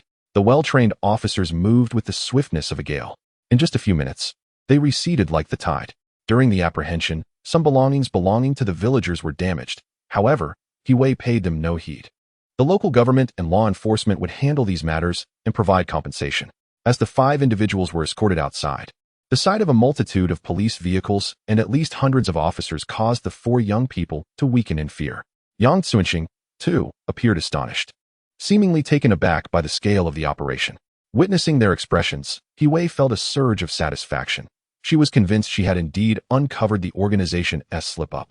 The 5 were swiftly taken to the interrogation room, under stringent security measures to prevent any occurrences akin to the assassination of the incineration worker. Hwei even ordered the ventilation system to be shut down as the interrogation commenced immediately. What is your purpose for being here? We are here for tourism. Even in such dire circumstances, they still dared to conceal the truth? Do you not recognize where you are? Speak honestly. Under the relentless pressure from the interrogators, these individuals, clearly lacking psychological resilience and experience in handling such situations, soon abandoned their intent to resist. We are here to conduct an anthropological research project. Chapter 23. Seamless Deception. He Wei had, of course, been aware of this all along. However, her focus did not lie there. Why did you choose to undertake this investigation? In He Wei's perspective, the 5 individuals led by Yang Xuanxing, regardless of their formal ties to the organization, were undoubtedly connected to it. This was the crux of her concern. When interrogated, Yang Xuanxing was remarkably candid. He identified himself as a businessman, claiming to be a descendant of the Zheng family, and expressed his desire to compile a family genealogy and establish a Zheng ancestral hall, which prompted this investigation. How did you communicate? He Wei inquired. Yang Xuanxing again furnished a straightforward account. Some time prior, this wealthy merchant of the Zheng surname had approached him with this request and had made an initial payment. Consequently, Yang Xuanxing convened several of his students to undertake the investigation. However, it was revealed that the payment had been made in cash, under He Wei's directive. The inquiry into this Zheng merchant unveiled that his identity was, in fact, fabricated, based on the testimonies of Yang Xuanxing and his students. The sketch of the Zheng merchant bore no match within the household registration system, as if this individual did not exist in reality.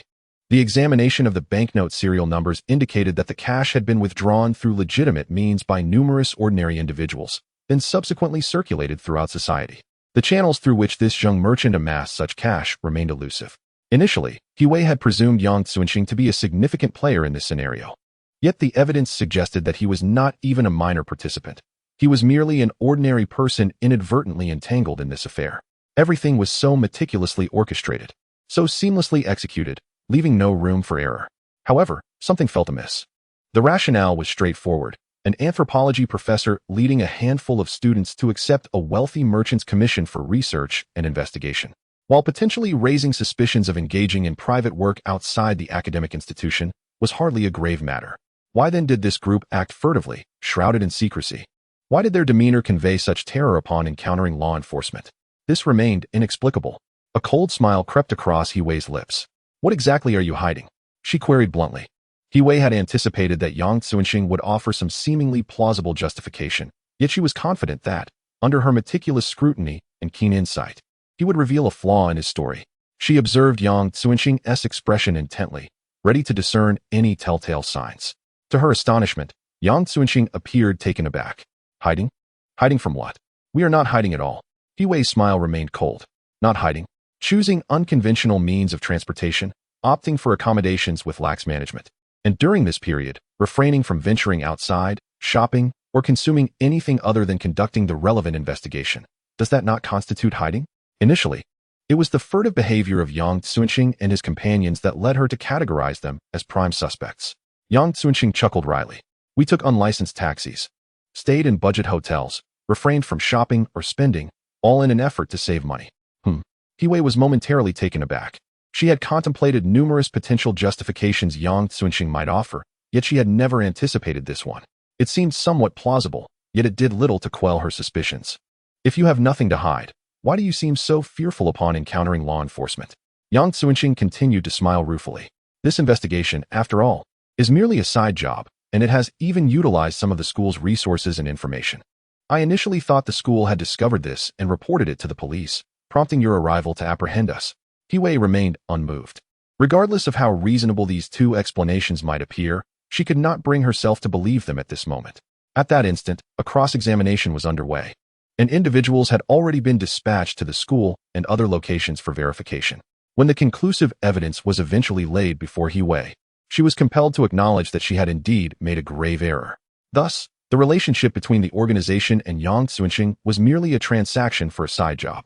Although the actions of Yang Xuanxing and his associates had, in a factual sense, provided some convenience and assistance to the organization, He Wei found it challenging to impose any penalties on them for these deeds. No law stipulates that workers must verify the legality of their employer before undertaking a task. At most, their actions could be deemed morally questionable, which could only warrant a minor disciplinary action from the school. Anything beyond that would be unreasonable. He Wei appeared dejected. She had no intention of further involvement in the subsequent proceedings. Yang Xuanxing and his companions had been released and were now congregated at the building's entrance, engaged in a hushed discussion. As He Wei contemplated her departure, she noticed Yang Xuanxing approaching with an ingratiating expression. He seemed ill-equipped for flattery, at least at that moment. The forced smile and obsequious demeanor appeared quite awkward. Officer, do you need something? Yang Xuanxing's posture bent involuntarily. Could you refrain from notifying the school about this incident? That individual surnamed Zheng has certainly fled, and the final payment is unattainable. The school may impose a penalty on me, which is inconsequential. But I am left with so little money now. If the school also confiscates that, I will be left with nothing. At this, He Wei felt an instinctive aversion rise within her. Her tone grew increasingly rigid. I'm sorry, how you are penalized is a matter for the school. I have no authority to intervene. Officer, please show some leniency. I truly have no other options. That child, Xiao Fong, is still waiting for the funds. My family is in financial straits, and my field of study is rather obscure, with few avenues for income. I have finally managed to earn a little. And if the school confiscates it, it would be detrimental for Xiao Fong. He Wei's expression became more serious. Who is Xiao Fong? Xiao Fong is also my student, hailing from a rural background. Yang Xuanxing sighed. Not long ago, we discovered he has a tumor that requires a substantial sum for treatment. We raised some funds, but it is still insufficient. Coincidentally, a man named Zheng approached me, offering a relatively generous budget. We thought, why not take on this task to earn some money for Xiao Fong's medical expenses? Officer, I implore you, please do not report this to the school. It was indeed wrong of us to utilize school resources for personal gain, and we assure you this will be our only transgression. Officer, I beg for your understanding. A few students gathered around, pleading with He Wei in unison. He Wei's expression grew increasingly serious. After a moment of contemplation, she said, please wait a moment. She stepped aside to make a phone call, verifying the details through her own channels. After a brief interval, she returned. Professor Yang, I regret to inform you that we must report this matter to your school. It is our protocol.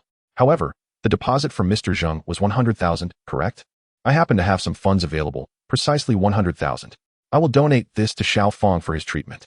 Professor Yang and his students stood in stunned silence.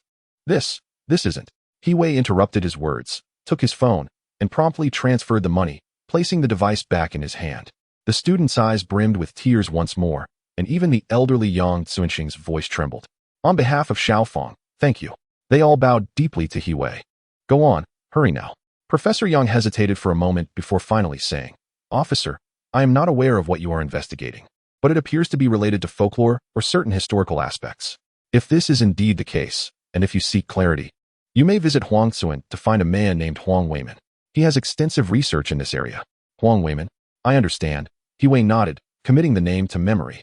After Professor Yang and his students departed, a pained expression crossed He Wei's face. She had initially anticipated a significant catch, yet ended up losing 10,000 of her own money. That evening, Zhang Dingshan, He Wei, El Qingliang, and Lu Ming convened once more in an encrypted online meeting room. The big fish has slipped away, He Wei remarked, somewhat despondent. It was merely a blunder. I ended up spending 10,000. She recounted the events that transpired. Although this incident appeared to be an isolated occurrence, He Wei recognized that it signified a complete repudiation of her previous strategy to trace the organization through investigative forces. Clearly, even if there were others, like Professor Yang's team, serving the organization, it would be nearly impossible for them to uncover any traces of it through this avenue. Due to interactions with Professor Yang Xuanxing's team, the organization has demonstrated considerable covert capabilities. In the scene, Zhang Dingshan's expression remained calm. Yet it did not herald any good news. I have been investigating several missing person cases, but to no avail. I possess ample reason to believe that the organization employed technologies beyond our current scientific understanding to erase traces during these disappearances. This suggests that pursuing this path may indeed be futile, perhaps with a sufficient number of cases over a prolonged period, akin to the repetitive acts of a serial killer. Usable clues might eventually surface. However, achieving that aim in the short term appears unlikely. LV Qingliang remarked, I have made some preliminary progress in my investigation. There are indeed peculiar legends that have persisted from the historical period we have identified, albeit fragmentary and sparse. Several experts have recommended an individual named Huang Weiman to me, claiming he possesses profound knowledge of the local history, culture, folklore, and legends. I intend to visit him tomorrow. Chapter 24. The Duck Slayer Huang Weiman? This name piqued He Wei's interest. She recalled that Professor Yang Xuanxing had also recommended this person to her earlier that day. Indeed, Huang Weiman, LV Qingliang continued. He is not an expert or a professor. Rather, he is a failed college entrance examination candidate from the last century. Since his failure, he has remained in his hometown of Huang Village, neither venturing out nor working, relying instead on farming and raising livestock for sustenance. He has a keen interest in local customs, legends, and history. His obsession with researching these topics led him to spend exorbitant amounts of money on materials, resulting in a rather severe altercation with his wife. To this day, he remains engrossed in his pursuits, often neglecting his fields, earning a notorious reputation for idleness in the surrounding areas. This man's life may well be a tragedy. Yet, the fact that his name appears in the recommendations of numerous experts with whom L.V. Qingliang has interacted, as well as from Professor Yang Xuanxing in He Wei's acquaintance, attests to his commendable expertise in this field. It may be of little practical use in the realm of everyday life, explaining why he is deemed idle. However, it aligns perfectly with our current needs. Let us go together tomorrow. Very well. After a brief exchange summarizing the day's findings, the group turned their attention to Lu Ming. I have no particular thoughts today. All right then, let us conclude for today. Early the following morning, L.V. Qingliang and He Wei met and then drove an SUV towards Huang Village, a small mountain village situated less than 5 kilometers from the core location determined by the genetic tracing, Nanjikan, as they navigated the undulating small cement road through the mountains. The verdant peaks visible through the windows prompted L.V. Qingliang to reflect on the region's exquisite scenery. Along the way, one occasionally encounters villagers carrying burdens or driving ox carts. However, even in this remote mountain village, the number of individuals opting for such modes of transportation is dwindling. Instead, various agricultural machinery or even small cars are becoming more prevalent.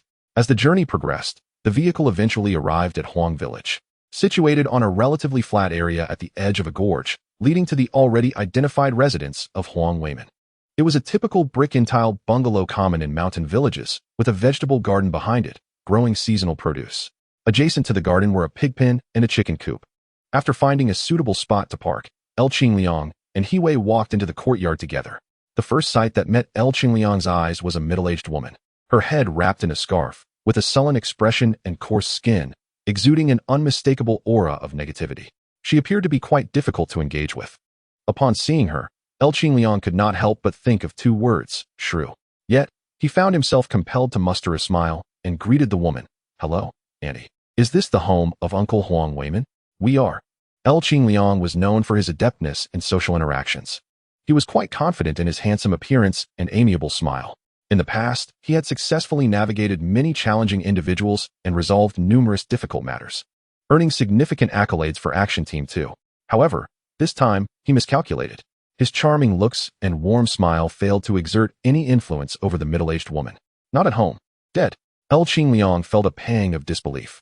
Just then, a middle-aged man's voice emerged from within the house. Guilan, who is there? A man, dressed in a style reminiscent of the late 20th century, with a pen tucked into the pocket of his crisp shirt and thick glasses perched on his nose, emerged. L. Qingliang immediately recognized him. This was Huang Weiman, frequently mentioned by various experts. Upon seeing L. Qingliang and He Wei, Huang Weiman's face lit up with a smile. I am Huang Weiman. And you too are? Uncle Huang. L. Qingliang began to greet him. But before he could finish, he was interrupted by a thunderous voice. The middle-aged woman, who perfectly embodied the image of a shrew, swung a broom fiercely at Huang Weiman while shouting, Huang, have you fed the pigs? Have you fed the chickens? Have you repaired the duck pen? All you do is bury yourself in those old books while the wheat withers. Huang Weiman's face turned pale with fear. He managed to muster an apologetic expression towards L. Qingliang and He Wei before hurriedly rushing off to prepare pig feed. The woman, referred to as Guilan, remained undeterred, standing with her hands on her hips and continuing to berate him. All you do is associate with your useless friends. Have you ever met any wealthy individuals? One by one, they arrived, looking disheveled and empty-handed, seemingly intent only on scrounging for a meal. A sense of unease gripped L. Qingliang as he instinctively glanced at his own hands and then at He Wei's. Both were devoid of offerings. Oh no, he thought inwardly, realizing he had forgotten to bring a gift. Despite his self-proclaimed ability to handle any situation, he had made this grievous error. The middle-aged woman appeared increasingly incensed, her tirade escalating as she landed a stinging slap on Huang Weiman's back, causing the frail man to stumble and spill the carefully prepared pig feed. When will you amount to anything? You are utterly useless, unable to feed the pigs or raise the ducks. All you do is consume resources without contributing. It is I who bear the weight of this household, sustaining you, a good-for-nothing who cannot even tend to the children and attracts unsavory characters, neglecting the ducks in your idle chatter. It seemed that many had approached before L. Qingliang and He Wei, for amidst the woman's vitriol, Huang Weiman's face burned crimson. yet he dared not utter a word. Instead, he hastily picked up a broom to sweep the feed back into the trough, scurrying towards the pigsty. The woman continued her relentless pursuit, berating him all the while, punctuating her words with the occasional slap or kick. Huang Weimin maintained a facade of a smile throughout. Turning his gaze, El Qingliang noticed He Wei's expression was as frigid as ice, her fists clenched tightly. Do not act impulsively. El Qingliang felt a surge of trepidation. Should He Wei lose her temper and strike the middle-aged woman? Though she seemed indeed intolerable, he knew such violence was unacceptable. This was neither the place nor the manner for confrontation. Is he a man or just a coward? Can such a timid person truly be an expert? Have we made a grave mistake in our choice? He Wei ground out through clenched teeth. El Qingliang wholeheartedly agreed with her sentiment, yet reason reminded him that he had not erred in his judgment. Perhaps we should return another day. Today does not seem appropriate, he suggested. As they turned to leave quietly, a fleeting glimpse caught El Qingliang's eye. There, amidst the dust and dirt near the pigsty, lay a seemingly wooden sculpture. Its large eyes, distorted visage, and slightly parted mouth gave it an unsettling presence. A jolt of recognition coursed through El Qingliang. In that instant, the wooden figure bore an uncanny resemblance to a statue of dubious cult-like origins that He Wei had seized from Sun Yang's secret chamber. While the two were not identical, numerous details diverged, yet, overall, they shared an alarming resemblance of over 70%. The wooden carving rested carelessly in the corner, shrouded in soil and grime. Prior to this moment, the two individuals had summoned what could be described as a formidable force to investigate a statue suspected of being an idol of a cult, diligently collecting information related to it. Yet, despite their immense efforts, extensive research, and consultations with numerous experts, they remained utterly devoid of any useful findings. Now, astonishingly, beside the pigsty of a failed college entrant from the last century, they discovered a statue that bore a striking resemblance to the one they had been investigating. Noticing the unusual behavior of Lu Qingliang, He Wei followed his gaze. In that instant, her body froze in place as well. At that moment, both of them abandoned the notion of departing. Regardless of the circumstances, they felt compelled to seek clarity regarding this matter. He Wei gently nudged Lu Qingliang's arm. Didn't you always assert that anyone could handle this? Lu Qingliang, engulfed in a sense of bitterness, reflected on his previous assertions. Indeed, he had made such claims before. However, the individuals he had previously interacted with were, if not influential and affluent, at the very least well-educated, capable of engaging in logical and rational discourse. Now, it was evident that Huang Weimin was under the influence of this middle-aged woman, who, by all appearances, did not seem like someone amenable to calm communication. Had he faltered at a critical moment? Silence. Lu Qingliang hissed in a hushed tone, quickly donning a smile as he approached the still vocal middle-aged woman. Auntie, he began, prompting the woman to cease her tirade against Huang Weimin and regard him with a look rife with sarcasm, her tone dripping with mockery. Oh, who might you be? Before she could finish her sentence, Lu Qingliang swiftly interjected, wary of hearing something unpleasant that might provoke him to lose his temper. Auntie, we are not here to see Uncle Huang. We have come to find you. Find me? For what purpose? The mockery in her expression persisted, though her words softened slightly. Lu Qingliang steeled himself and hurriedly explained, we are tourists visiting the area. We heard that the ducks you raise are the authentic variety, and that your culinary skills with duck are unparalleled, so we wish to sample it. We will pay. The middle-aged woman regarded him with skepticism. Really? How much will you pay? 3 to 500. 500 for a single duck. Here. Fearing her disbelief, Lu Qingliang promptly counted out 500 and pressed it into her hand. In that instant, a smile blossomed on her face. Oh, well, hey, she turned to Huang Weimin. You, with your lack of foresight, hurry up and prepare a duck. Chapter 25, The Mountain God Prepare a Duck? Oh, all right, just a moment. Huang Weimin nodded quickly, lowering his head as he complied, then retrieved an old bicycle from beside the pigsty and pedaled away swiftly. Lu Qingliang knew that Huang Weimin's duck farm was located about 2 to 3 kilometers away by a river valley. It was clear that he was off to catch some ducks. Upon encountering a substantial sum of money, the middle-aged woman referred to as Guilan by Huang Weimin underwent a remarkable transformation in demeanor. A radiant smile instantly adorned her face, and her conversation became notably more enthusiastic. Oh my, look at this place, it's quite untidy. Please, have a seat, let me fetch you some water. Guilan promptly located a table, set it up in the shade, and after wiping it down, retrieved 2 cups to fill them with water. Take a moment to rest. I shall prepare a few small dishes for you. El Qingliang and He Wei exchanged glances across the table while Guilan busied herself. Before long, A plate of smashed cucumbers and a dish of cold wild vegetables were presented. At that moment, Huang Weimin returned, handing a quacking duck to Guilin. Quickly, go boil some water, he urged, hastily moving to heat the water. Guilin, with remarkable efficiency, swiftly dispatched the duck, plucked its feathers, chopped it into pieces, and began to cook. This woman, despite her assertive nature, possessed nimble hands. In that moment, as they observed Guilin's industriousness, which was both frenetic and impeccably organized, a shared thought emerged in the minds of Qingliang and He Wei. Conversely, Huang Weimin appeared somewhat clumsy, often proving more of a hindrance than a help, ultimately being shooed out of the kitchen. Embarrassment written all over his face as he took a seat nearby. With Guilin present, it seemed an inopportune moment for a conversation with Huang Weimin. Thus, they resigned themselves to waiting. Time flew by, and as noon arrived, the duck was finally ready. Father, I've left some buns for you in the pot. You entertain at home while I head to the duck farm to change the water. Having finished with the duck, Guilin hastily snatched a bun from the pot, grabbed a piece of pickled vegetable, and hurried away.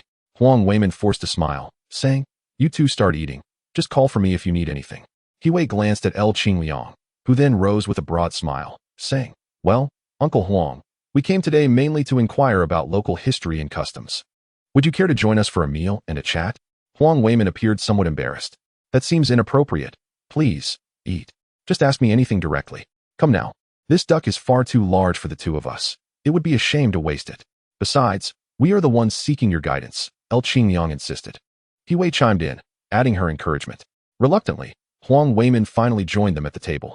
As He Wei surveyed the table, a sudden thought struck her, prompting her to rise. "Please, continue eating. I'll be right back." She swiftly made her way to the village shop, exuding a generous spirit. "I would like the finest bottle of your best wine." He Wei was prepared for a significant expenditure, yet she felt it was a worthy investment. If a mere meal and a bottle of wine could yield crucial information from Huang Weimin, it would be an exceptionally rewarding deal. The shopkeeper glanced at He Wei and casually handed her a bottle of wine, stating, "That will be 40. It is a local spirit known as Woi Daku." 40? He Wei was momentarily taken aback.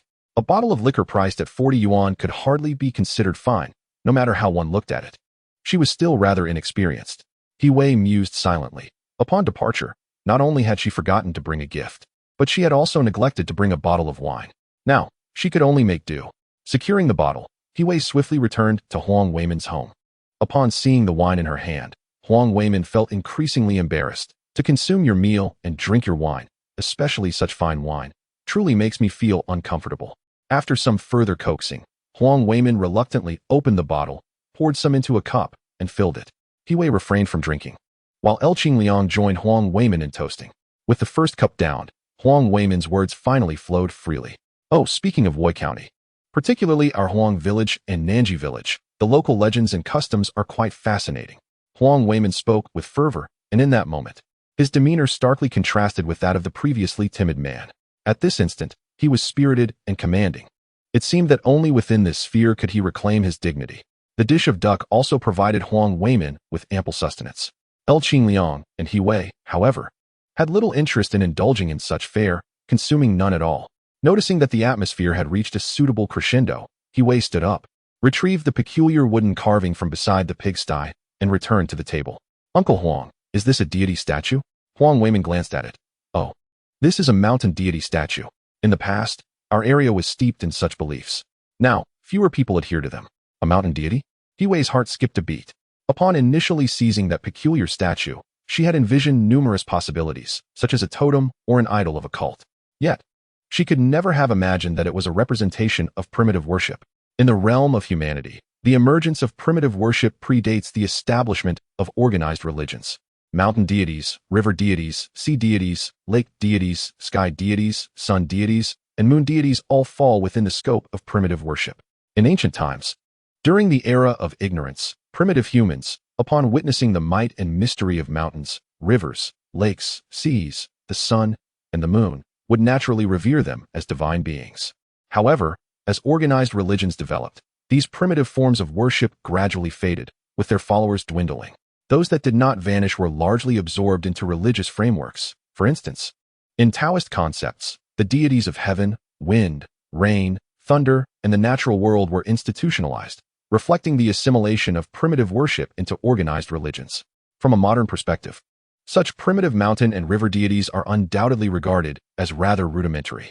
Particularly, a mountain deity venerated in a remote village, lacking any association with notable mountains or rivers, is perceived as even more inferior.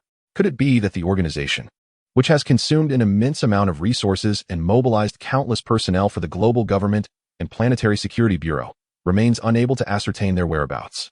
This organization, suspected of possessing technology beyond human comprehension and potentially linked to certain supernatural forces, ultimately adheres to the worship of such a lowly mountain deity? Wei organized her thoughts and continued to inquire. Why does this mountain deity take on this particular visage? Is there any explanation for it? After all, the representation of this mountain god is rather unconventional. During her previous research, Wei had encountered numerous depictions of mountain deities from various regions, typically portrayed with majesty, solemnity, ferocity, benevolence, or compassion. The purpose of a deity's image is to evoke feelings of fear, closeness, and attachment among the faithful, aligning with the principles of religious development. When believers are instilled with fear, they yield. When they feel a sense of closeness, they lean on and revere the deity. An image that incites feelings of disgust or aversion in the faithful is deemed inadequate. Worship founded on such a core will not endure. The image of this deity, however, elicits an eerie sensation, akin to that of a ghost or malevolent spirit, as if the human form has been grotesquely contorted, prompting an instinctive desire to retreat. Huang Weimin remarked, "I am not entirely certain. However, I have researched that in ancient times, the local mountain deity did not possess this form. Please wait a moment while I search for more information." Huang Weimin rose and rummaged through the room for a while before presenting a piece of paper. "This is a copy I made from an ancient text. Take a look." It depicted a deity with 3 heads and 6 arms, exuding an imposing strength. "This is the appropriate representation of a divine being?" Qingliang inquired. "When did the image of the mountain deity transform into its current form? Do you know the cause of this change?" "It is difficult to pinpoint a specific time. I have examined the literature and studied this matter, and can only ascertain that it likely occurred during the reign of the Ming dynasty, between the Zhengde and Wanli emperors." At that moment, both Qingliang and Wei felt a profound jolt within their hearts. Previously, during the genetic tracing initiative, the first ancestor who exhibited the mutation of the one gene lived during the era of the Yongle to Jiajing emperors of the Ming dynasty. Now, the time frame for the transformation of the mountain deity's image in the villages of Huangcuan and Nanjikan falls between the Zhengde and Wanli emperors. This period coincidentally follows the former time frame, with both periods nearly adjacent to one another. It seemed, in some inexplicable manner, that something was coming together at this moment. Could this be mere coincidence? At least, both Qingliang and Wei were utterly unconvinced that it was so. As for the cause of the change, I am also uncertain. It may relate to some form of collective hysteria or rumors and legends. The most renowned incident of collective rumor in recent history is the soul-calling event that occurred during the Qing dynasty. Due to rumors suggesting that someone had employed malevolent sorcery, utilizing human hair to cast curses, a nationwide panic ensued, culminating in months of demon exorcising operations that resulted in an untold number of fatalities, leaving a significant mark in the annals of history. So, what rumors circulated during that time? That is indeed a lengthy tale. At this moment, Huang Weimin's face began to flush with excitement, observing the 2 young outsiders, who were so engrossed in listening that they neglected even to partake in their meal of duck, only heightened his enthusiasm. It had been a long time since he had such an opportunity to articulate his research findings with such fervor. This matter must commence with a tale of a destitute boy. Chapter 26. The cannibal. This narrative is referenced in both the Blue Lake Chronicles and the Wind Pavilion records. At that time, we had a retired county magistrate who dubbed himself the Blue Lake Recluse and authored a local memoir titled the Blue Lake Chronicles. It lacks widespread recognition, appealing primarily to individuals like myself. The Wind Pavilion records, similarly, was penned by an old scholar who referred to himself as Mr. Wind Pavilion. Although the 2 accounts contain slight discrepancies, the overarching narrative remains consistent. Qingliang and Wei listened with even greater attention. It is said that during that era, there was a poor lad in our region. This boy was destitute, without parents or siblings, resorting to petty thievery or foraging for medicinal herbs and hunting to sustain himself. One day, this impoverished youth, accompanied by a fellow who shared his plight, ventured into the mountains for hunting. However, after 4 or 5 days had passed without their return, the situation was deemed ordinary, as hunters often took several days to return. Furthermore, these 2 were misfits, lacking social connections, which led to little concern for their absence. Days stretched into over 10, and still, the two remained missing. Villagers speculated that perhaps an accident had befallen them. Maybe they had fallen off a cliff or been devoured by a wild beast. Strangely, rather than mourning, the villagers felt relief, grateful that their village was rid of a menace. However, the tranquility was short-lived. After a few more days, the impoverished lad returned, albeit alone. He recounted that they had encountered a ferocious beast in the mountains, and while fleeing, he had lost his companion, who tragically fell to his demise. Such incidents were not uncommon in those times, and skepticism was minimal. Yet, following this event, inexplicably, the impoverished boy suddenly acquired wealth. His family constructed a grand residence, purchased land, procured fabrics from the county town, and even employed tenants, effectively transforming into a landlord. Curiosity surrounding the source of his newfound fortune arose. But the boy remained tight-lipped, attributing his prosperity to good fortune and the favor of a high-ranking official from the county. As time passed, rumors began to circulate that the boy had discovered treasure in the mountains. There were whispers suggesting that his absent companion may have met with foul play at his hands, leading to his solitary acquisition of the riches. Others speculated that he had stumbled upon ancient ginseng or rare fungi, with tales of varying absurdity circulating among the villagers. In summary, this young man became affluent and emerged as a landlord. However, he had a penchant for gambling. Even when he was impoverished, he indulged in bets. And now that he had wealth, his wagers became even bolder. Before long, he lost his houses and land, and his recently arranged marriage fell apart. Once again, he found himself in destitution. At that time, there was a simpleton in the village who was perpetually dazed. One day, this simpleton suddenly vanished. His family began to search for him, but to no avail. Subsequently, people discovered that the impoverished young man had also gone missing. Initially, no one linked these two occurrences. Later, the young man returned, and astonishingly, he was once again prosperous. His land and houses had returned to him. When the villagers inquired, he claimed to have encountered a benefactor. This time, the villagers grew somewhat skeptical.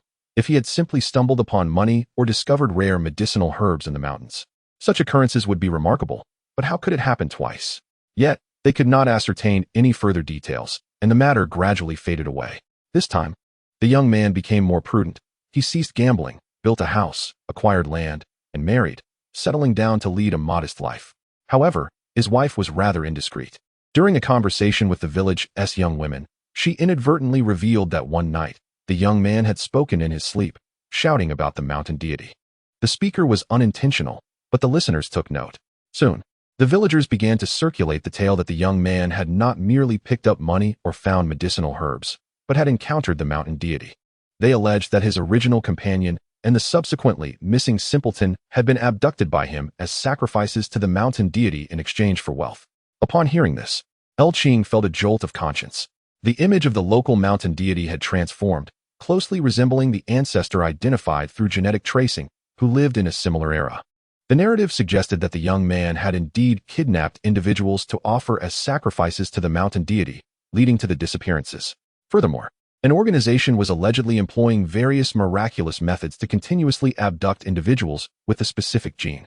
The sculpture within Sun Yong's secret chamber bore a striking resemblance to the local mountain deity's image. Ching and Wei exchanged glances, both recognizing a grave seriousness reflected in each other's eyes. At this moment, Huang Weiman spoke of the rising tide of events. He took a piece of duck meat, savored it in a few bites, spat out the bones, and then raised his glass, emptying it in one gulp. After a moment of contemplation, he resumed his tale.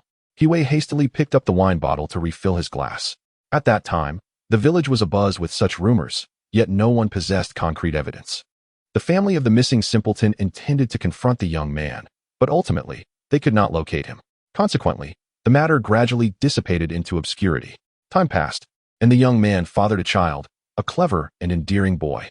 The Blue Lake Chronicles noted that by the age of 3, the boy could recite poetry, and by 5, he could write, becoming renowned as a prodigy in the surrounding areas. Mr. Fengting, an esteemed scholar, even examined the child, returning with high praise. In a modest household, wealth unexpectedly flourished, and with such a remarkable child, one could not help but shower him with affection. They even engaged a tutor who came to their home to impart the teachings of the Confucian classics, preparing the child for the imperial examination, with aspirations of becoming a high official and bringing glory to the family.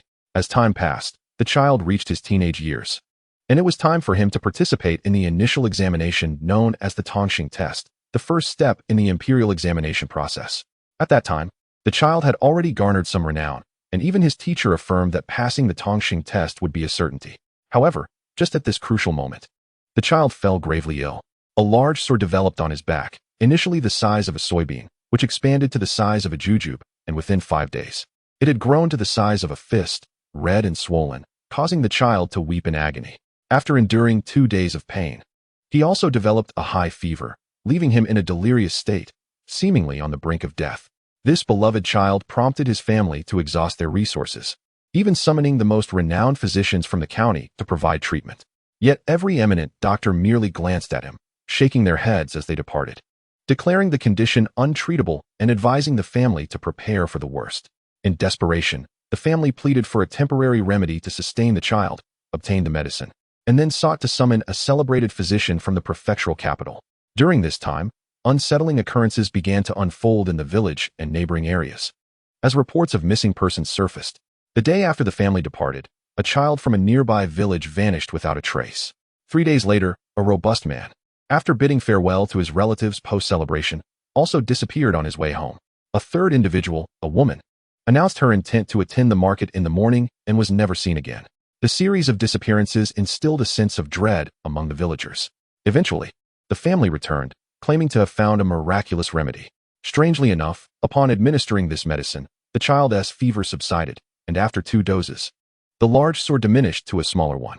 After the 3rd dose, the child was able to rise from bed, eat, and drink, his complexion returning to health. A full recovery in sight. Even more curious was the fact that since the family's return, no further disappearances occurred in the surrounding villages. Thus, rumors began to circulate, suggesting that the family had sacrificed 3 individuals to the mountain deity, 3 individuals for 3 doses of medicine, saving the child's life. Qingliang listened intently, an uncontrollable thought emerging in his mind. If the mountain deity in the tale was indeed the one revered by the organization, and if the organization's purpose in abducting individuals mirrored that of the impoverished boy's sacrifices to the deity in pursuit of some benefit, then it could be inferred that the 3 doses of medicine were not merely a result of the abduction of 3 individuals. Instead, it was likely that only the last individual possessed the requisite gene. The first 2 bore no such gene, rendering their sacrifice to the deity futile. In ancient times, lacking genetic testing technology, the impoverished boy could only rely on sheer luck by abducting multiple individuals. Of course, Qingliang understood that this was merely a fleeting notion, a conjecture.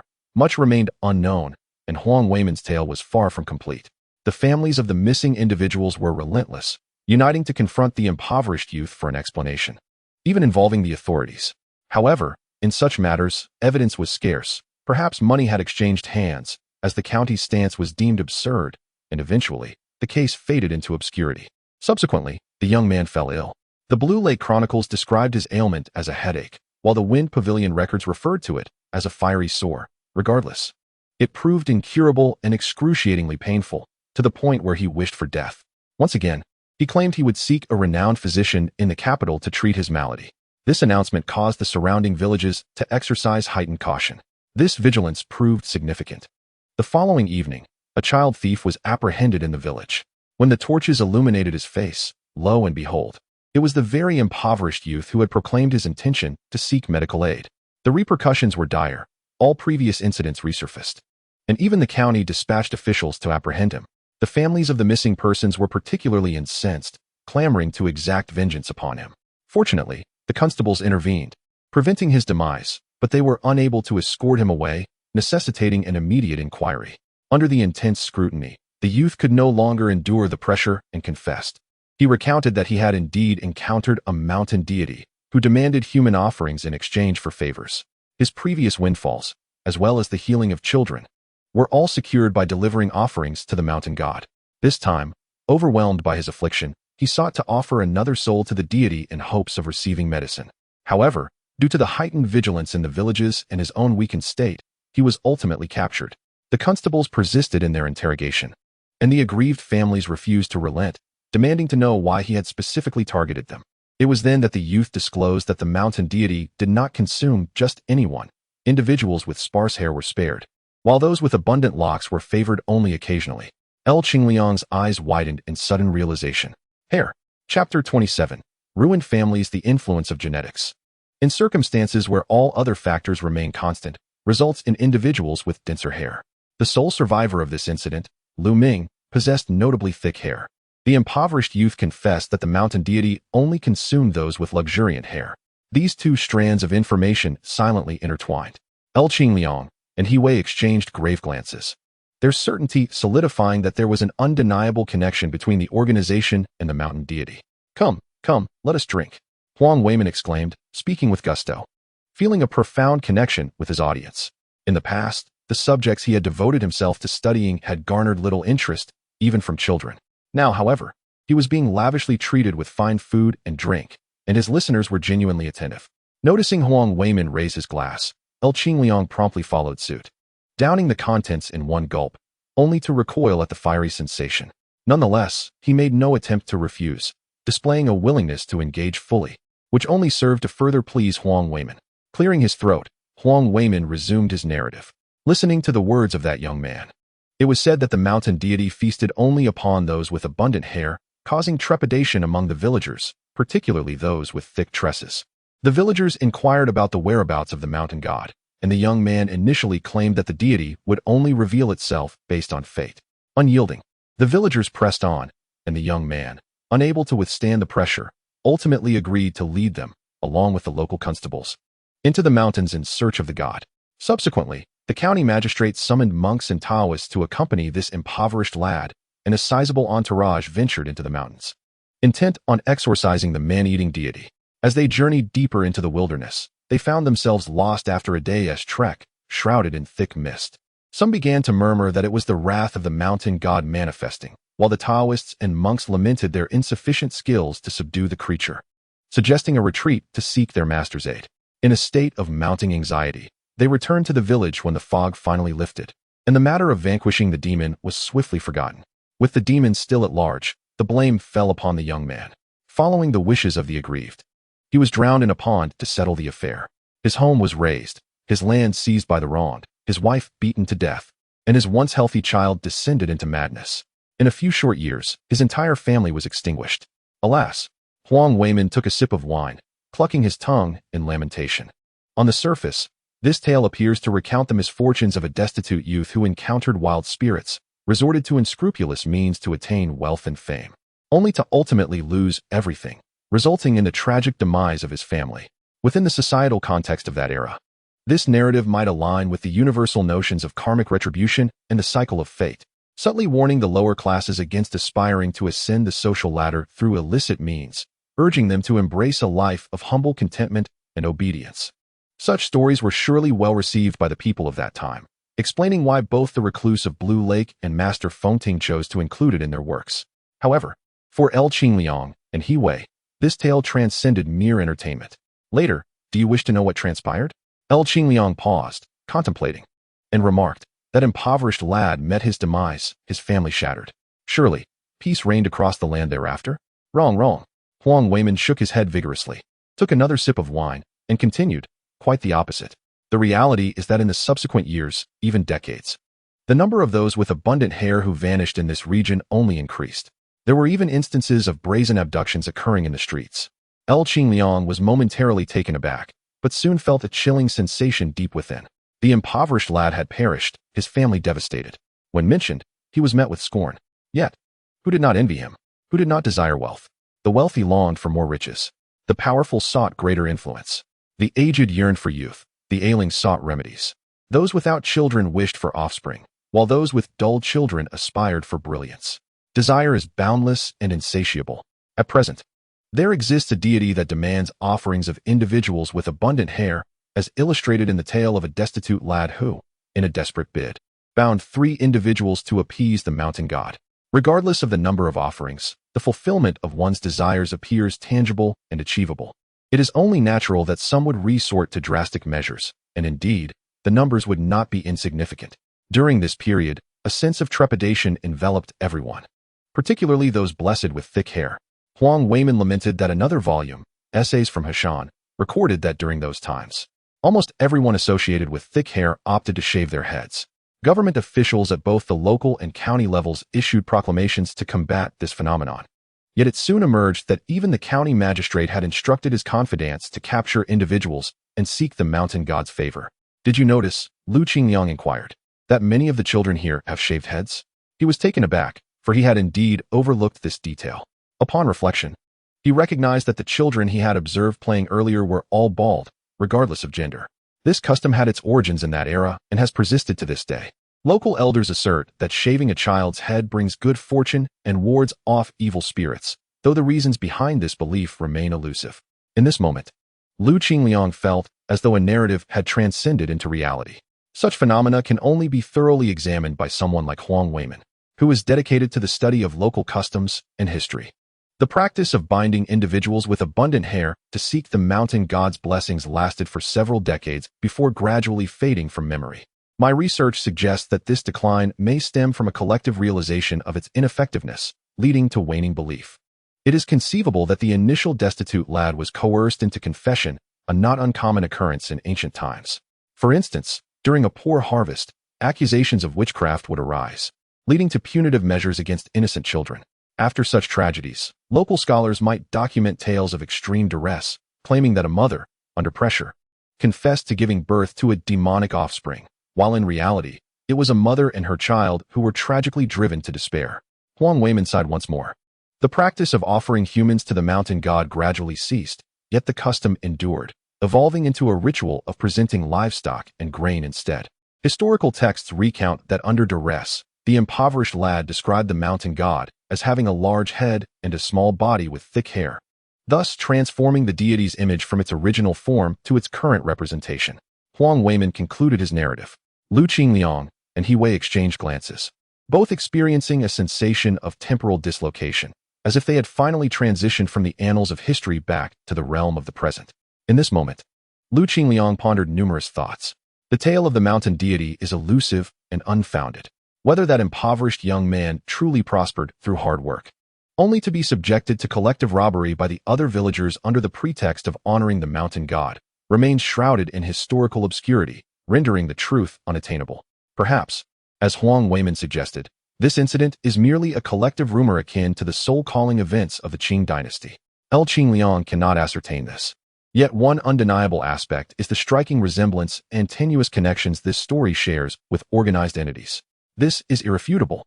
The reason behind the eventual disappearance of the practice of human sacrifice to the mountain deity may not stem from the deity's waning efficacy, but rather, perhaps not every individual with a thick mane possesses the requisite genes. Uncle Huang, could you lend us your collection of ancient texts such as Blue Lake Notes, Wind Pavilion records, and Crane Mountain essays related to that era for a while? We can provide a deposit and rental fee. Huang Weimin merely recounted a story from that time, yet many more events may have transpired, concealed within rare texts that seemingly only he possesses. Although Huang Weimin appeared somewhat hesitant, he ultimately acquiesced. With this arrangement finalized, today's gains were already substantial, rendering any further analysis unnecessary at present, thus creating a more relaxed atmosphere at the dining table. In all fairness, if Qingliang and He Wei were to evaluate Huang Weimin, they would find him quite intriguing. His profound knowledge, albeit limited to local history, is accompanied by a witty and humorous command of language, effortlessly sharing captivating folklore and historical anecdotes that enthralled both Qingliang and He Wei. During their conversation, He Wei could no longer suppress her long-held question. Uncle Huang, you and Aunt Guilin, your shortcomings and her assertiveness, she has witnessed it all. A sense of sympathy for Huang Weimin welled up within her. Initially, he appeared somewhat awkward, as if pricked by a painful truth, yet soon found solace. Do not blame Guilin, blame me, he said, shaking his head with a hint of melancholy. I have lived my life in a muddled fashion. Apart from reading, I possess no other skills. No matter how many books I read or how many historical anecdotes I accumulate, it does not bring in a penny. It renders me somewhat useless. Providing for the family and raising the children has been Guilin's responsibility. She is the pillar of this household. Despite her fiery temper, she has ensured that I want for nothing. Our children have all that others do. Though she has threatened numerous times to burn my books, she never did, even clearing a space specifically for them. What more could I desire? Both Qingliang and He Wei fell into a contemplative silence. Setting that aside, I noticed your keen interest in the mountain deity. There is a temple on the back mountain, still quite popular. Would you like me to take you to see it this afternoon? Chapter 28. The consultant in response to Huang Weimin's invitation. Both El Qingliang and He Wei expressed keen interest, thus solidifying the arrangement. Once all matters were discussed, the atmosphere lightened considerably. Huang Weimin and El Qingliang finished the bottle of wine together. It was only at this moment that Huang Weimin suddenly realized, "Oh dear, why hasn't anyone eaten? Am I the only one dining?" A duck weighing around 4 to 5 pounds had nearly been devoured by Huang Weimin alone. In front of him, the bones were piled high, while El Qingliang and He Wei had not touched their chopsticks at all. Engrossed in the conversation, they had completely forgotten about the food. Now, prompted by Huang Weimin, both felt a pang of hunger. "Let us eat," they exclaimed, grabbing their chopsticks to indulge in the duck. Huang Weimin interjected, "It has gone cold. Allow me to reheat it." After warming the duck, he also fetched some steamed buns and a bowl of millet and mung bean porridge. Finally allowing the two to commence their meal, El Qingliang found himself somewhat detached from the flavors, still lost in contemplation of the earlier tale. In contrast, He Wei was wholly absorbed, focusing intently on the duck. El Qingliang observed her expression grow increasingly serious and contemplative, as if recalling something of great significance. Setting down his chopsticks, he too adopted a more earnest demeanor. "He Wei, what troubles you?" He Wei placed her chopsticks down, sat up straight, and looked at El Qingliang with gravity. "It is exquisite." El Qingliang did not quite catch her words. "What did you say?" "I said," He Wei articulated slowly. "It is exquisite." "The duck?" "Indeed," He Wei nodded earnestly. "As someone who has traversed the culinary world, I am well versed in the unique flavors from every corner of the globe, whether it be the skewers of the Northwest or the roasted geese of the South. I am familiar with every type of noodle, every form of stir-fry, and every soup. Yet, this stir-fried duck possesses a flavor unlike any I have encountered before. It is simply delightful." El Qingliang, incredulous, took another piece of duck and savored it thoughtfully. "Indeed, it is delicious. Yet, I cannot quite pinpoint what makes it so. To proclaim that it is unparalleled in flavor may be an exaggeration," he mused. "You do not understand," He Wei replied, shaking her head. "The essence of this duck's flavor can only be appreciated by seasoned gourmets like us. It has a distinctly unique aroma that permeates the meat, harmonizing with the savory essence. Complemented by the sauce, truly perfect. However, I cannot articulate this aroma's precise nature. Some flavors are so unique that they defy description, one must experience them firsthand. Take the prized matsutake mushroom, for instance. Its fragrance is similarly elusive." She turned to Huang Weimin, asking, "Uncle Huang, how is this duck prepared?" Huang Weimin chuckled heartily. "You are not the only ones to sing its praises. Other guests have remarked on its deliciousness as well. The secret lies in Guilan's culinary skills. Her family has a time-honored recipe that incorporates small fish and shrimp, along with various herbs to create a sauce that infuses the duck with this remarkable aroma." Other guests? El Qingliang noted the significance of those 4 words. "It appears that we are not the first to seek out the delectable duck. It is no wonder that when I first mentioned my desire for duck to Guilan, she harbored no doubts and readily believed me." "Delicious, truly delicious," He Wei exclaimed, indulging in her meal once more. It was evident that the duck had thoroughly captivated her palate. She felt immense satisfaction after finishing the meal. Once they had completed their feast, Huang Weimin locked the door and ushered the two into the car, setting off towards the mountain temple. They halted midway, disembarked, and embarked on a winding path up the mountain, ultimately arriving at the temple. The structure was nestled against the hillside, with a small river meandering beside it. A dirt road snaked its way from the base of the mountain to this spot. The temple was modest, merely the size of a single room. Upon entering, they observed an array of fruits and offerings. As Huang Weimin had indicated, the statue of the mountain deity indeed bore a peculiar appearance, characterized by a large head, thick hair, and a diminutive body. It was indistinguishable from the wooden carving beside Huang Weimin's pigsty and bore a striking resemblance to the one confiscated from Sun Yang's secret chamber. Lu Qingliang scrutinized the statue meticulously, his thoughts seemingly drifting back to an era hundreds of years prior. Meanwhile, He Wei busily captured photographs with her phone. A notion, or perhaps a hypothesis, began to take shape in her mind, yet it remained incomplete and required further contemplation and organization. Aside from the statue, there was little of note at the mountain temple. He Wei had no intention of uncovering traces of the organization through the deity's followers, as preliminary investigations had revealed them to be ordinary villagers, mere devotees. Worshipping the mountain deity, making wishes, was predominantly a local custom, hardly qualifying as a true belief system, let alone suggesting the existence of a clandestine organization. One thing seemed certain. The mysterious organization might have historical ties to the mountain deity, but over the passage of time, it had undoubtedly distanced itself from this primitive form of worship. After visiting the mountain deity, the group returned to Huang Weimin's home, where they entered his library. This was a modest room designated specifically for the purpose of housing his collection. Although the conditions for preservation were less than optimal, it was evident that Huang Weimin had made every effort to safeguard these books within the constraints allowed. For instance, despite the number of books, they were all neatly arranged. The room was spotless, and each book was covered with protective plastic to shield against dust and moisture. Traditions and folklore are not necessarily things that must be preserved or continued. Huang Weimin gently caressed the old tomes as if they were cherished lovers, lamenting, "Times are changing, evolving. It is only natural for certain elements that cannot adapt to be discarded. There is no need to create a so-called heir to study these obsolete skills, enshrined as mere mascots. I feel that it suffices to document such things, allowing people to know that they once existed in the tapestry of history. After all, isn't this also an integral part of our culture? Culture, in essence, cannot merely document those successes and materially significant elements without the foundation of what has been discarded. How can we cultivate newer and better innovations? Only by acknowledging the multitude of outdated aspects can we truly cherish the novelties that grace our lives."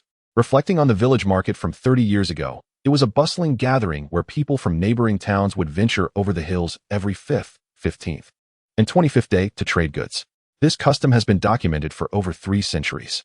Of course, it has faded in the face of modern transportation, allowing one to procure items from the county town at any time, who still attends markets.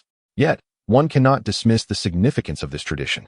Understanding the hardships of past transactions enables us to appreciate our current circumstances and lifestyle. Huang Weimin expressed his sentiments with deep emotion. Lu Qingliang noticed a desk stacked high with manuscripts, filled with handwritten notes. "Uncle Huang, what is this?" Huang Weimin waved his hand dismissively. "I've merely compiled our local history, customs, and legends into a manuscript for my own amusement." Undoubtedly, this was a labor of love, the culmination of decades of diligent research and organization. Far from the triviality, he suggested. "That's remarkable." He marveled and inquired, "Have you considered publishing a book? Who would read such a thing?" "There's no publisher interested. Some have suggested self-publishing, but my family is not well off, and Gue Lan is already overwhelmed. I cannot add to her burdens," he replied. "But you desire historical, cultural, and legendary materials from the Ming dynasty to the present, correct? Wait here, I'll organize it for you." The two stepped outside momentarily. He pondered, nudging Lu Qingliang with her elbow. "Uncle Huang has done us such a great service. Shouldn't we find a way to assist him? How can we help?" he queried. "Aren't you a rich second-generation heir? Your family has wealth. Why not contribute some money to help Uncle Huang publish his book?" Lu Qingliang, renowned as a wealthy heir, was well known throughout their unit. Yet, his expression turned somber. "Self-publishing would cost at most 100,000 yuan, which isn't much. But you know well that I fell out with my family, which is why I joined this confidential unit. They've cut off my allowance. Now, like you, I live on my salary. Alas, life is difficult. Where would I find the money? Perhaps we could pool our resources?" Wei's face mirrored his distress. "It was manageable until I donated all my money to that Xiaofang. I'm struggling too. I wanted to buy some matsutake mushrooms, but now I'll have to wait until my salary comes in again." They both sighed in unison. After a moment, Lu Qingliang suddenly recalled, "This is our work. After all, there's no logic in using our own money for this purpose. Aren't our funds quite sufficient? Let us submit a report to the captain, suggesting we invite Uncle Huang to serve as our consultant." Wei's eyes sparkled with realization. "Indeed. I'll call the captain right away." Moments later, she returned. "The captain has agreed. The project can be outsourced, and you can submit a funding application to the department."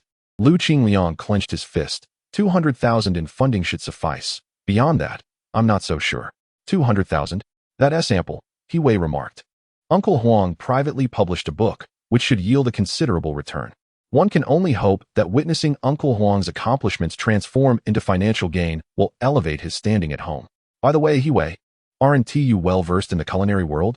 This duck is exceptionally delicious. Could you help promote it? Perhaps share some videos within your circle. If more people come to dine, Aunt Guilan will profit, and Uncle Huang will find himself in a better position. You're right. How did I not think of that? Leave it to me, she replied. This afternoon, we'll pack a few ducks to take home, and I'll film the preparation process. Chapter 29. Cultivation of talent. Due to the vast amount of ancient texts and materials involved, Huang Weimin had not completed his organization that afternoon. Therefore, Wei and Lu Qingliang bid farewell, agreeing to return the following day. After finding a place to stay in the county town and resting briefly, they awaited the designated time for their evening meeting. At this moment, Darkness had already enveloped the area. In the midst of the vast sandy sea, however, the field hospital where Lu Ming resided remained illuminated by daylight.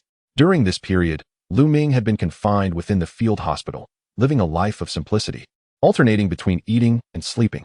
The nightly meetings had become the highlight of his day.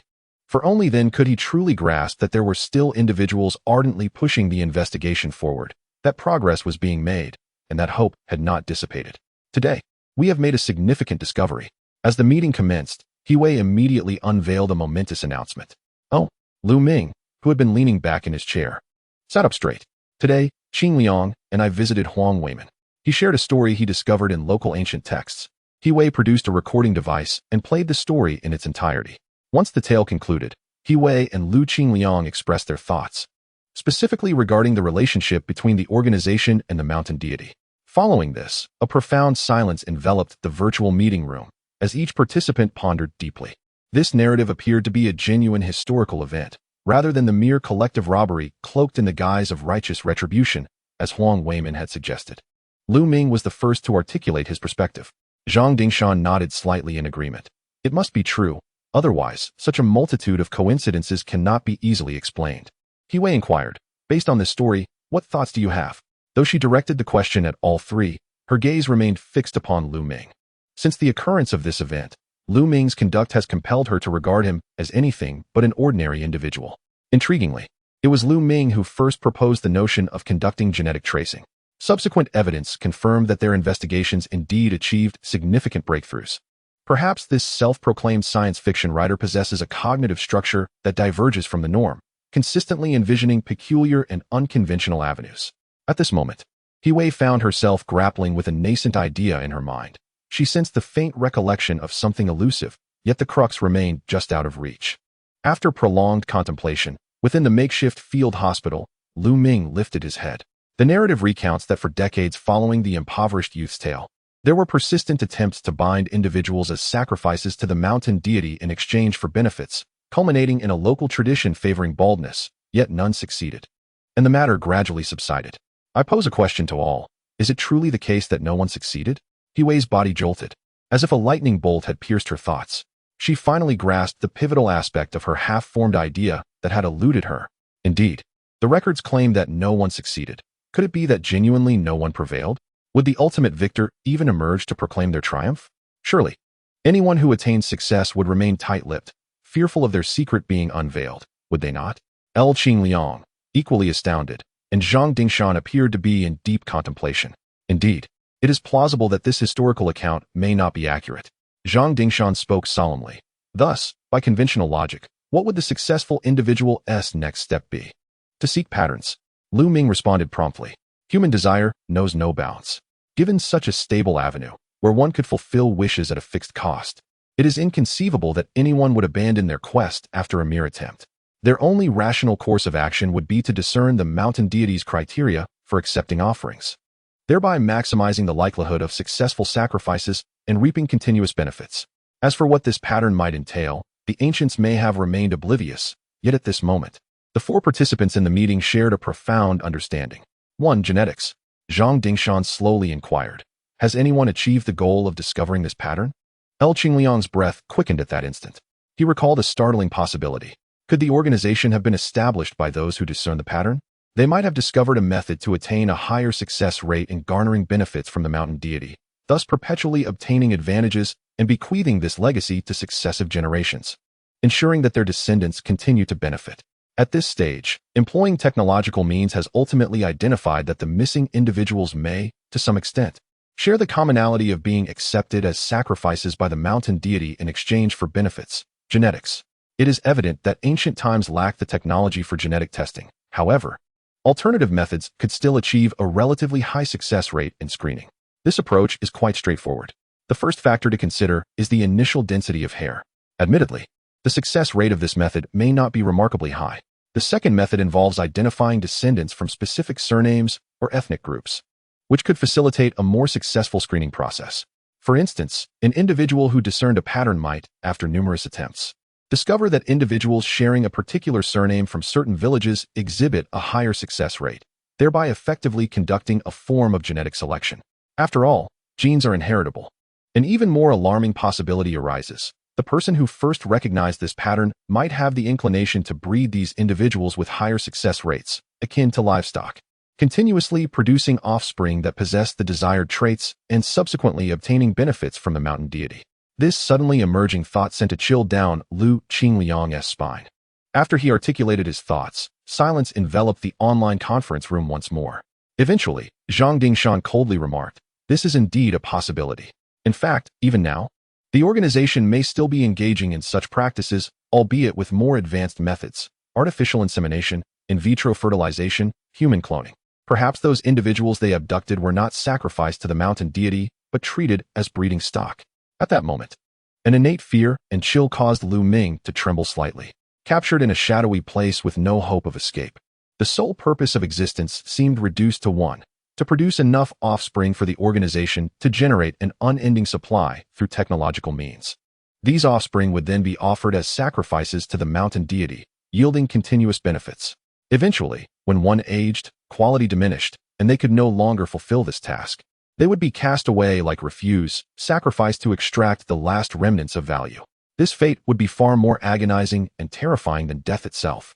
Of course, existing evidence does not substantiate that the organization is currently engaged in such practices. After all, their abducted targets include women nearing menopause, who have essentially lost the ability to bear children. According to genetic principles, as long as the male possesses the gene, the offspring will inherit it regardless of the female's genetic makeup, thus qualifying for sacrifice to the mountain deity. From this perspective, if the organization were indeed operating in this manner, there would be no need for them to continue abducting women. This seems to contradict our current hypothesis. He Wei furrowed her brow, deeply contemplating. If the organization is indeed, as we surmise, a group that sacrifices individuals possessing the gene to the mountain deity for continuous benefits, then they appear to have no reason to refrain from abducting individuals to serve as breeding stock, consistently producing offspring. Yet, the existing evidence suggests they are not doing so. Zhang Dingshan rapped lightly on the table. It is an undeniable fact that there exist numerous connections between the organization and the mountain god, to the extent that mere coincidence cannot account for them. Perhaps there are underlying reasons unknown to us, which compel the organization to adopt such practices. Lu Ming struggled to suppress the feelings of fear and despair that welled within him, striving to maintain his composure, regardless of the circumstances. Investigating the historical lineage of families that seemingly perpetually offered sacrifices to the mountain god in exchange for continuous benefits could serve as a viable avenue for inquiry. Any rational individual privy to such matters would inherently understand the necessity of absolute secrecy. Thus, which type of lineage would best preserve secrets while maximizing benefits? Undoubtedly, there exists but one answer: family lineage. The tradition of passing down from father to son, from son to grandson, through generations ensures that each family line continues to reap unending rewards. It is entirely possible that the present-day organization is, in fact, a family that has maintained its legacy from ancient times to the present. This certainly presents a possibility for uncovering the organization through such means. Lu Ming's assertion was met with unanimous agreement from the other three. Moreover, there are several clear criteria for selecting such familial lineages. First, the continuous acquisition of benefits signifies the family's prosperity. Being affluent and renowned is the most fundamental condition, akin to that impoverished youth suddenly striking it rich. Second, the family's rise must have occurred subsequent to this impoverished youth's ascent, thereby establishing a temporal framework. Third, the family's emergence must possess an element of serendipity that defies logical explanation. However, it is also plausible that the family was already robust upon discovering the secret. Yet, with the mountain goddess' assistance, the family's expansion may have inexplicably surged to an unprecedented level within a short span, displaying characteristics that are equally marked by randomness and elude rational explanation. Fourth, the family most likely emerged within the boundaries of Wei County, or at least in close proximity. Fifth, the family is likely to have endured through the ages, overcoming adversity. After all, when faced with difficulties, a personal sacrifice to the mountain god could suffice to resolve their plight. However, this aspect may be subject to intentional obfuscation by the family to distance themselves from the mountain god, for instance, by feigning ruin while effectively continuing to exist under a different guise. This necessitates careful discernment. Chapter 30. Great Mastery. Upon summarizing these selection criteria, the four attendees simultaneously realized a critical point. To isolate such a family, and, through the investigation of that lineage, ultimately reveal the organization in the contemporary era. It seems only Huang Weimin possesses the capability to accomplish this task.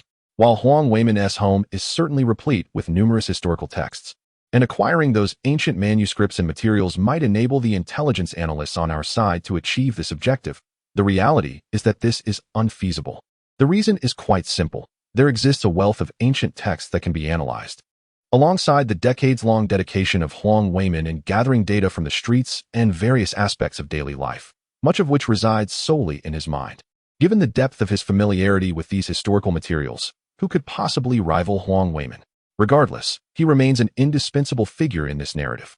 Suddenly, Lu Ming remarked, "I just remembered that we must prevent the possibility of Huang Weimin being silenced." Prior to this, a mere villager known for his eccentricities and possessing only a handful of ancient texts was not considered valuable enough to warrant an organized assassination. However, now, through our analysis, the organization's trail could potentially be uncovered through the information he possesses, thus elevating its significance immensely. Qingliang and He Wei exchanged tense glances. If this situation were to endanger Huang Weimin and lead to his untimely demise, Zhang Dingshan promptly declared, "You must immediately contact the local security department and dispatch personnel to protect Huang Weimin and the ancient texts he has collected. Have him organize everything overnight, and once completed, escort him directly to the field hospital." The field hospital still retained a substantial regular military presence. Although there had been incidents where the organization projected text directly into Lu Ming and Zhang Dingshan's eyes using lasers, the safety here was considerably higher than outside. By exercising caution and ensuring Huang Weimin is not exposed to the open air, we need not worry excessively about his safety. He Wei immediately affirmed, "Understood." However, Qingliang interjected, "Captain, without a formal justification, it may be inappropriate to remove Huang Weimin overnight. After all, he is not a criminal. We need his cooperation for the matters ahead, and we must consider his state of mind." Zhang Dingshan responded, "Isn't he coming to serve as our consultant?" Qingliang appeared troubled. "I haven't yet submitted a report for funding to the higher-ups. How can we take him without any formal backing?" Zhang Dingshan waved his hand. "Use your own funds to cover the expenses first. Once the funding is approved, I will reimburse you. Rest assured, if the funding does not come through, I will personally speak to the director." "Very well," Qingliang conceded, albeit reluctantly. The online meeting concluded. Qingliang and He Wei left the hotel, withdrew some money, and promptly headed to the local security department. Moments later, a convoy of over a dozen security vehicles, sirens blaring, sped towards Huang Weimin's location in Huang Village. As the convoy entered the village, it startled countless residents. When the vehicles halted before Huang Weimin's home, despite the late hour, villagers began to gather in curiosity. At that moment, both Qingliang and He Wei felt a flicker of anxiety. What if, upon opening the door, they were to find Uncle Huang's lifeless body? The thought crossed their minds simultaneously, though none dared to voice it. "Uncle Huang, Aunt Guilan, open the door. It's me." In a fleeting moment, the sound of Huang Weimin's panicked voice emerged from behind the door. "Is that Xiao He and Xiao Elvi? What are you doing? Why are there so many security personnel?" Upon hearing Huang Weimin's voice, the two sighed in relief. However, before they could explain their purpose, the doors suddenly swung open, and a fierce-looking Guilan stepped out. Her voice resonating with fury. "What are you doing? Are you trying to arrest my husband?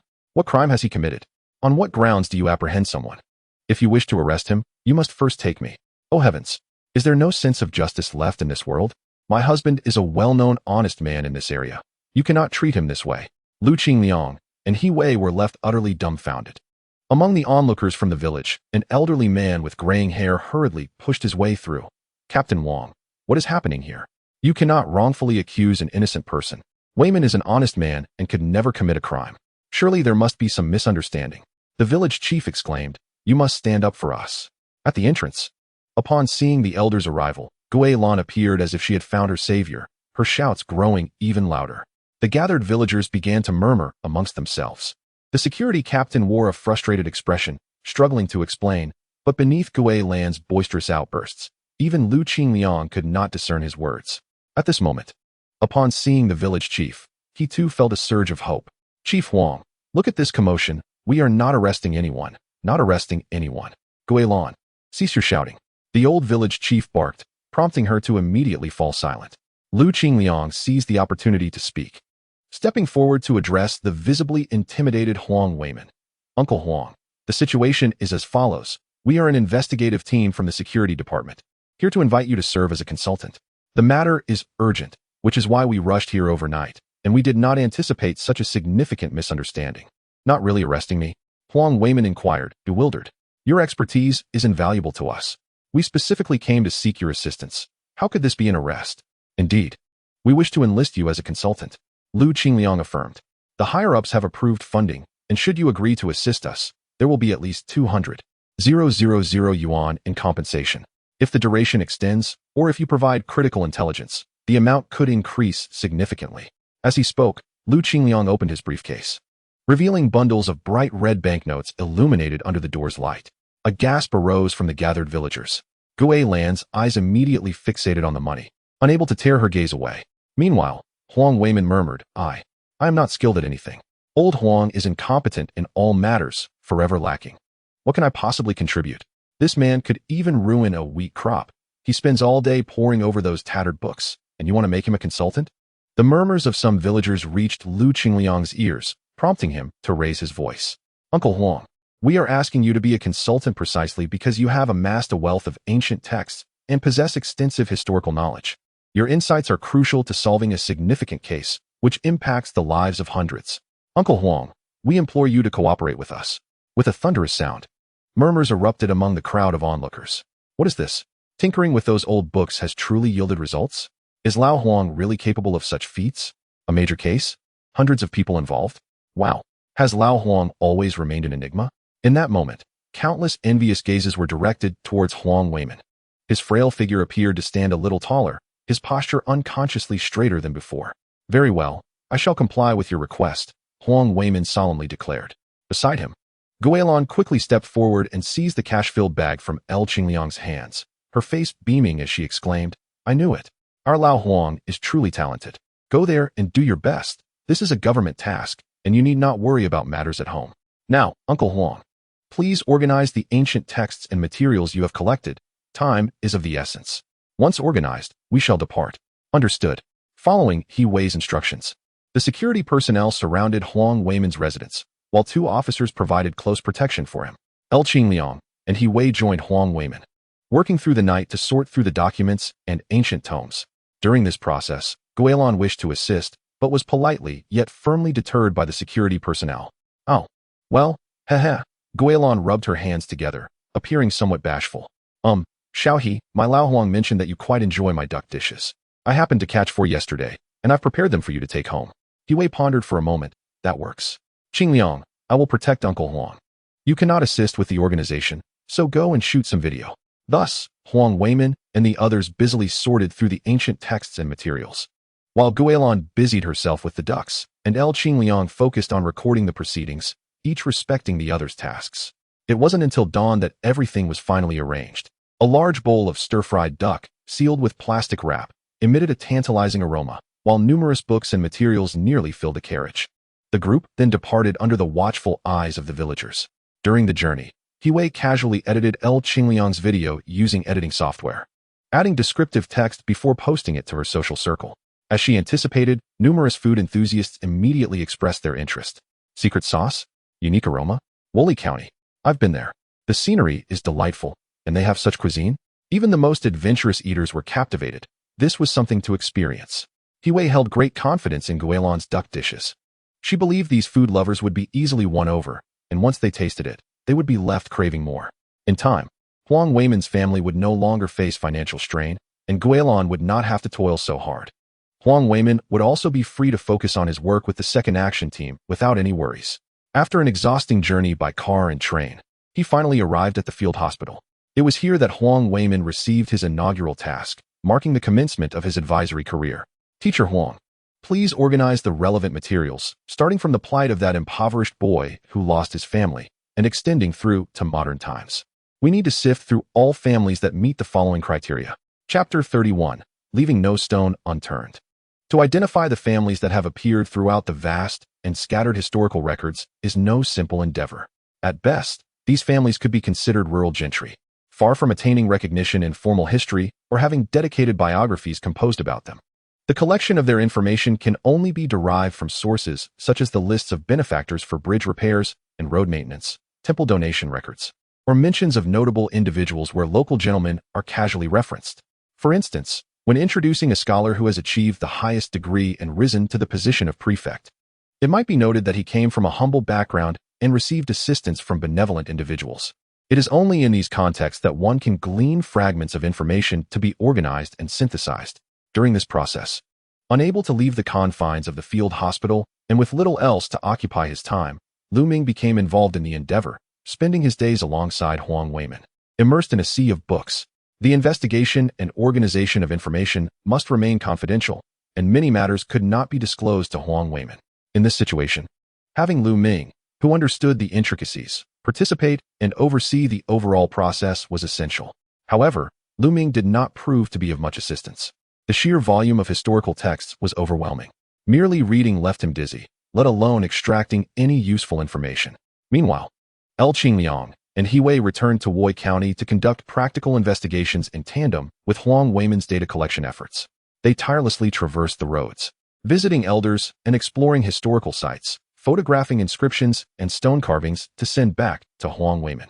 Officially collected books and materials that Huang Weimin had never previously encountered were now made accessible to him through their coordination. As Lu Ming beheld the boxes of ancient texts and the numerous electronic documents being delivered, he felt increasingly overwhelmed. In contrast, Huang Weimin was filled with exhilaration, his eyes nearly sparkling with delight. During this period, Huang Weimin's life was exceedingly joyful, free from the incessant chatter of his late spouse. With dedicated individuals managing his meals and accommodations, and an abundant supply of fine wine and cuisine, he could immerse himself fully in ancient texts without concern for anything else. Each evening, he could listen to operas and enjoy a few drinks, swaying and singing along, particularly relishing the fact that all of this came with financial remuneration, a veritable paradise of existence. Lu Ming, burdened by an overwhelming schedule of reading that left him dizzy, found himself reluctantly dragged into nightly drinking sessions by Huang Weimin, though he longed to abstain. The fear of jeopardizing Huang's work compelled him to swallow cup after cup of liquor, a torment he endured in silence. Fortunately, Hiwei had brought along some delectable stir-fried duck, which, though frozen, provided him with a modicum of solace as he savored a bit each day. However, as time passed, even the stir-fried duck lost its appeal, and life became devoid of joy. Nevertheless, Lu Ming gritted his teeth and persevered. Thus, time trickled away in this state of monotony. Approximately half a month into Huang Weimin's assignment, preliminary results finally emerged. Spanning from the Ming dynasty's Wanli era to modern times, a duration of several centuries, Huang, with the full cooperation of the Second Action Team, meticulously compiled a list of hundreds of gentry families residing within or near Wei County, drawing from extensive historical records and decades of diligent research. Following this, the task of data collection would continue, and with an increased burden. Huang needed to unearth further detailed information on each family listed, for only then could they assess whether these families met the criteria for deeper investigation and whether they harbored sufficient suspicion to warrant further scrutiny. The Hong family of Mazhuang, flourishing during the Qianlong era of the Qing dynasty, was documented to have owned over 600 acres of land at its zenith. With members serving as clerks in the county office, they were renowned as local magnates throughout the surrounding 10 li. Given that much of Wei County is mountainous, possessing such a substantial expanse of land indicates considerable wealth. However, the origins of this family's fortune remain untraceable, as does their eventual downfall. Another historical account noted that towards the end of Qianlong's reign, a devastating epidemic swept through Wei County, causing victims to suffer from severe vomiting and diarrhea, leading to death within days. The entire region was shrouded in mourning. Prior to this calamity, the Hong family was frequently mentioned in other records, but following the epidemic, they were never again referenced. It is surmised that the family either faced ruin or was entirely extinguished by this disaster. This clearly disqualifies them from consideration. After all, if they could reliably derive benefits from the mountain deity, a mere infectious disease would hardly have posed a significant threat. The Hong family of Mazhuang was thus excluded. The Zhang family of Senyuliu village, flourishing in the late Ming dynasty during the Tianqi era, engaged in the timber trade and produced 2 county magistrates, owning over 1,000 acres of land. The Wei County Gazetteer records that towards the end of Tianqi, a significant corruption scandal erupted, resulting in the execution of the then magistrate by slow slicing. Investigators uncovered connections to several local families, all of whom faced confiscation of their properties. Among them is a family engaged in the timber trade, whose identity remains undisclosed. It is alleged that approximately 1,000 taels of illicit silver were confiscated from this family. According to the prevailing customs of the time, their total assets are estimated to be around 10,000 taels of silver, aligning closely with the Zhang family of Samliazhuang, thereby confirming their likely identity. This family met its demise due to the confiscation of their property, indicating that their influence was not particularly formidable. Nor did they possess substantial heritage, thus failing to meet the selection criteria. After all, it is evident that this incident reflects the officials' opportunistic pursuit of wealth under the guise of investigating corruption. Had the Zhang family possessed adequate background and heritage, they would not have been targeted in such a manner. The Luo family of Luozuan, having risen to prominence through the emergence of talented individuals, does not meet the criteria. The Tong family of Shirley Town, having accumulated over 200 acres of land over 10 generations, also does not qualify. It is indeed a daunting task to identify families that sufficiently meet the standards.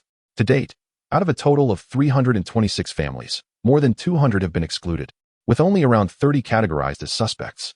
Those categorized as such require further information to conclusively ascertain their status. As for the Tang family of Shanghe village, historical records indicate their emergence during the Chongzhen era of the Ming dynasty. This family possessed vast tracts of fertile land, with their business interests spanning timber, illicit salt, brewing, and medicinal herbs, amassing considerable wealth. Numerous ancient texts have referenced this family, with the most captivating narrative being the rise of their ancestors. Originally a fallen gentry, the ancestor of the Tang family survived by assisting the officialdom in the county. However, through an inexplicable turn of fortune, he found himself in possession of wealth, which swiftly elevated him to the position of a clerk within the county office. He subsequently recruited rogues, delving into gambling and the brothel trade, and quickly established himself as a local tyrant. Logically speaking, a fallen gentry, even upon acquiring wealth, would struggle to maintain it, let alone expand their business. Yet, what astounds the chroniclers is the ancestor's remarkable fortune, which seemed to favor him at critical junctures. For instance, after offending a powerful local magnate who sought his life, the magnate's household mysteriously fell ill, leading to the demise of his entire family. This event marked the ancestor's first step towards prosperity, securing his official position. Shortly thereafter, he offended the county magistrate, who threatened his life, yet inexplicably, the magistrate also met an untimely end, allowing him to evade disaster. Eventually, he cured a high-ranking official's ailment, earning the official's favor and establishing a powerful ally. As his business flourished, he acquired land and property, amassing thousands of acres of arable land, becoming a formidable presence, with no one daring to challenge him. Such a wealthy figure would typically reside in a grand locale, if not in the county seat itself.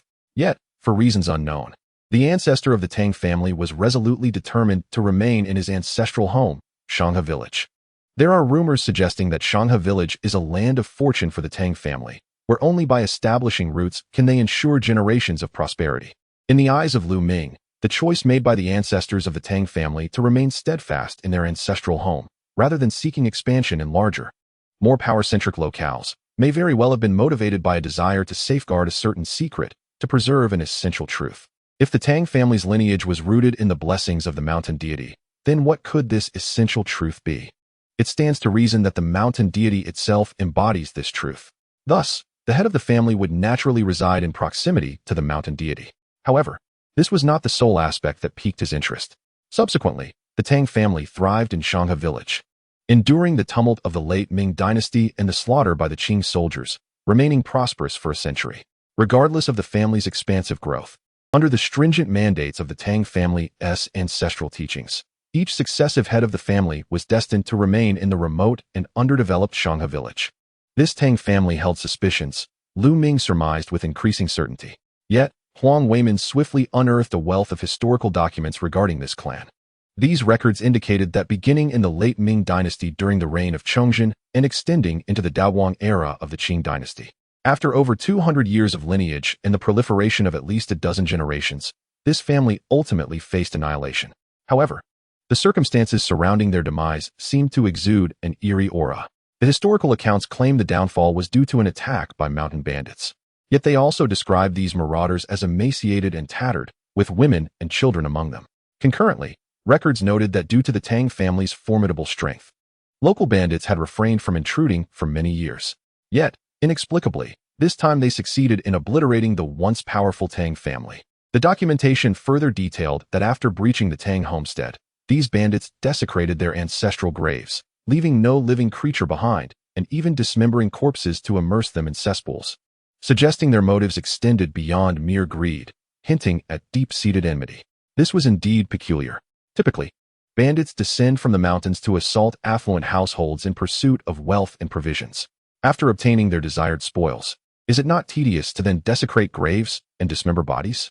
The relationship between these bandits and the Tang family appeared to transcend the simple dynamics of theft and victimhood.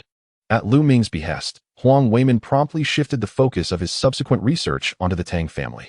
Consequently, more intricate details were gradually extracted from the dusty corners of these ancient texts and the broader context of various narratives. The records of strange happenings noted that following the destruction of the Tang family, local authorities dispatched officials and militia to scour the remnants of the Tang residence, which had been set ablaze. They uncovered a substantial number of valuables amidst the ruins, suggesting that the bandits' search of the Tang household had been rather lax. This further substantiated the theory that the motive behind the bandits' assault was not solely financial. Rather, the plundering seemed to be a secondary act following their quest for vengeance, as evidenced by the number of valuables left behind. The Listening to the Wind Pavilion recorded that after the downfall of the Tang family, nearby villagers discovered numerous statues of mountain deities, characterized by disproportionately large heads and small bodies, among the ruins. The officials stumbled upon an underground chamber filled with peculiar artifacts. Among these were flying iron birds and talking boxes, among others. Subsequently, the county magistrate, deeming these items inauspicious, ordered their incineration, resulting in a complete destruction by fire. Lu Ming's brow gradually furrowed.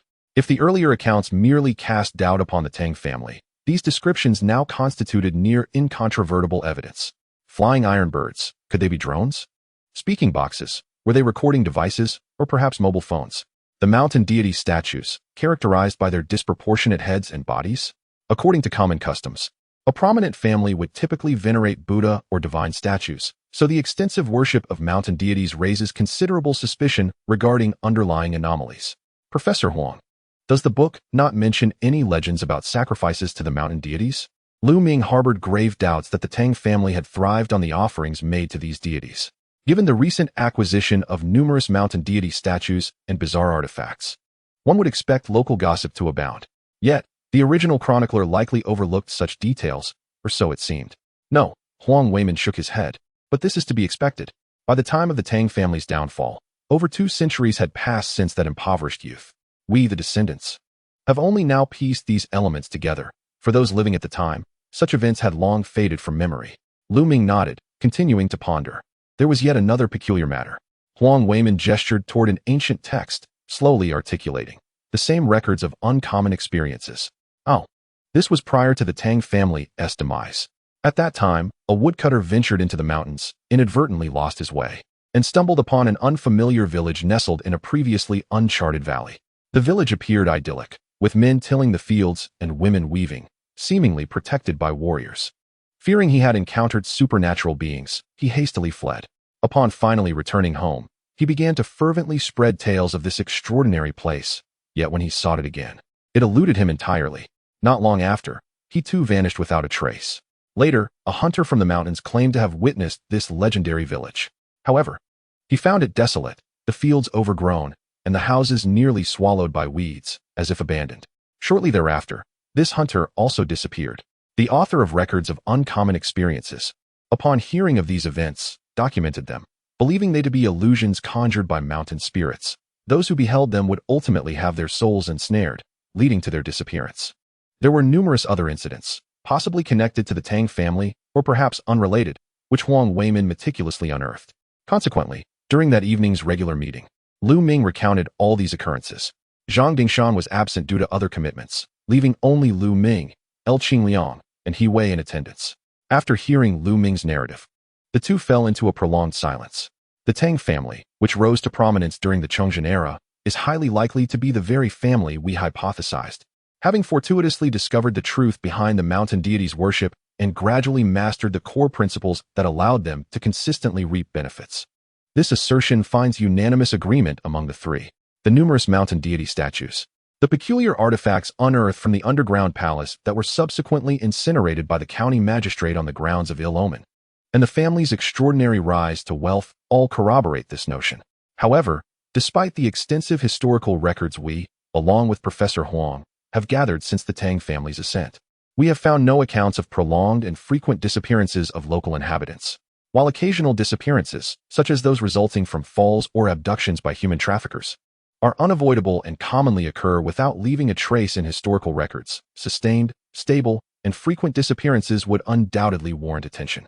Surely, among the wealth of documentation, there should be at least a couple of references. Yet, none exist. Wei suddenly interjected, suggesting that the village reminiscent of a peach blossom spring is peculiar. Could it be that this village is where the Tang family raises their human stock? The ancestors of the Tang family might have discerned a reliable pattern for successful sacrifices, capturing a number of such individuals and sequestering them in a hidden valley to allow for natural propagation, subsequently retrieving villagers periodically for offerings to the mountain god. Lu Ming shuddered at the implication. If we proceed with this line of reasoning, many of the accounts documented in ancient texts could be interpreted in an entirely different light. For instance, the warrior observed by the woodcutter, seemingly protecting the village, might not have been safeguarding it at all, but rather a sentry dispatched by the Tang family to oversee the settlement. The ruins later witnessed by the hunter could signify the Tang family's abandonment of this location upon realizing the village's exposure, opting instead for a new site to continue their practices. The deaths of the woodcutter and hunter, contrary to the author's claims in the Chronicles of Unusual Lives that they were ensnared by mountain spirits, were likely executed by the Tang family to silence any potential revelations. Moreover, it raises the possibility that the bandits who obliterated the entire Tang clan included women and children. Their assault on the Tang family may not have been solely for plunder, but rather an act of vengeance. Could these bandits be the very villagers? Lu Ming could not dismiss this as a plausible scenario. Now, the only lingering enigma remains the mystery surrounding the demise of the Tang family. After all, a vast family that had flourished for centuries, with such formidable influence, does not appear to be easily vanquished by a ragtag group of bandits, including women and children. Thus, as we initially speculated, could it be a case of cicada shedding its shell? Did the Tang family orchestrate a feigned death to dissociate themselves from the sacrificial practices, effectively disappearing from view while relocating to commence anew? Yet, such an explanation feels somewhat incongruous. Indeed, historical records clearly document the discovery of numerous mountain deity statues at the ruins of the Tang family. Isn't this a deliberate attempt to draw the public's attention toward the mountain deities? Lu Ming found himself perplexed, unable to comprehend the implications. Yet, one aspect could be tentatively confirmed. The practice of obtaining benefits through stable ancestral worship of the mountain deities likely holds a foundation in reality. Perhaps the family that uncovered this secret was not solely the Tang family, or it is conceivable that the Tang family was annihilated by bandits for reasons unknown. Yet some survivors managed to escape with this secret, ultimately rising again. An even more extreme possibility is that ancient texts from the Tang family may have been passed down, leading to unrelated individuals acquiring this knowledge decades, if not centuries later, culminating in the reformation of an organization. If this were the case, then efforts to trace the organization back to the Tang family would undoubtedly face failure. Nonetheless, there remains a core principle. The endeavor to secure consistent benefits through the worship of mountain deities is invariably linked to two fundamental factors. Firstly, the site of worship must be located within or around the mountains of Wei County, preventing the executors from straying too far. Secondly, there must be a continuous supply of individuals possessing a certain genetic lineage to serve as offerings. Thus, following the demise of the Tang family, should any heirs remain, whether through the Tang family feigning death to rise anew, or survivors in possession of the secret revitalizing the family, or others who have come to grasp this knowledge through various channels, their influence would undoubtedly reside within this region. Furthermore, it is highly probable that they too would resort to the practice of breeding human offerings to ensure a stable supply. Consequently, the next course of action becomes abundantly clear: to continue searching historical texts for other eminent families akin to the Tang family. These families may have coexisted with the Tang family during its era, as it is plausible that more than one family possessed this secret. Alternatively, they may have emerged after the Tang family, having come into possession of its mysteries. After all, the existence of the Tang family has validated the legitimacy of such a model. Thus, the organization is likely to have descended through this ancestral lineage since ancient times. Alas, Lu Ming sighed.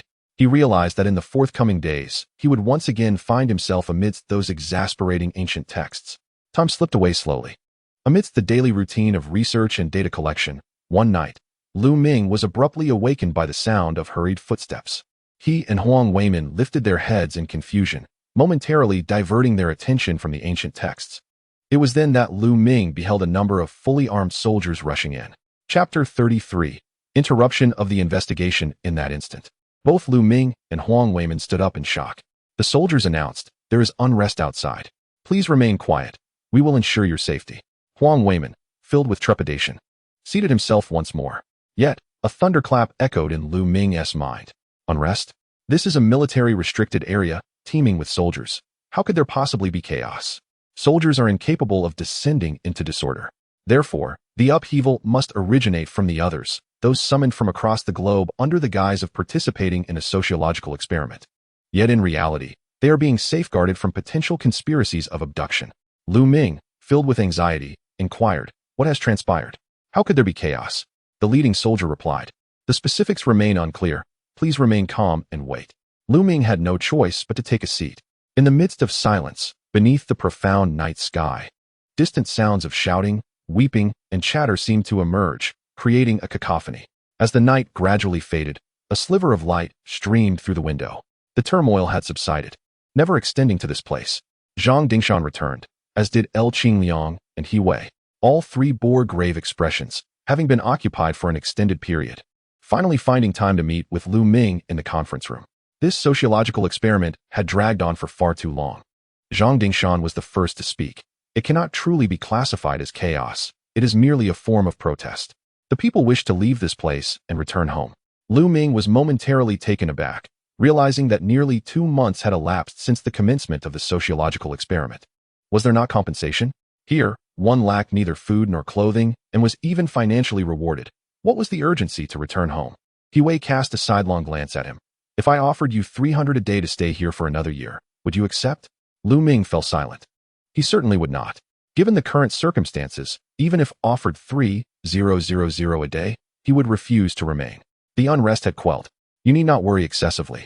Lu Ming, your parents and relatives are not involved. They have not suffered any harm," Zhang Dingshan reassured him, but then shifted the conversation, igniting a new wave of anxiety within Lu Ming. "What concerns me is not this incident itself, but the possibility that the higher-ups may decide to halt this investigation due to the events. I have caught wind of some developments." Lu Ming was momentarily taken aback, a surge of anger rising within him. "Halt. The matter remains unresolved. The perpetrators have not been apprehended. On what grounds can they cease the investigation? Why should they stop?" Qingliang and He Wei remained silent. Zhang Dingshan sighed softly. "There are numerous unresolved cases in the archives of the Planetary Security Bureau. The higher-ups have their own considerations. They will not hesitate to allocate resources for investigations. What they cannot accept is the knowledge that, given the current technological capabilities, the likelihood of solving the case is minimal, yet they are still compelled to invest substantial resources ineffectively. We have made significant progress, Lu Ming. Our action team, too, stands with you." Qingliang cleared his throat. Gazing earnestly and resolutely into Lu Ming's eyes, "The captain has decided that tomorrow we will approach the section chief and request to continue the investigation." He Wei interjected, "However, the higher-ups have their own considerations. Even if we achieve success, it will only be temporary.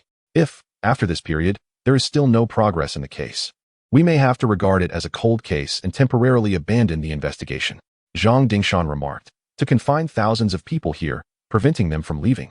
To conduct a large-scale investigation of leads from various directions, and to mobilize the military for security tasks, these actions have persisted for several months, particularly in recent times. Despite extensive investigations, no additional missing victims have been discovered, suggesting that the organization has further concealed itself and ceased to abduct individuals from society." Given these factors, Lu Ming understood that the decision from higher-ups to suspend the investigation was entirely reasonable and logical. Zhang Dingshan had previously stated that as long as there was a single lead, the case would continue to be pursued. However, what if there are no leads at all? Lu Ming clenched his fist tightly before gradually relaxing it.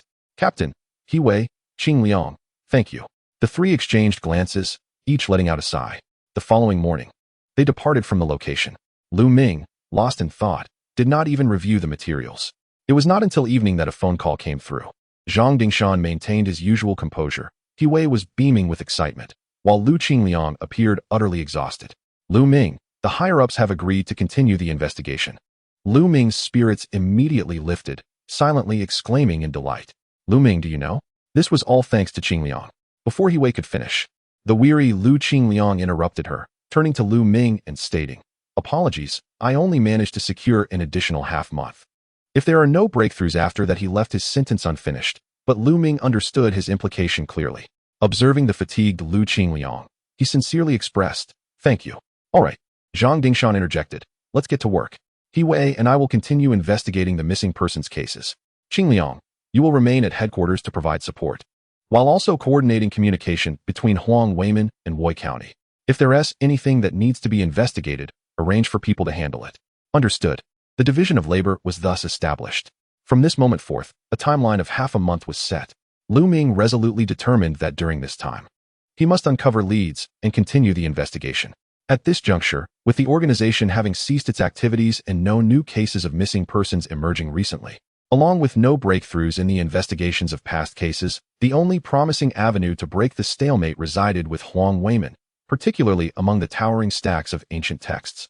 More specifically, it was imperative to identify families, like the Tang family, that were highly suspected of having connections to the worship of mountain deities and trace their lineage down to their modern descendants, who could very well be members of the organization or, at the very least, linked to it.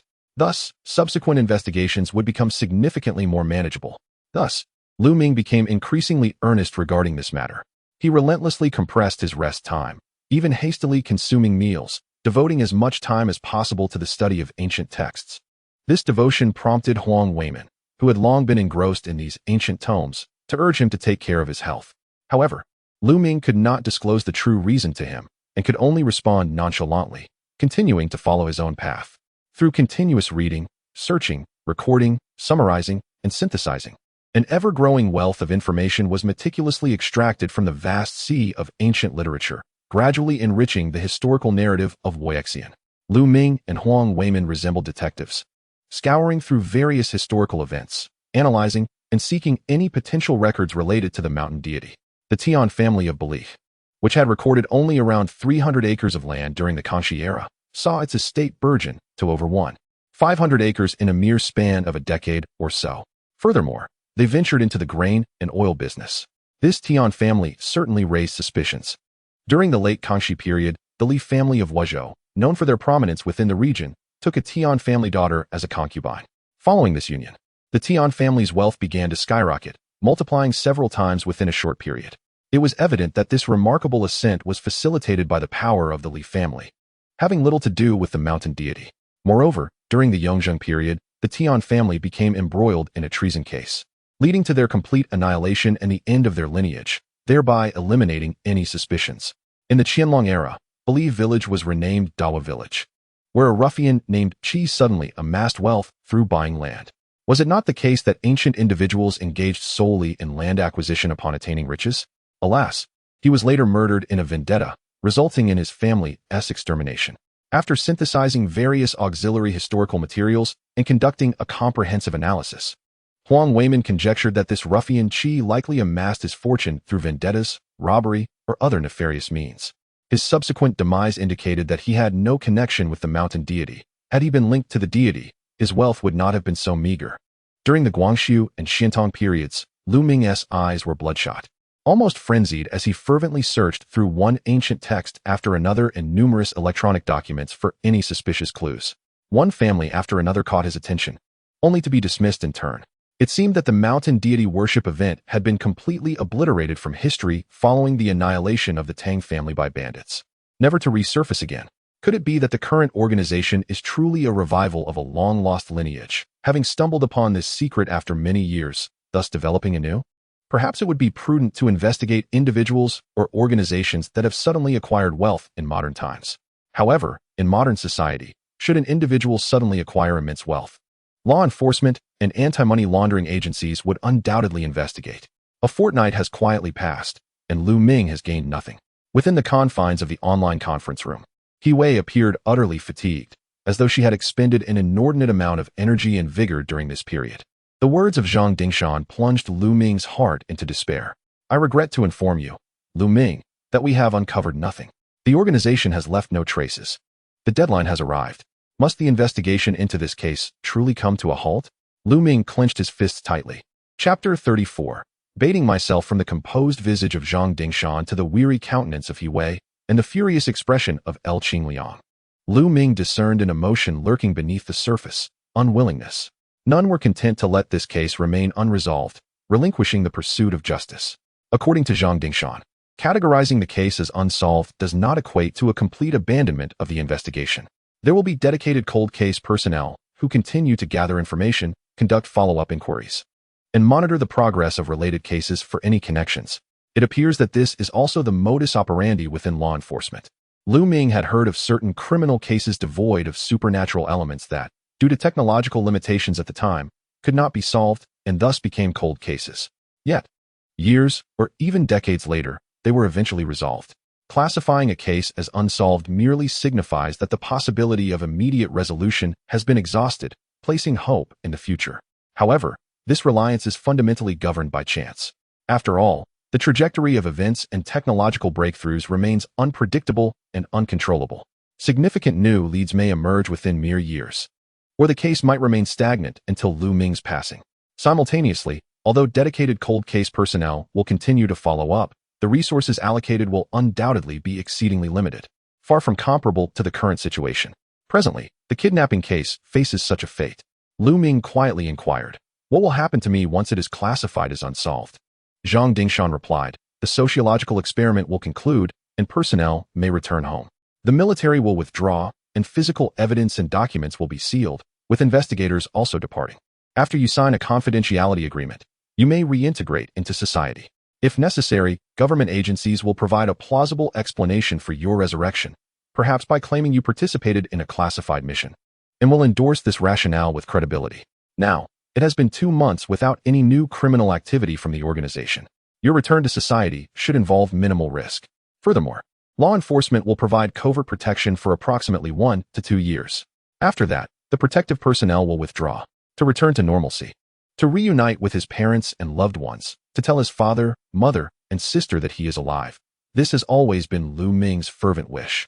Once upon a time, during the organization's quest for peace, Lu Ming had fervently insisted that Zhang Dingshan accept their proposal for harmonious coexistence, only to be met with rejection.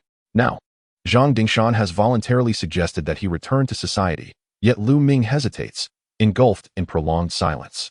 Zhang Dingshan and his companions wait quietly. After a considerable pause, Lu Ming lifts his head, his eyes brimming with determination. "I shall not return." "Oh, pray, share your thoughts." Lu Ming speaks deliberately. "Throughout this time, I have been perusing ancient texts, seeking traces of the organization and uncovering the truth behind the mountain god incident. I have observed those akin to the organization, who, for their own selfish gains, have incessantly resorted to kidnapping, even engaging in the abhorrent practice of breeding humans as livestock. In modern times, the organization has acted with impunity, having undoubtedly shattered countless families. I must ask, by what right? What is the mountain god to impose such tyranny? What gives the organization the audacity to ruin our families and destroy our lives? By what authority? I refuse to accept it. I stand for all those who were sacrificed to the mountain god throughout history. I stand for the multitude of modern victims." His final words are spoken through gritted teeth, his face contorted with rage. Lu Ming He Wei lets out a deep sigh. "I apologize, I got a bit carried away."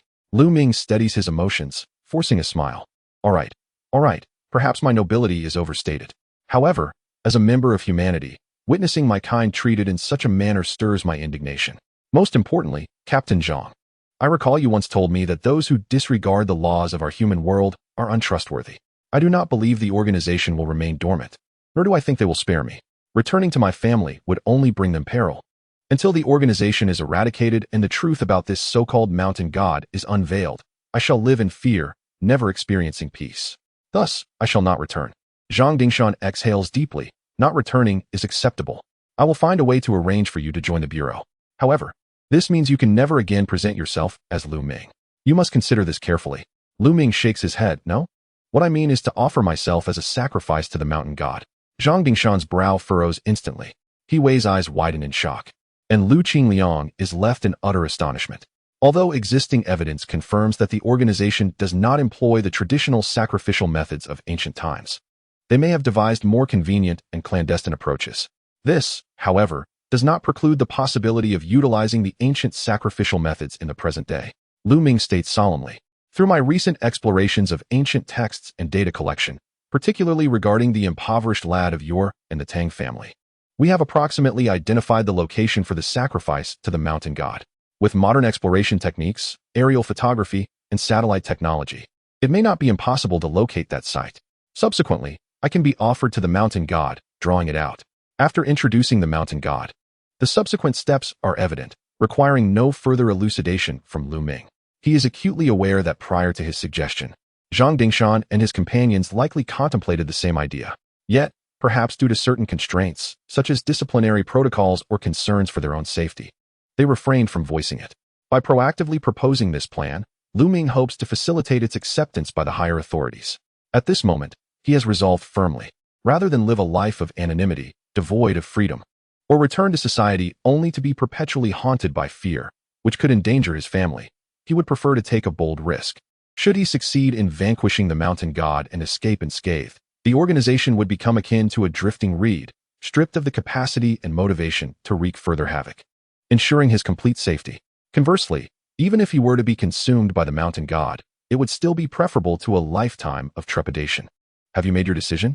Zhang Dingshan inquired, gazing at Lu Ming with an unexpectedly grave expression. Lu Ming nodded earnestly. I am certain. Very well. I shall submit the request to the higher-ups. This will likely take about a day. During this time, you may reflect deeply. Should you have second thoughts, do not hesitate to inform me. Even if we locate the sacrificial site, you may withdraw at any point before we commence. Captain He Wei called out softly, but before she could utter more, Zhang Dingshan gestured for silence. Lu Ming nodded again. Regardless of the outcome, I extend my gratitude to you, Captain Zhang, to He Wei, and to you, Qingliang. Lu Qingliang merely smiled wryly and shook his head. All right, let us proceed thus. With the communication severed, Lu Ming leaned back against the chair, lost in thought. After a considerable pause, he rose and exited the room. He gazed longingly at the nearby site, isolated yet engaged in sociological experiments. Listening to the faint sounds of conversation carried by the wind, he murmured, Rest assured, you shall not wait long. Returning to the archive room, he found Huang Weimin still engrossed in ancient texts. Professor Huang, we have a new task at hand. We must locate the site where that impoverished youth and the Tang family conducted their offerings to the mountain god. Huang Weimin, unaware of the underlying circumstances, expressed surprise. Xiao Lu, this is all superstitious nonsense. Do you truly believe such a place exists? I suspect that youth was merely using the guise of sacrificial offerings to engage in legal robbery, and the Tang family simply holds peculiar beliefs. Lu Ming smiled faintly. Perhaps the so-called site of offerings to the mountain god is actually a treasure trove, possibly concealing something of great value. Do not inquire further. There are matters I cannot disclose. Huang Weimin's expression shifted to one of understanding. This is related to the case, isn't it? I comprehend the confidentiality regulations. Very well. Let us endeavor to search for it. The two individuals resumed their quest for information, followed by subsequent analysis and contemplation. Firstly, the village where the impoverished boy resided is named Erling Village, an ancient settlement that suffered considerable loss of life due to a landslide. Those who survived fled, leaving the village nearly deserted. It is situated approximately 4 to 6 kilometers west of the present-day Nanjikan. Considering the pace of ancient travelers traversing mountain paths, they will first seek to procure a topographical map. The ancestral home of the Tang clan is known as Shangha Village, which retains the same name today, though its location has shifted somewhat due to changes in the terrain. I recall a flood that occurred during the Xuanji era. Records concerning the impoverished boy indicate that a group traversed the mountains for over a day, passing through a gorge where the sky appeared as a narrow line. There was also a small path flanked by a type of yellow flower, characterized by its larger petals and subtle fragrance. I shall investigate the identity of this flower. Xiaolu, please retrieve the climatic data from the Taiyang Mountains during the Chongzhen period. With this information, we may approximate the elevation at which this flower thrives. While there were no professional meteorological records during the Chongzhen era, archaeological and geological studies can still provide a rough depiction of the climatic variations of that time. Thus, the two began their calculations, poring over a multitude of ancient texts, maps, and various data. On the afternoon of the following day, Zhang Dingshan called. Lu Ming, the higher-ups have approved the second team's operation, contingent upon ensuring your personal safety, to attempt to summon the mountain deity through a sacrificial ritual. Lu Ming, weary, smiled faintly. His voice hoarse. Teacher Huang and I have roughly identified the location of the sacrificial site.